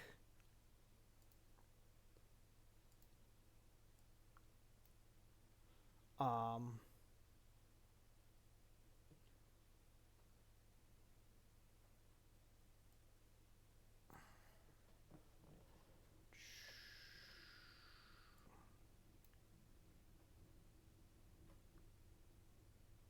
um and let's not have this. So it's not helpful to me. Again, I hate that that module always comes up. Or I hate that it sticks around. Oh, it's just a state thing? Whether it's toggle switch or not? Okay. So yeah, so that was the correct switch then, technically. So do something like this. So you got to hit the switches with the boomerang while you're on the moving platform to switch the states so that you can make it all the way across. And this one you have to like do the corner cutting trick. So you learn that to hit that first one, which will make these ones like appear, and then you take that all the way across. And then on this side, I don't know. You walk over to this platform and you like this brazier. Maybe I put a permanent toggle switch over here.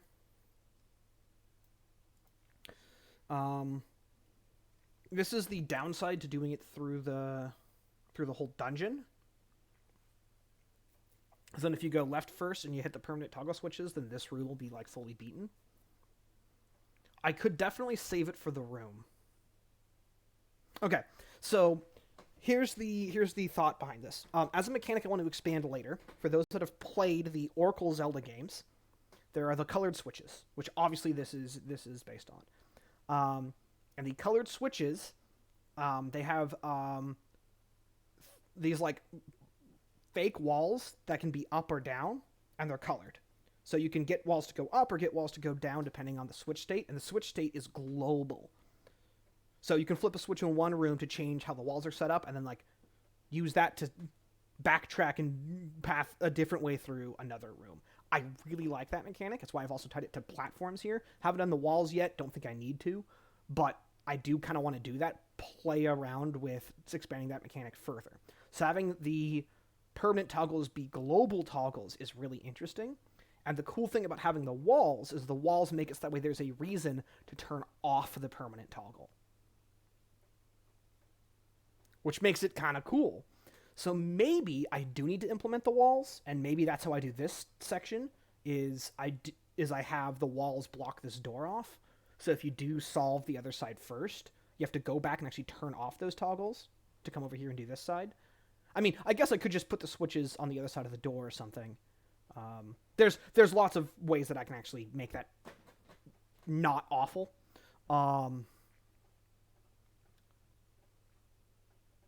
The simplest way, actually, yeah, that doesn't really work. So that would be like a cool way that I could do that. So I might have to implement that. There's kind of no reason not to. I'm going to have to do it at some point anyways. I'm doing the classic thing if I'm feature creeping my demo already. But it is a kind of fundamental mechanic that's pretty cool and pretty interesting and going to be used a lot, I think. Yeah, so let's figure out what we want those barriers to look like. In the Oracle games, what they look like is they're like these like flat square tiles with like a flat square peg, and the peg just comes up. Kind of like, I guess like parking lot pylons, the ones that... There's like the like caveman ones where they just like put them into the hole and they just manually take them out. But there's ones that literally robotically, hydraulically just come up and come down. That's kind of how they do it. I kind of don't want to just straight up rip that off, especially because I don't actually think it looks that good in those games. And like you can like stand on top of it, hit the switch, it'll raise you up, which I think is kind of cool. But then like you can like walk across them even though like there's gaps. Like it's sketchy. So I guess I could just do it as like straight up solid blocks, kind of like the sand rod in A Link Between Worlds. So I guess I got to do a little bit of messing around with sprites to figure this out. So let's start with the sprite. Create sprite. SPR. Let's call it, I guess, barrier. 32 by 32. And technically, I could probably make these 16 by 16, and there's, like, some arguments for that. But I'm not going to. Oh, I need the same colors, kind of. I think I started just straight up with this. I can color match and all that crap later. I'm probably going to have to, like, redo, like, all of my sprite work, basically. Like, most of this is placeholder anyways, so... that's probably way too bright. Let's tone this way down. Or way too saturated, I mean.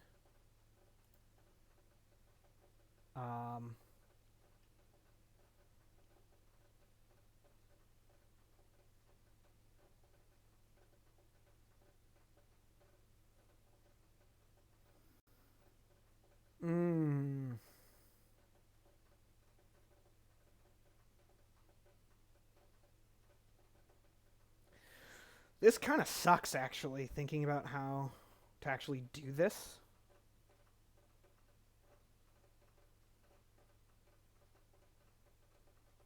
Okay, here's why this sucks. Because perspective. And this is the thing that all the 2D Zeldas completely screw with, in that you're top down, and so sometimes the perspective is literally top down, but then sometimes the perspective is like dead on the side, and then sometimes it's somewhere between. And for the most part, it doesn't really matter. You don't notice it. Like, I mean, a great example is these blocks are clearly seen from top down. These are clearly seen from the side. Your character's clearly seen from the side. Like, it's... You just kind of hand wave it and nobody really seems to care. Um, Minish Cap might actually not have this problem. I have to go back and play Minish Cap again, but I think there's a few things in Minish Cap that are still straight up top down, and you're like, but I'm not top down. I'm kind of seeing it like this weird like angle. So the issue is when you're trying to do barriers, like I'm trying to do here, these like walls that come up, I need to like look like a wall kind of. I don't want to have like 8 different versions for all the different like corner pieces and stuff. I'd like it to be just like one object that can just like be a wall or go away. Like that would be awesome. But the problem is that it looks weird because it just looks weird. So basically, I'm saying I get why they do the weird peg in the Oracle games. It's also in Link's Awakening. I think it's actually where it's first from, so I should probably refer to it in that one. And I think more people have played Link's Awakening than the Oracles, actually. I thought the Oracles were more popular, but it seems like Link's Awakening's way more popular. But basically, yeah, the pegs that go up and down. I kind of get it, because, like, yeah, then you can just, like, you only need the one object. And you can, you know, have these corner things and all the stuff, and it looks fine.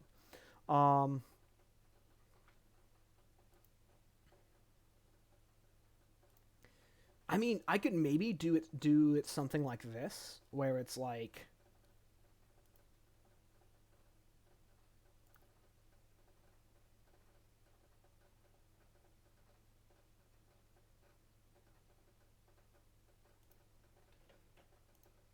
and then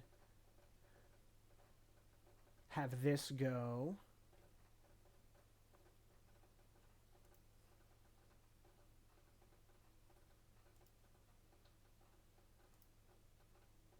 Now let's go like real dark.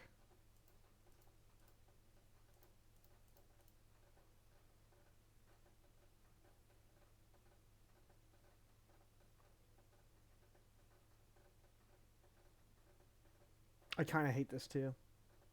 I'm thinking maybe of like trying to like visually represent like, oh, maybe it's like when it's like colorful and good, it means you can walk across it, and then when it's dark, that means it's like you can't. Like it's like a magic barrier and it gets solid, or it's like not solid and you can pass through it. Maybe a better way to do that would be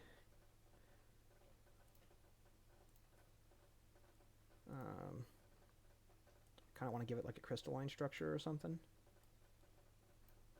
Maybe this is the way. Maybe I just copy the blocks. Yeah, that's what I'll do. Let's just copy these blocks, but make them like blue, so they're like magical. And then I can just literally just have them like disappear.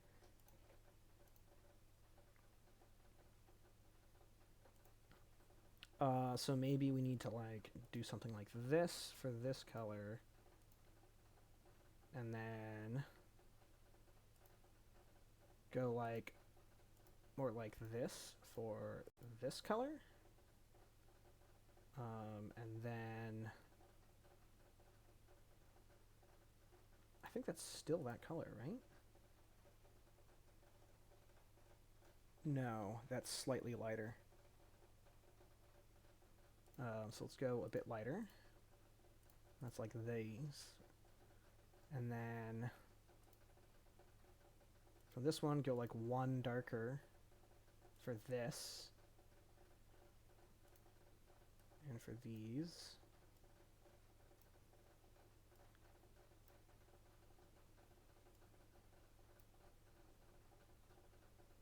And then take this and go like that. The rain's picking up.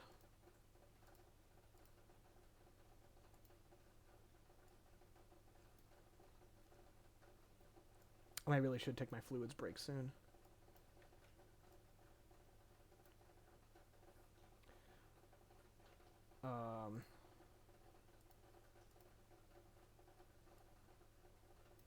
Ooh, I need that to be way lighter. Now the question is, does this look bad? It kind of looks like shit, yeah. This isn't quite the desired effect that I wanted.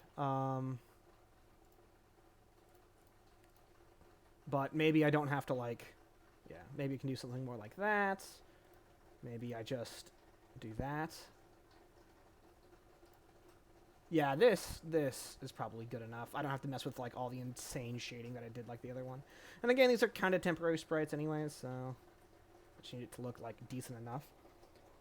So, like, this clearly looks like a barrier. This works from every side, and then I can just have it disappear like the platforms do when toggled off. And I can make a red one, and I can make a green one, and I can do whatever with it.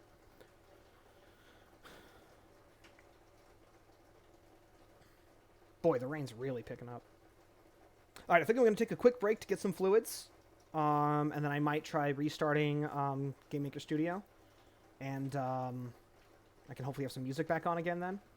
So yeah, I'll be back in like 3, 4, 5 minutes.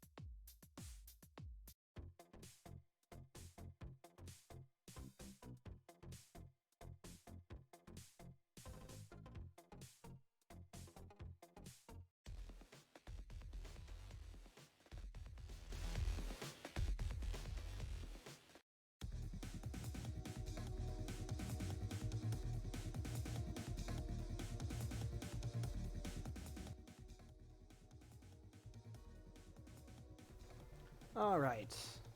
Got my extra fluids. Got the music back on.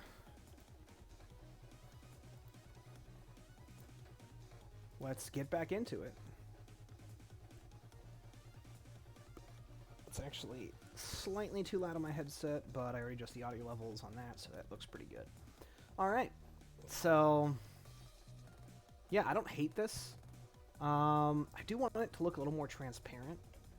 Or, like, not actually transparent, but kind of give off that effect. So maybe I gotta do something similar to what I did with the things and, like, do something like this. Imply that it's the same kind of weird magic shit.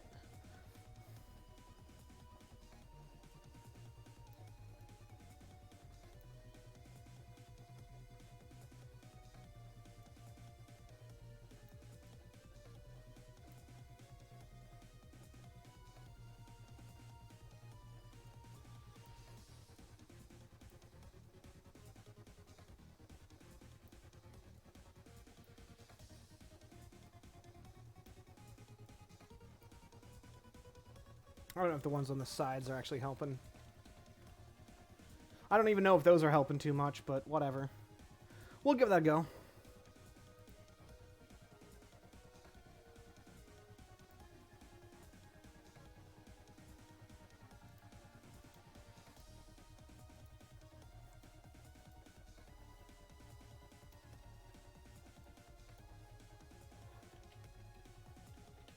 Crystal block.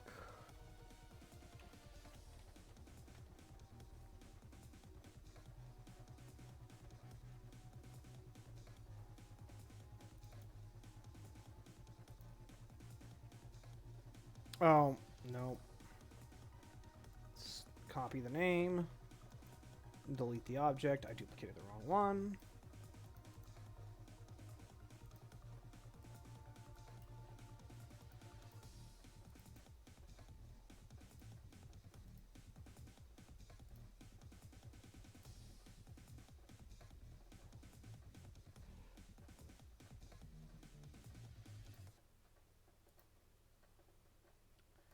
So, like, I could easily just do something like this. Oh, wow, that's way darker than I meant it to look.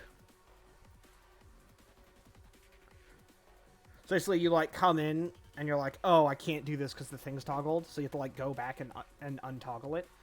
And I can have something on this side of the door that lets you do that.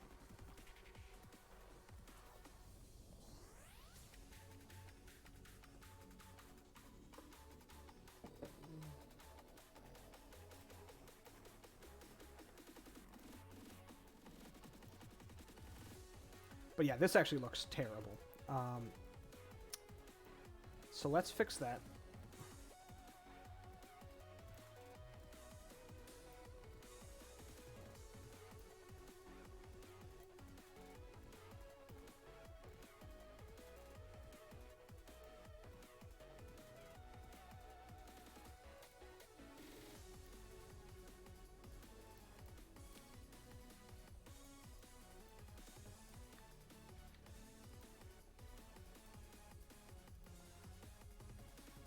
Oof. That's a little bright. That looks closer, though.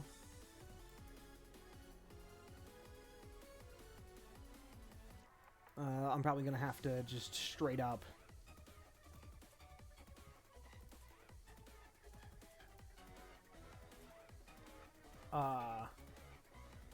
Let's just do this. And there's my color palette.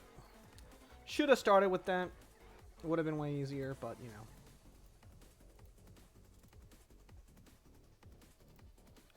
It's, like, interesting because, like, it's both, like, darker and not.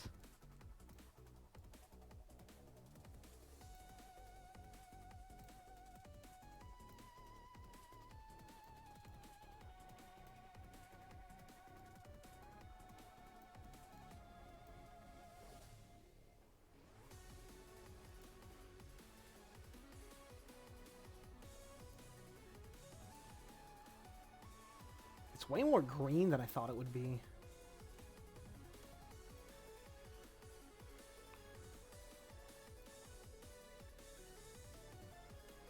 Is that really right? No, I didn't get the lightest one.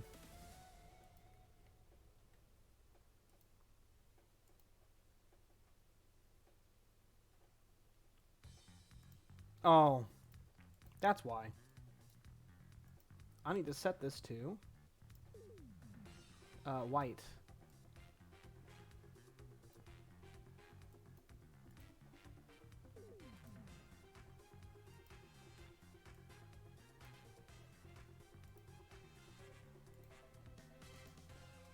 There we go.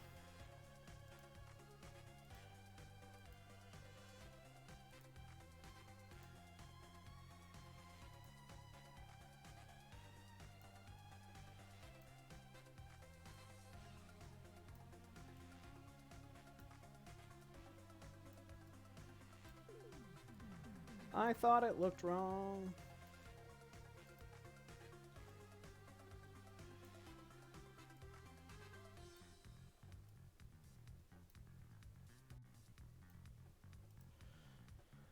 Oh, I hate doing sprite work, but I want this to at least have the same visual clarity. Okay, so that's just like straight up the same color. That's the only one that I don't use, and in theory...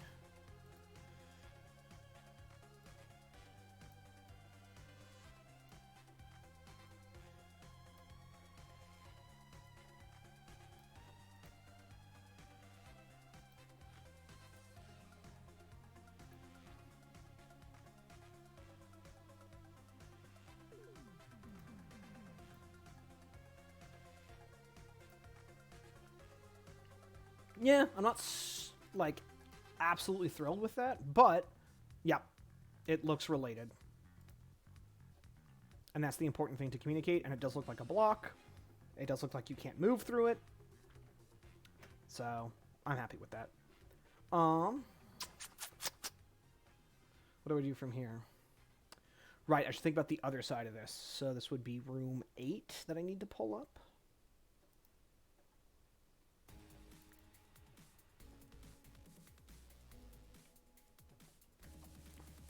So I need a clever way to do the toggle.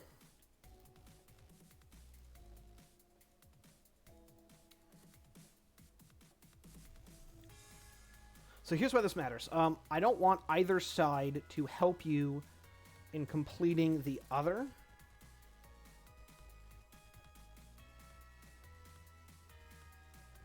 Like, it's a mechanic I'd be fine using in later dungeons, but for the first dungeon, I want you to, like...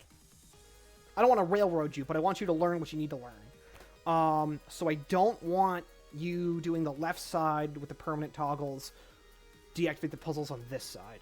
So my initial thought was like, oh, well, I can just easily do something like... I have one of the switches here. And then, like, I could maybe set up barriers, right? Or something. So, like, oh, like, if the barriers are on here, then you come back through, you toggle the switch, you go back through, then you have to, like, actually do the room. But the problem is this toggle being here means that you could hit this and then, like, skip the stuff on the left side with the archer. So I need it to be that you can only hit this switch if it's already toggled, but you can still go through this door when it's not toggled. So I think what I have to do is I think I just have to, like, put it way back here. Do something like...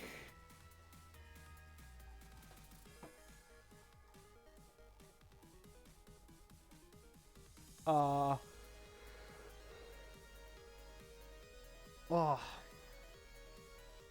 I can't be yawning. I just got more coffee. Ah.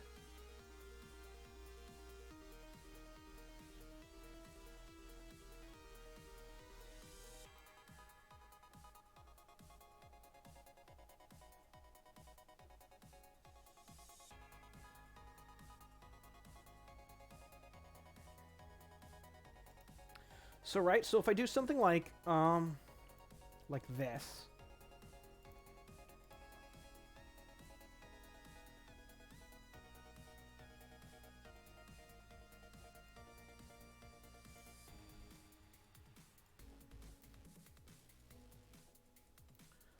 what this does is I can go hit the switch, but only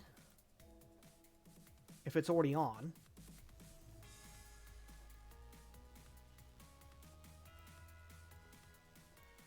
Because I can't go,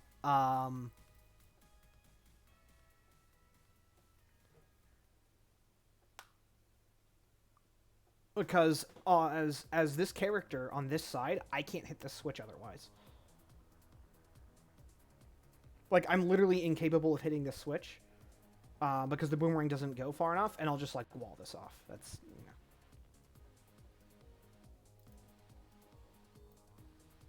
Boom, that side's covered.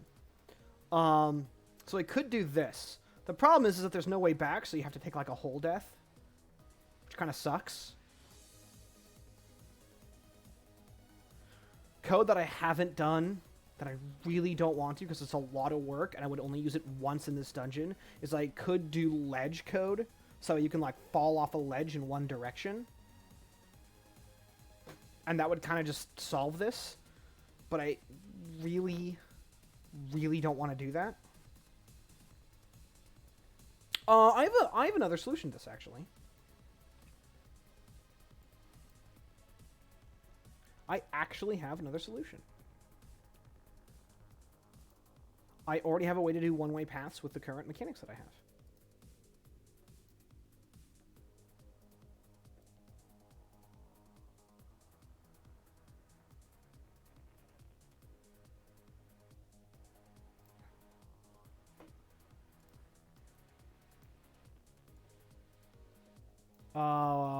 What's the order?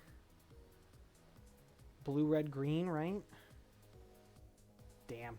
I'll open up the other room. It's room 1, 2, 3, 4, 5.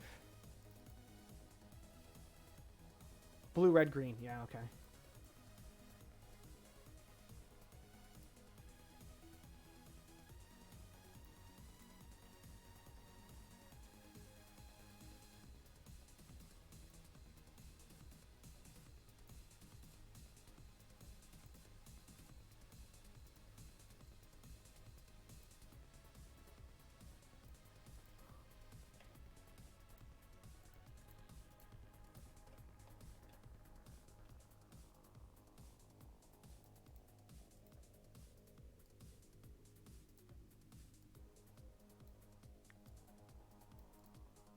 So this is a one-way path for this character. So I can only hit this if the main toggle's already flipped. And then that is my way out. And that allows me to do this room. Allows me to do this room without with doing the toggles correctly.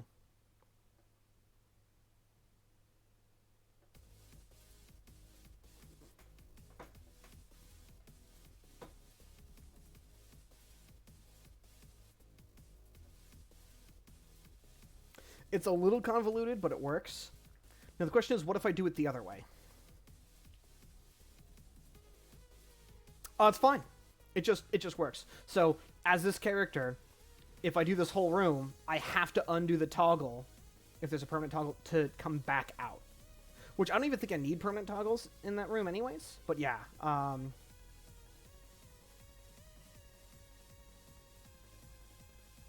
Which, seeing this, it kind of makes me feel like I need to make these sprites a little bit different if I'm going to use them in the same rooms. But that's fine. I might just make these ones solid, actually. That might be the easy solution. Where are the sprites? Let's... Sprite, environments... I made these separate sprites? Why?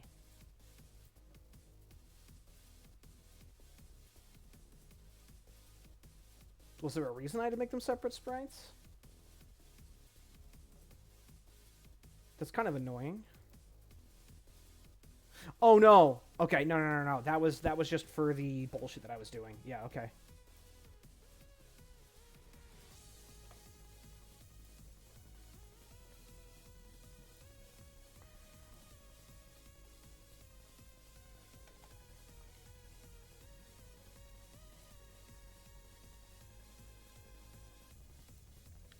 So, like, this is what will make them different.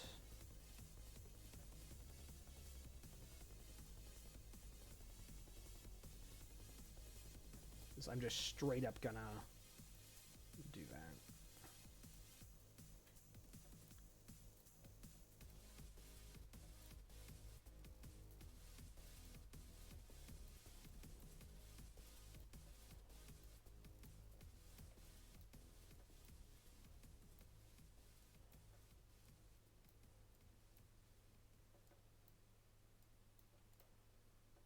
Again, I don't mind them being similar, but I do want them to look distinctly different.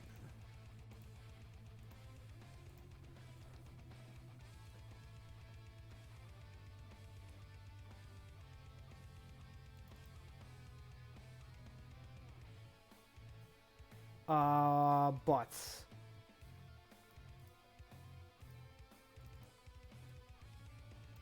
This happens all the time in this. It's so hard to tell which one you're actually working on. And let's just call it a platform for the naming stuff. And then call this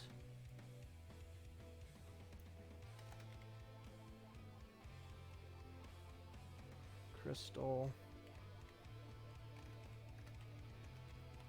Bridge.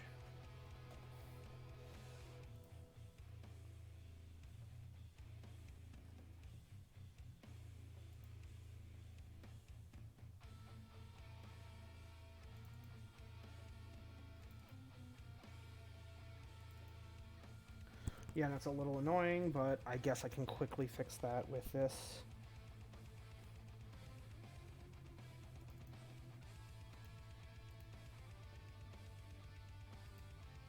No.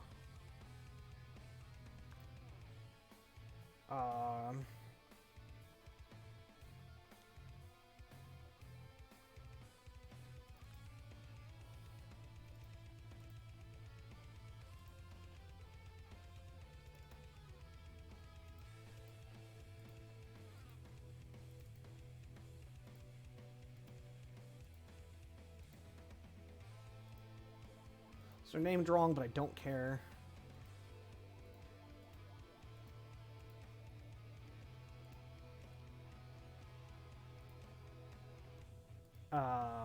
Did that not update?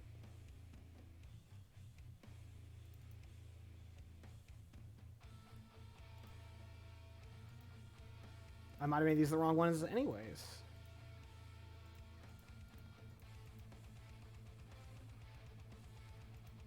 Oh.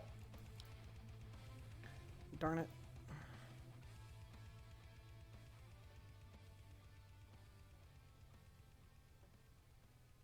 I'm actually getting pretty tired even though I tried to get more coffee, so I might wrap it up soon, which I probably should. I'm hitting the 5-hour mark. I've been very productive with this already, so I'm very not bothered by that.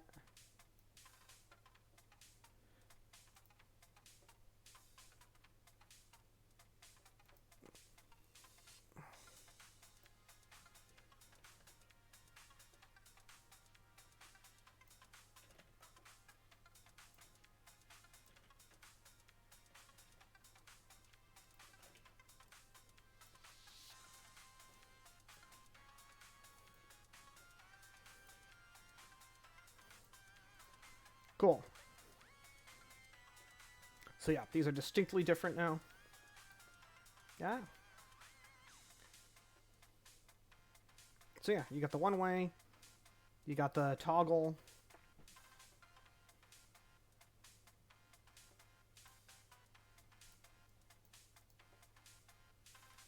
Let's go ahead and turn off this layer, go to this layer. Let's fancy these edges. This is pretty much locked in now.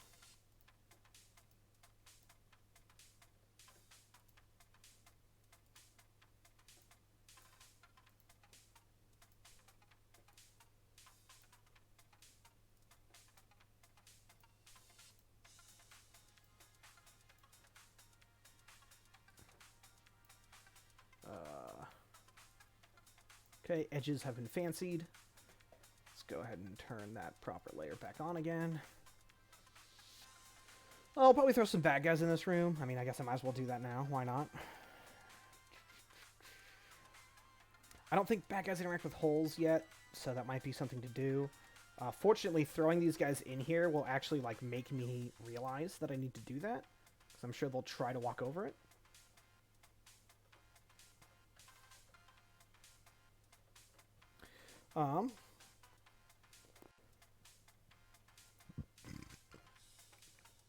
So that makes all this doable. So yeah, it'll have to be off. This will just be a in-room toggle. And then these will be in-room toggles. These ones will be red. Again, this should be the right object, yeah? Yeah, it's just the sprites haven't updated. If I force a save, does it do it? No, but I bet if I close the room and reopen it, it'll do it.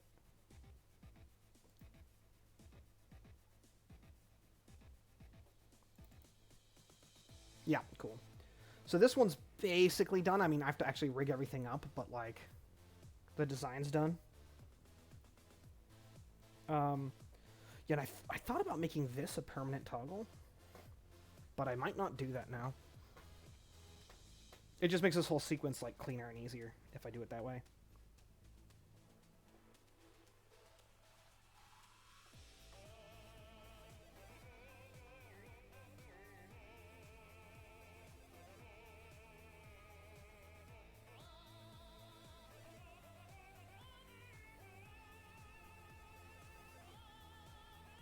The shopkeep version.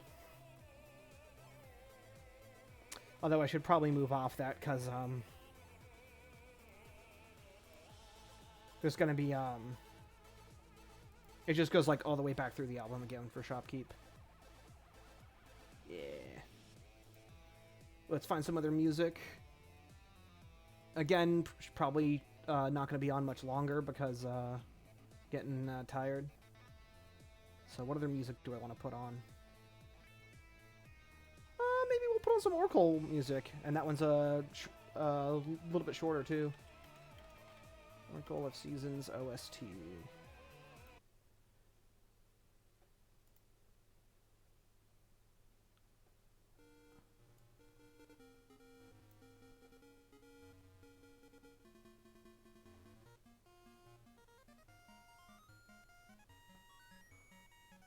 Yeah, this playlist has like all the random ones too, but that's fine.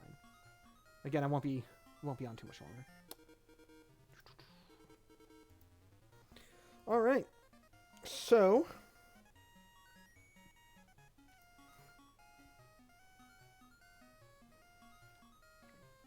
I at least got the design of this room done. So I guess maybe I should think about the design of room 10.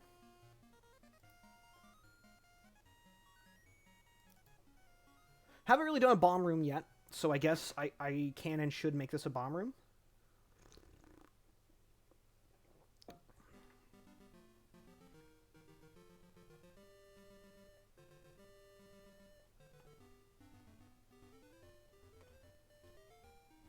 Okay, design bomb room.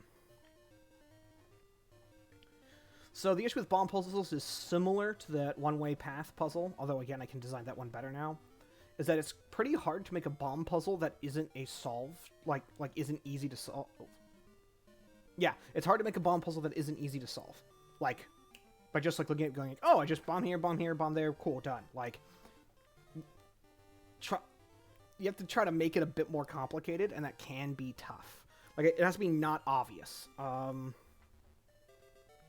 But I don't like it not being obvious because, like, I do, in general, I like puzzles, like, where you can, oh, hey, thanks for the follow, Tin Lunchbox. What's up? I would love, I love it when there's some sort of, like, puzzly thing. I love being able to just, like, stare at it and figure it out. I do like it to be hard enough where you're like, oh, I'll just give it a try, and then go, now I want to redo it. But I like being able to solve it on first try if you just look hard enough. The reason why I bring that up is something that Zelda does that I kind of don't like. They have, like, random blocks that are pushable. Like, some of them are pushable and some of them aren't. And they don't make it clear which. Not in every Zelda game, but in, like, a lot of them.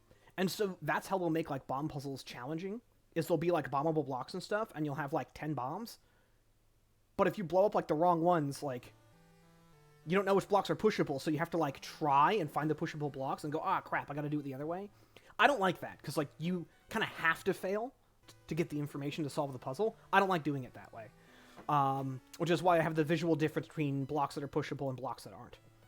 So the question is, how do I take that and make a good bomb puzzle that actually feels like a puzzle, that isn't like an obvious insta-solve, but also doesn't have the you have to fail to get the information?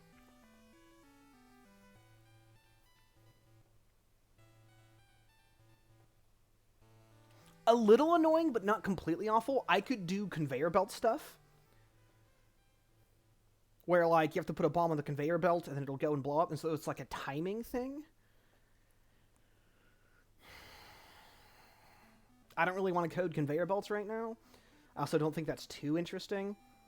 That's more of a trial and error in, like, a different way.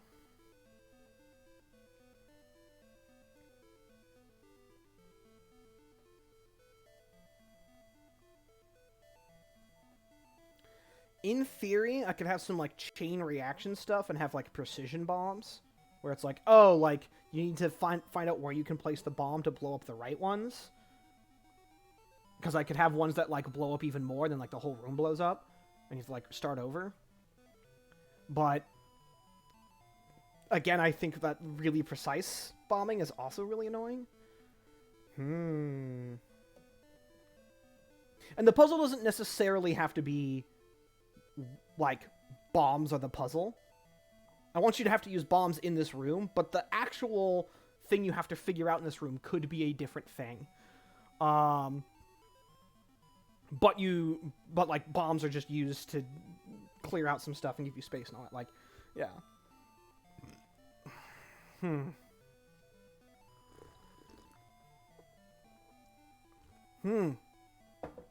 How do I want to do this room?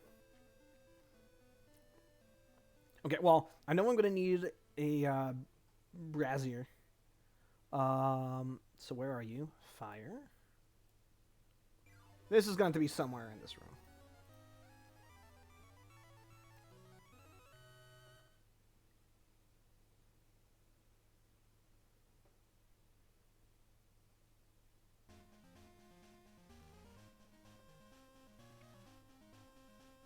So one thing, the orcs that I made, they drop bombs. So I could maybe just sort of make this like a Bomberman style room and have combat. So the, like, have most of the room be sectioned off by different bombable stuff, and then have a few orcs around, so they're running around bombing stuff. It's like a cute homage, but overall I think it's not that interesting. And with how I have the orcs AI work right now, if they get stuck on objects, they will oftentimes get hit by their own bomb. Like, they usually will move out of the way if they have the space, but they have to have the space.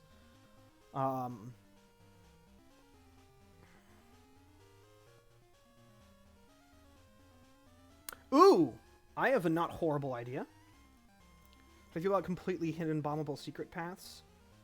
I don't hate it if they're not, like, fully hidden. So what I mean by that is, like, in the Oracle games, you have the wall tinking. I think wall tinking is also in A Link to the Past. That's, like, okay. Like, I still don't love that, but that's better than nothing, right? Being like, oh, I can, you know, use my sword, and if it makes the right sound, I can blow it up. Great, cool. So you can just kind of get into the habit of checking walls. I really like that if the bombable spots are always, if the bombable walls are always in the same spot relative in the room.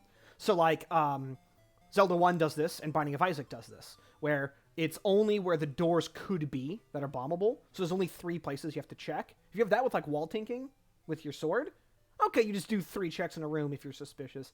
I don't hate that. I'm fine with having nothing visual like that if there's, like, a hint block in the dungeon that you can go, like, find, and that hint block will, like, tell you, like, oh, maybe there's something here. Like, one of the Oracle games does this, where one of the hidden bombable walls, if you find the old man in the dungeon, he says, what you seek is in the eye. And the eye, the dungeon's shaped like a snake, and the eye is where the hidden room is that's bombable to get into. So I don't mind if there's stuff like that. Like if there's some sort of hint, it doesn't have to be like a visual hint. It can be a text hint. It can be something else. I don't mind stuff like, oh, if there's like a compass mechanic thing, if you walk into the room, something makes a sound saying, hey, there's a secret here. And one of those secrets could be a bombable wall. As long as there's some sort of hint, some sort of push that, hey, there's something here, I'm fine with it. If it's completely, like, you just have to know, I find that so stupid.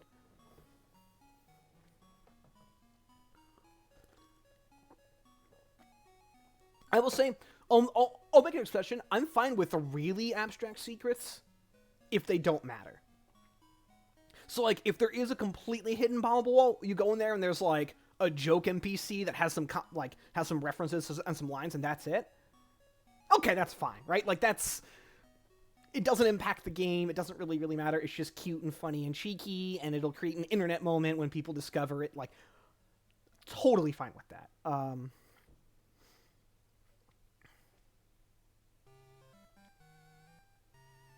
Bringing up bombable walls is a good point, though, because I don't have, like, bombable walls or doors, and maybe that's how I should do this. Just like, well, you have to get the bomb to get into the room. There you go. And then I can have a different puzzle. But my child, completely hidden bombable secret paths. Literally, oh, yeah, sorry. I've lost my place. The bane of my childhood was the first sector in Metroid Fusion, where it's like, oh, this dead end, you gotta bomb this corner of the room. Yeah. What if the room is a maze? Have to blow up some blocks to get through, but can't destroy them all. So, okay, the wall arrows things was actually the idea that I just had before I went to answering questions. Which was that,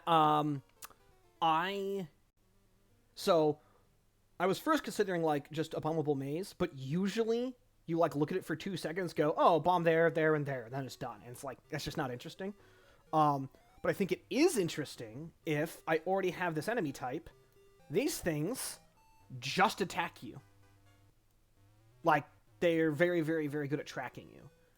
So, that was kind of my ideas. Ooh, I could strategically place a few of these and have them have different angles that they can hit you at. And so you have to bomb your way through the maze, but not be able to get hit by these guys. I don't hate that idea. Oh, I also have these guys, which also shoot arrows. Also, I realized, am I actually on instances? No. Did I put those not on instances? I think I didn't. Yep. Let's get that on the correct layer. So I don't hate the idea of arrow traps. That could work super well.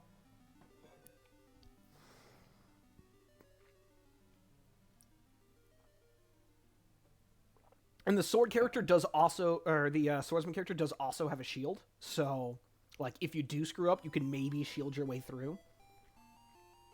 Like, I could sort of design it like any way works, but there's clearly a better way. So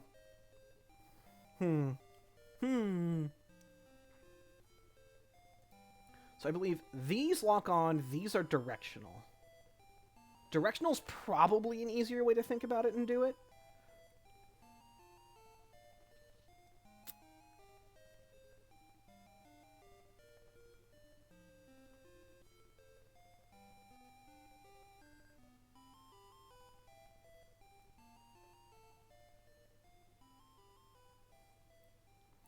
So, this is kind of an issue, which is that, like, I don't know how I want to set up the room.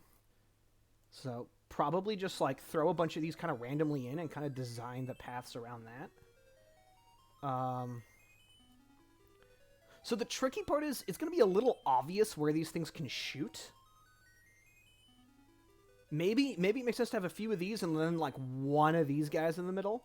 Because this is the guy that aims at you. So that way there's going to be some weirder angles that you might not see from this guy.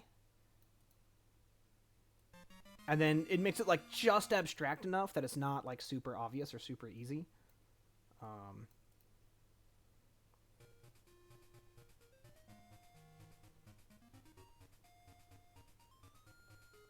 This This is actually kind of hard to, like, think about how to design this kind of maze. Okay, I think I know how I actually have to do it. I think I think I gotta design the maze first. And basically this is going to be a no dead end maze. Because basically what it's going to be is all the paths are going to connect in some way. Like there's going to be lots of loops and stuff. And then I can strategically place these arrow traps. And then you got to think about how you're going to move through it.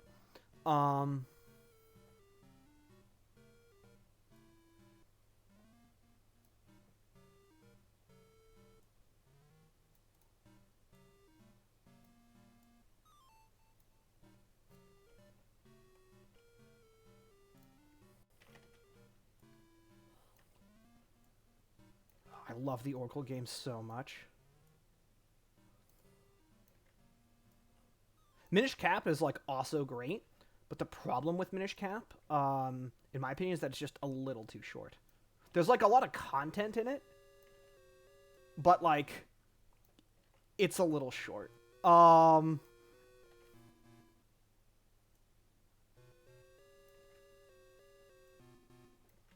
By content, I mean, like, there's, like, a lot of side stuff you can do, and there's, like, the Kinstone fusions and stuff like that. Like, there's, like, a lot of, like, secrets and extra stuff. But there's only 4 levels. And, in my opinion, the endgame boss isn't that difficult. So, like, you kind of don't need to do most of the side stuff. I mean, a lot of Zeldas are like that, but... A lot of the Zeldas will have, 6 to 8 to 9 levels, and Minish Cap has 4. Well, 5, I guess, actually.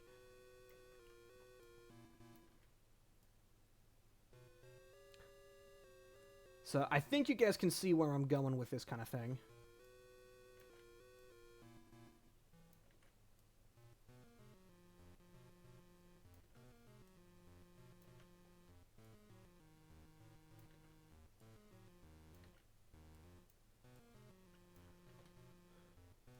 See, like, I'm just, like, sectioning off random stuff, or random places.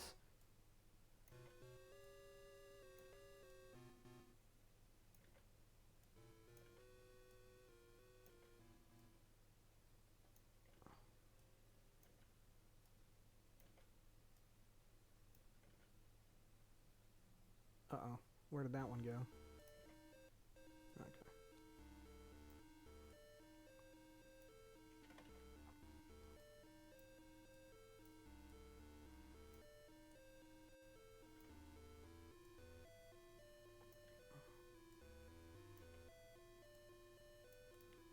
So, have some setup like this. I can put a bunch of floor switches in, like one in each corner or something. And then these... So, these guys track. Right now, you can kill them, though. But yeah, but these arrow traps, I believe they can go in 8 directions.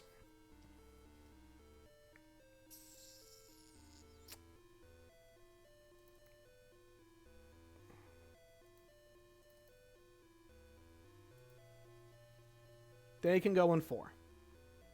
I can make them go in 8.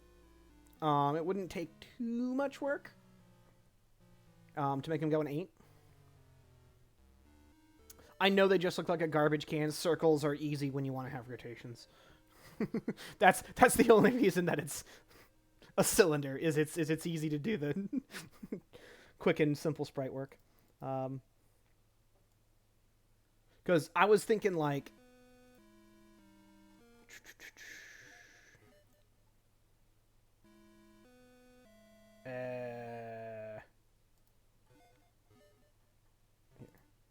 I'm still on the right layer. Yeah, good.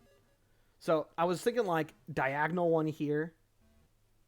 Maybe one that, like, shoots down here. One that shoots, like, across here.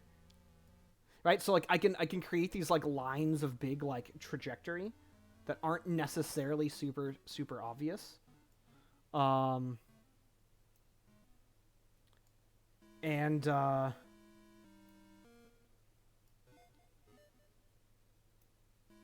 And then, like, I can now fill this in with bombable stuff. And now it's actually a little bit tricky to, like, figure out, oh, how do I get to, like, make it so you have to get to that floor switch. Make it so you have to get to this one. Make it so you have to get to that one somehow. Make it so you have to get to this one. So there's these four floor switches. And this is obviously just like a rough... I'm sure the spacing will have to be tweaked and all this stuff.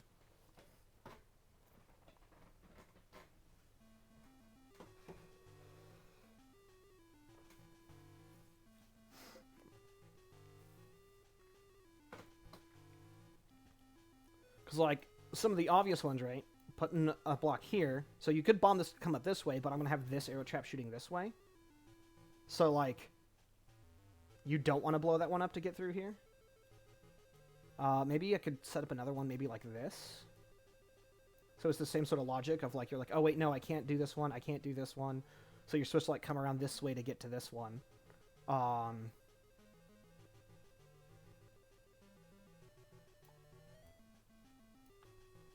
Maybe I can do this and have another arrow trap here, and this one will fire up, this one fires down. No matter how you bomb this, you can't get through without getting spammed at with the arrow trap. Again, the way that I designed these, your shield will actually block them, so you can just shield your way, like, up to them, but it's slow. And I like it that it's not just like, oh, if you blow up the wrong one, you're just screwed. It's like, oh, it just sucks. This one's going to fire this way. Oh, these are half a square off? Okay. Let's move this all half a square up then.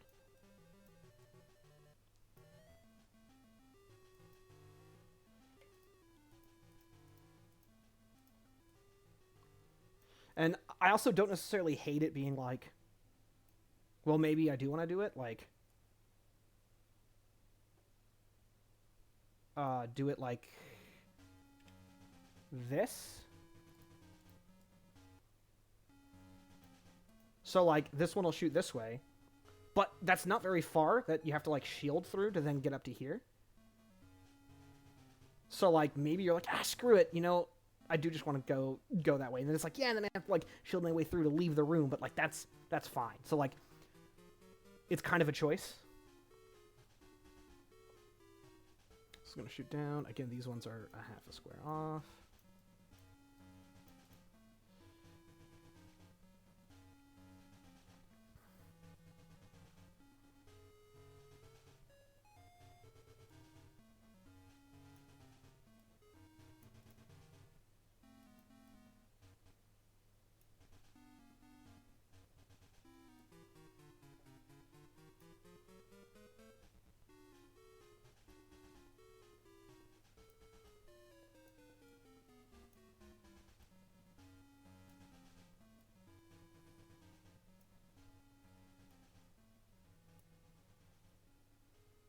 These also half a square off?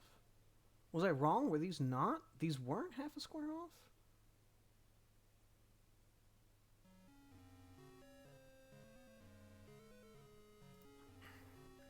Doesn't really matter too much, but...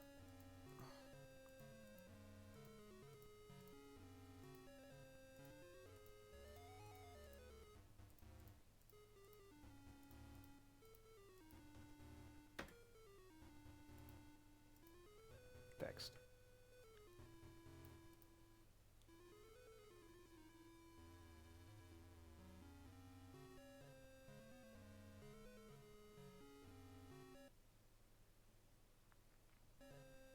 Oh, the lag. The lag's coming back.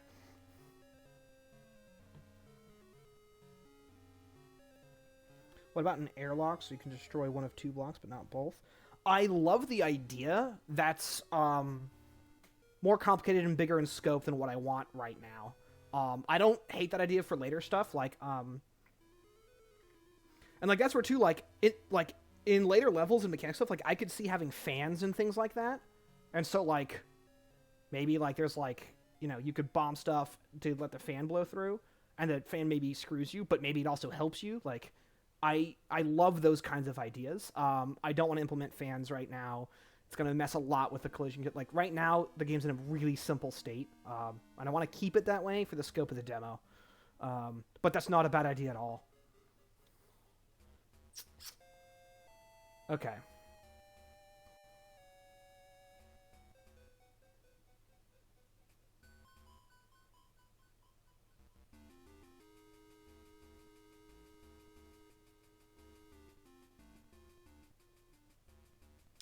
Oh, I could put in some pushable blocks here, too.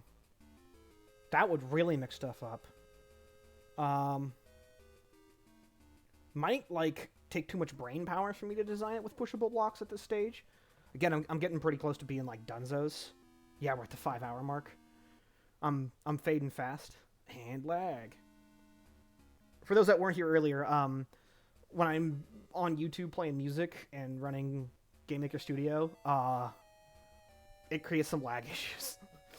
But I hate coding without music, so...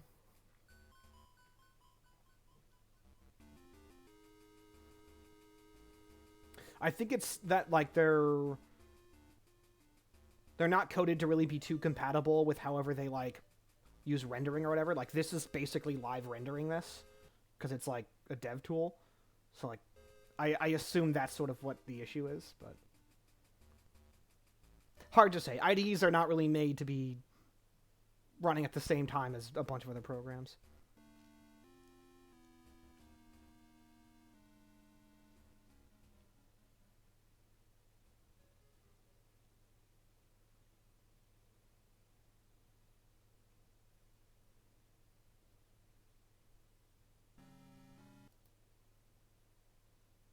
Oh, lag.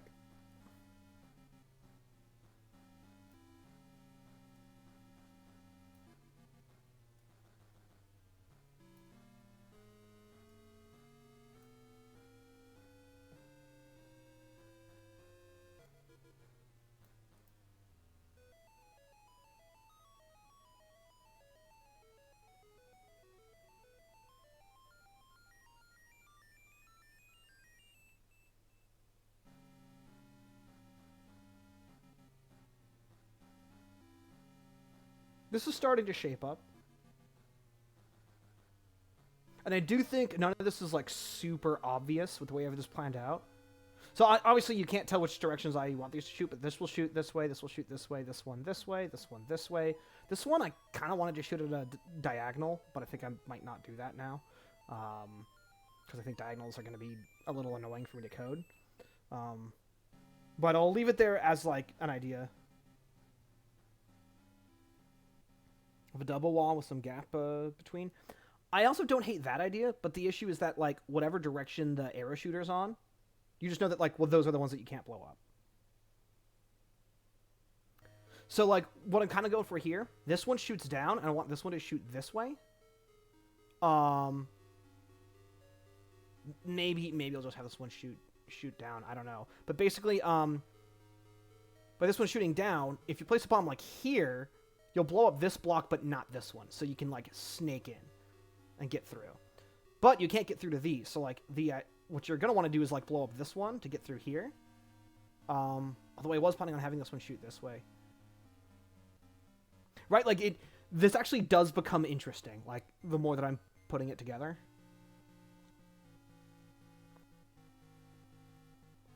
And again, you do have a shield. You can shield your way through arrow traps.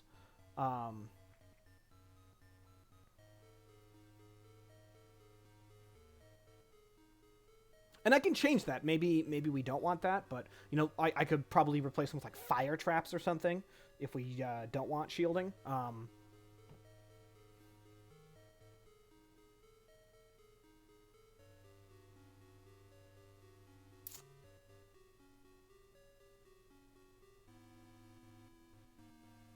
Another thing that I could do, which is an enemy I haven't implemented, but I wouldn't mind implementing.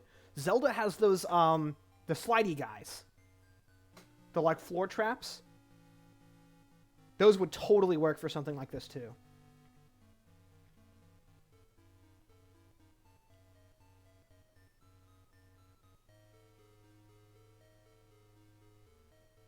Yeah, maybe I'll do, like, a quick sprite mock-up for one of those enemies, and then I might just end the stream there.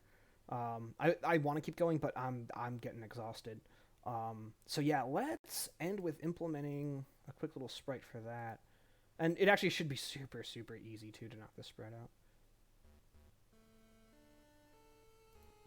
They're like the hockey puck guys.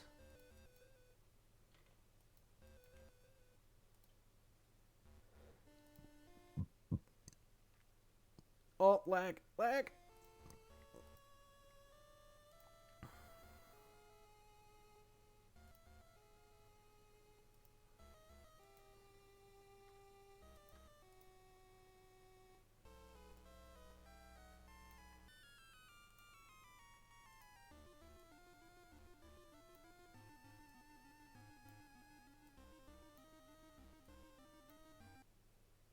Ah! Oh, lag. Yeah, it's so weird because it's like every few seconds, like, and like it's not when Game Maker Studio's auto saving, so it's like it's very sus.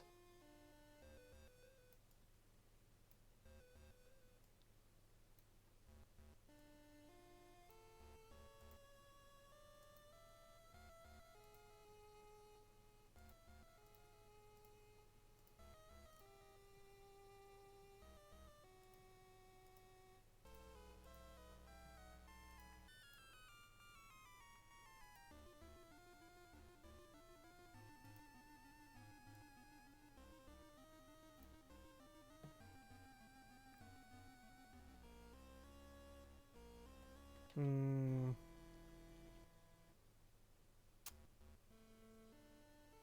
I know how I want the aesthetic of this to be.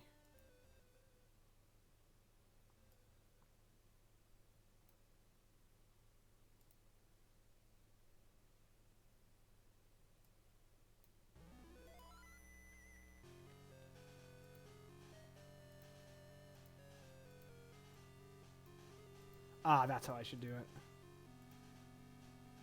That'll look a little bit cleaner.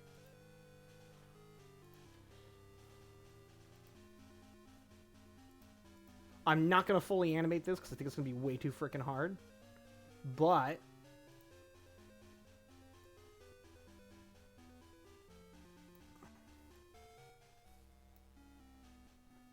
no, it'd probably be a lighter one. Something like...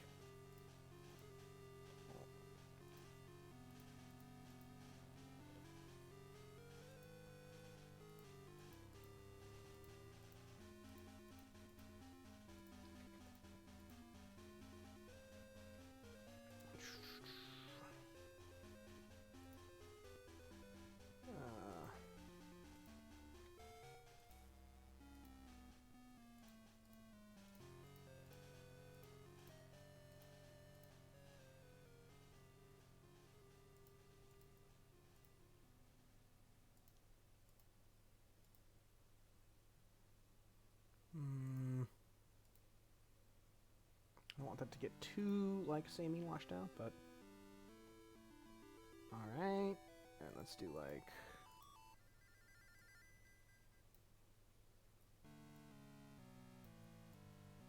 something like this.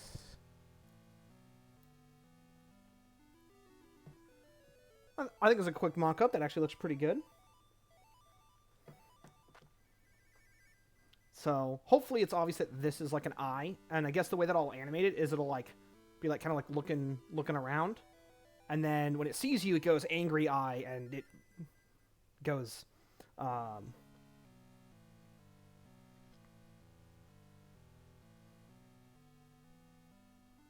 And I can easily make different versions of these things too. So I can have ones that basically just like instantly see you. I can have ones that actually like look around, that you can walk around if they like don't see you. And then I can have ones that can like do like diagonals and some that can't. It'd be very, very easy to make like 5 or 6 different versions of these guys.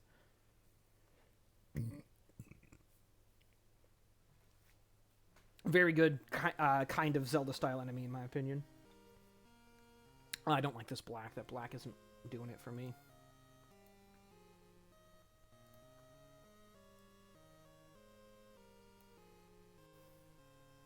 That's a little bit better. This is a little too gray. I don't really know too much. I don't really know a great way to fix that, but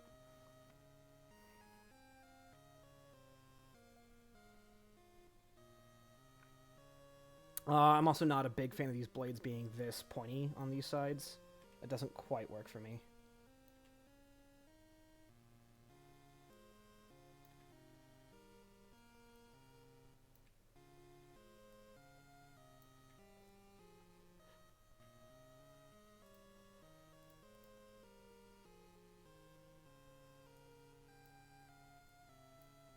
This also makes the hitbox a little bit better.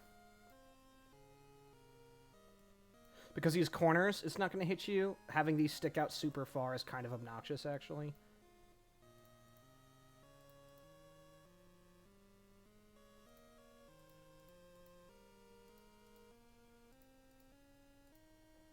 Does make them look a little less sharp, but I don't think that's a big deal.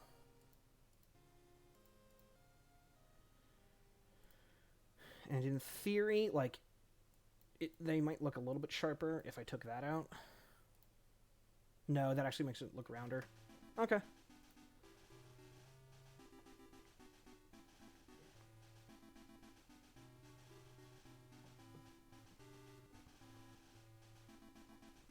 The good thing about a simple enemy design like this, it's a lot of gray. A lot of my backgrounds, like I'm going to make very much sure that all the dungeon backgrounds are like this, where they're not gray. I don't mind the walls being gray or like dark colors, but the background should always be something like earthy or kind of in a green tone or something. And the reason for that is then it has contrast with everything else. So like even though most of the objects in this room are gray, this room doesn't look monotone because of the background. And that's also why I made the background like diagonals, like really weird diagonals, like 45 degree, or yeah, 45 degree angles, because even the lines contrast. So everything is going to pop off this background. So that's how I want to do all the backgrounds for all the dungeons and tile sets, which allows me to use gray for other stuff. So that helps. But then secondly, bright white with a giant red thing. Like this centerpiece here is very high contrast on just about everything. So you will always immediately identify this enemy. That's like super important.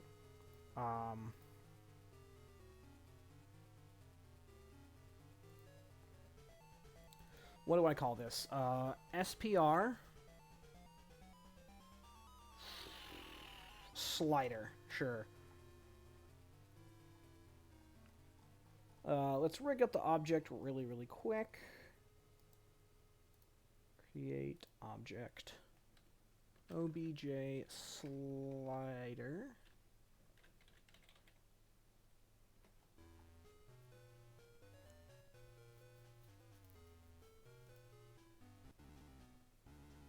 Oh, the lag, man. Is this a different version of the song? This sounds a bit different. It might be the lag, though, throwing it off. Oh, it's because they always have extra beats on it for the thing that you're doing. Okay, that doesn't pop as much as I would like it to. I mean, it's pretty noticeable, but it's not, like, clearly an eye. These are all placeholder sprites anyways. Like, I'm going to have somebody else that's much more talented come in and do the sprites. So I'm just trying to get, like, the idea, the design across.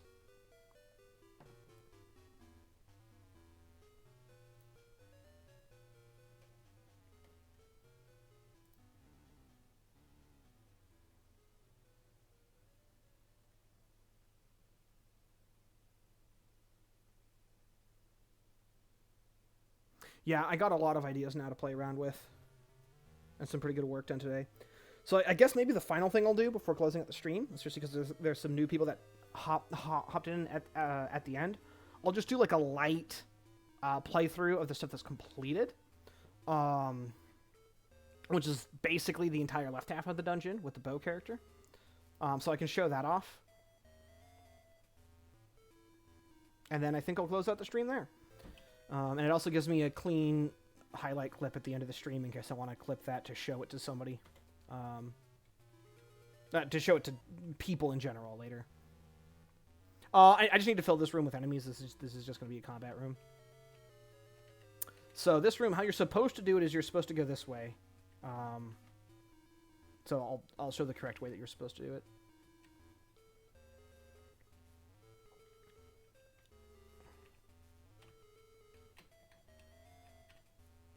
So I have controls to just change your angle, but for some reason the diagonals aren't working on it. It's really annoying.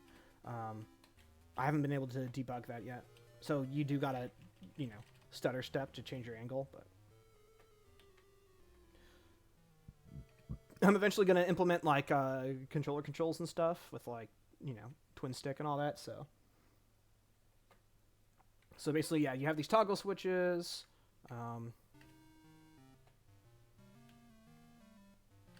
And the point is to get all the way to here, so that way you can hit these permanent toggles. So the top right and the bottom left, top right's permanent red, bottom left is permanent blue. But yeah, so the whole point is going to be that's going to be a chest that only opens when all those braziers are lit, and this will be the boss door, which you need the boss key for. So it's a really simple 10-room first dungeon.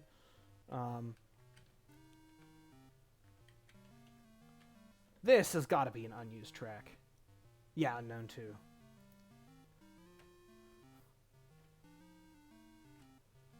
This sounds like maybe this was supposed to be like a Goron music or something. Sounds very Goron-y to me.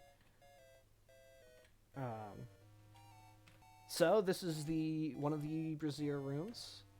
You got to use her bomb arrows. Oh, what? That missed? How did that miss? Oh, no, it didn't miss. It wasn't using bomb arrows.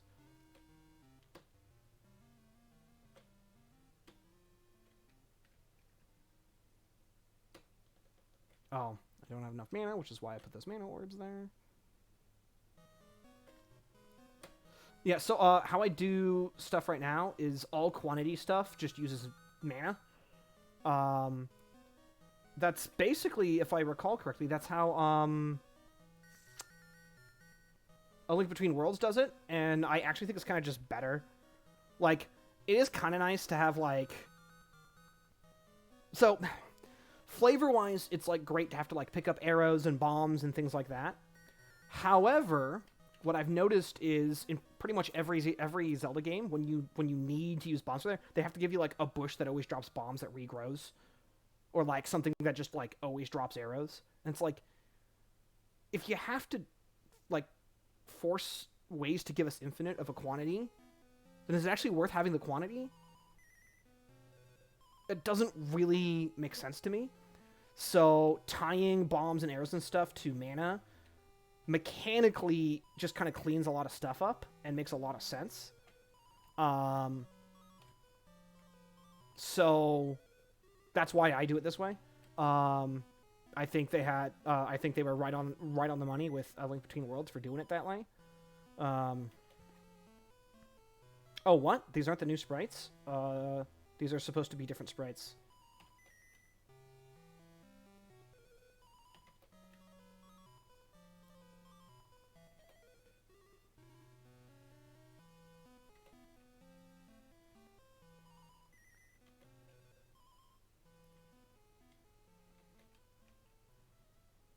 The jump right now is incredibly forgiving, and it's very intentionally incredibly forgiving for the time being. I'm going to make it a little bit tighter later. I'm going to keep the duration the same, but right now your collision checks, like you can walk like halfway off a platform like that. So like it's very easy to make jumps and stuff.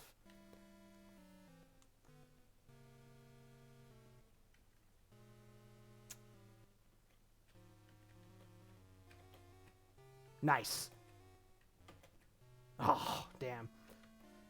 You can, like, Gosu jump backwards through these. Oh, yeah, so the bow character, she has a bow, she has bomb arrows, she has fire arrows, and she can jump. The swordsman character has a sword, a shield, a boomerang, and regular bombs.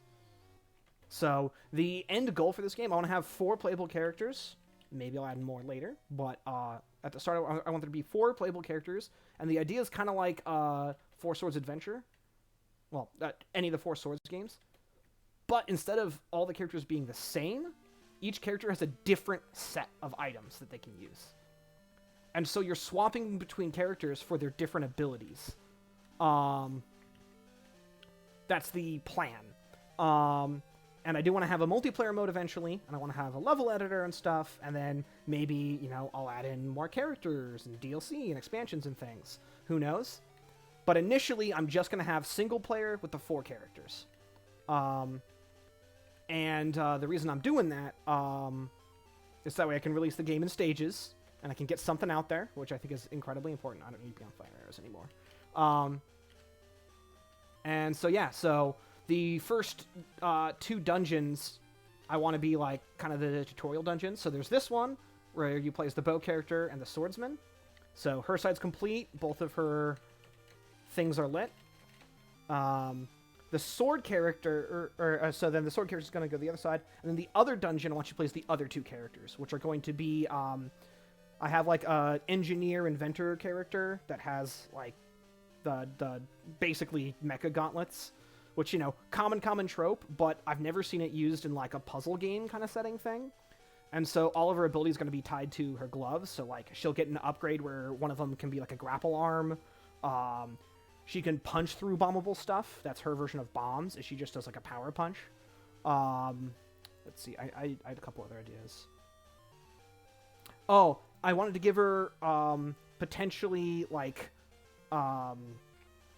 tools maybe, so like she can have like a blowtorch that can maybe like deactivate like the arrow traps and stuff, like have her be the only the only person that can disable them, and then maybe on the flip side also have like a spanner and stuff, and she can fix broken stuff. So maybe if you go into like a decrepit temple and the contraptions aren't working, she can find a way through and fix the thing, so now the moving platform works, and then the other character is a sorceress. Probably going to have like fire bolts, probably some sort of icy spell. I want her to be able to make barriers, which can be like the cane that makes blocks in a lot of the Zelda games to like hold buttons down, as well as be used to like, you can put it in front of an arrow trap and then you can get through. And then I also, I think would be super, super sick is I'm going to have her be able to make portals. So she can, like, make a portal, path around somewhere, make the other portal, and now the other characters can go through it. I'm thinking about doing something like that. I think it'd be really, really, really cool. I don't know exactly how I'm going to implement that. There's a lot of different directions that I can take that, but yeah. So those will be, like, the 4 main characters. As you progress, you will unlock more abilities for each of them, but I want them to start with quite a few starting things, so that way they're very meaningful. Like, I don't want them to be one-trick ponies right out the gate. I want them to have a few things. And so the first 2 levels are kind of just to set that up, and have you play as each of the characters and all that. And then after that, it'll be like you're the 4-person party, and the dungeons will get a lot more complicated. And then you unlock more abilities in those dungeons, and then, obviously, they get even more complicated. The difficult thing, I think, is actually going to be boss fights. I don't know exactly how I'm going to do that. I don't know exactly how I'm going to do the character swapping. In multiplayer, it's obvious. You just have all 4 people playing, and different phases of the boss have different weaknesses to different mechanics that the different players have. Great. But what I'm not 100% sure on is in single player, how do you swap between the characters? Are they all kind of around and you just like hot swap? So like, oh, I can just like hot swap from wherever the archer character is to wherever the sword character is, and then swap to wherever the sorcerer character is. I think that works best for like chaining puzzles together, where it's like, well, this person has to go this way to hit this switch, which opens up something here. So then now you can like swap to that character and go through, and then swap back. Like the Mario and Luigi RPGs oftentimes like do this, where you like swap between 2 or 4 different characters to like get through a segment, and I think that works super well. The problem is like, what do you do boss fights then in combat rooms. Like if a character enters a combat room and you swap out, what happens? So I think like the simple solution for like just like regular combat rules is just have it be you can't swap in a combat room if there's enemies like you have to clear the room and then you can swap. But then again, boss fights. How do you do boss fights? And I think the unfortunate cop out is in single player. You have to just kind of like have the boss have 4 different phases, and just have like the in the story, the sword's gonna be like, oh, I'm out, the thing's flying, all right, Archer, you're up, and like just kind of leave. Go on like standby, take like cover with the other characters. And I could sort of like lore fix it up too, of like maybe there's like minions like coming into the arena or something, and like off screen the other 3 are fighting them and keeping them back. Like there's some cheeky things that I could do to sort of explain it away from a gaming standpoint, but if I wanted to go all out, I would have like AI, like have the other characters be like doing things in the arena, but I think that's like insane and is like not something that I would do justice. But I might be able to do some subtle things, like in Twilight Princess, when it's Uku, right? I think it's Uku that helps you out. Point is, there's that one fight where like there's like the 2-headed dragon thing, and one of the monkeys like picks up things and like pulls them across, so that you can like boomerang them into the thing. I think that is Uku. Yeah. Or sorry, not Uku. Ukuk. The big monkey guy. So it can maybe like do that for some of the fights of like, oh, this fight you're primarily going to use these 2 characters. These other 2 characters are like, in a certain part of the arena, like doing things on like timers and stuff that like are going to make the boss open for you to hit and all that. And like next phase, okay, now you swap out. Like, I could do something like that without too much trouble. Like, oh, Sorceress stands on this platform and she casts spells on certain intervals, exposing them. Next phase, well, now she's needed for something else. So now the Archer character goes up and is like, firing well-timed arrows to stun them, and then you can hit them with something. Like, I could maybe do something like that. But point is, I gotta solve that problem. But not before I finish the demo. The demo is going to have this dungeon, a boss fight, and there's only going to be 2 characters, and I think I can manage a boss fight that way without too much trouble. Just something to get the game out there. And then I'll make the second level also pseudo demo style. I'll probably just release another version of the demo that just has the second level too, to introduce the other 2 characters. And then I'll make the full game. But yeah, so thanks so much for tuning in. I should stop now. It's like 5.5 hours in. I'm fading, even though I got coffee. I'm not keeping it together. And I'm in the part where I'm like designing puzzles, so I need to keep it together. So yeah, I don't know if I'm streaming tomorrow.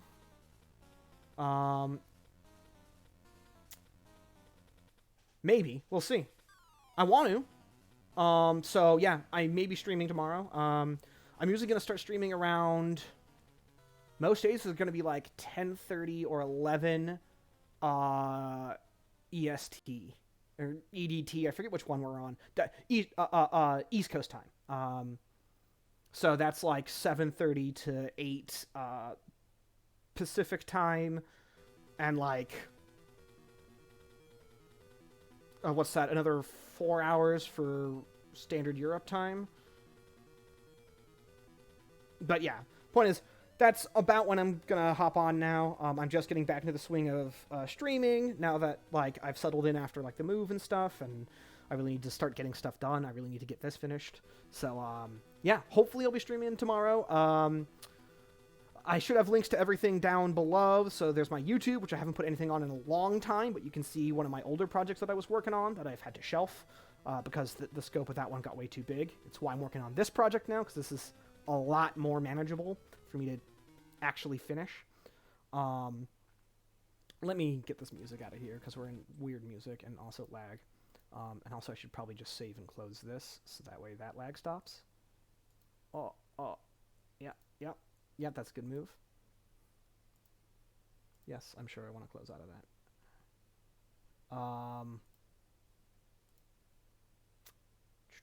Yeah.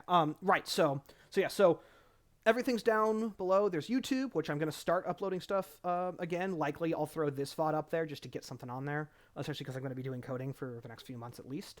Um, Twitter, I always post on my Twitter before I go live. I try to give a heads up of like, yeah, I'm streaming today, or yeah, I'm not around this time. But I always post on Twitter at least like 10, 15 minutes before I go live. So that's the best place to follow me.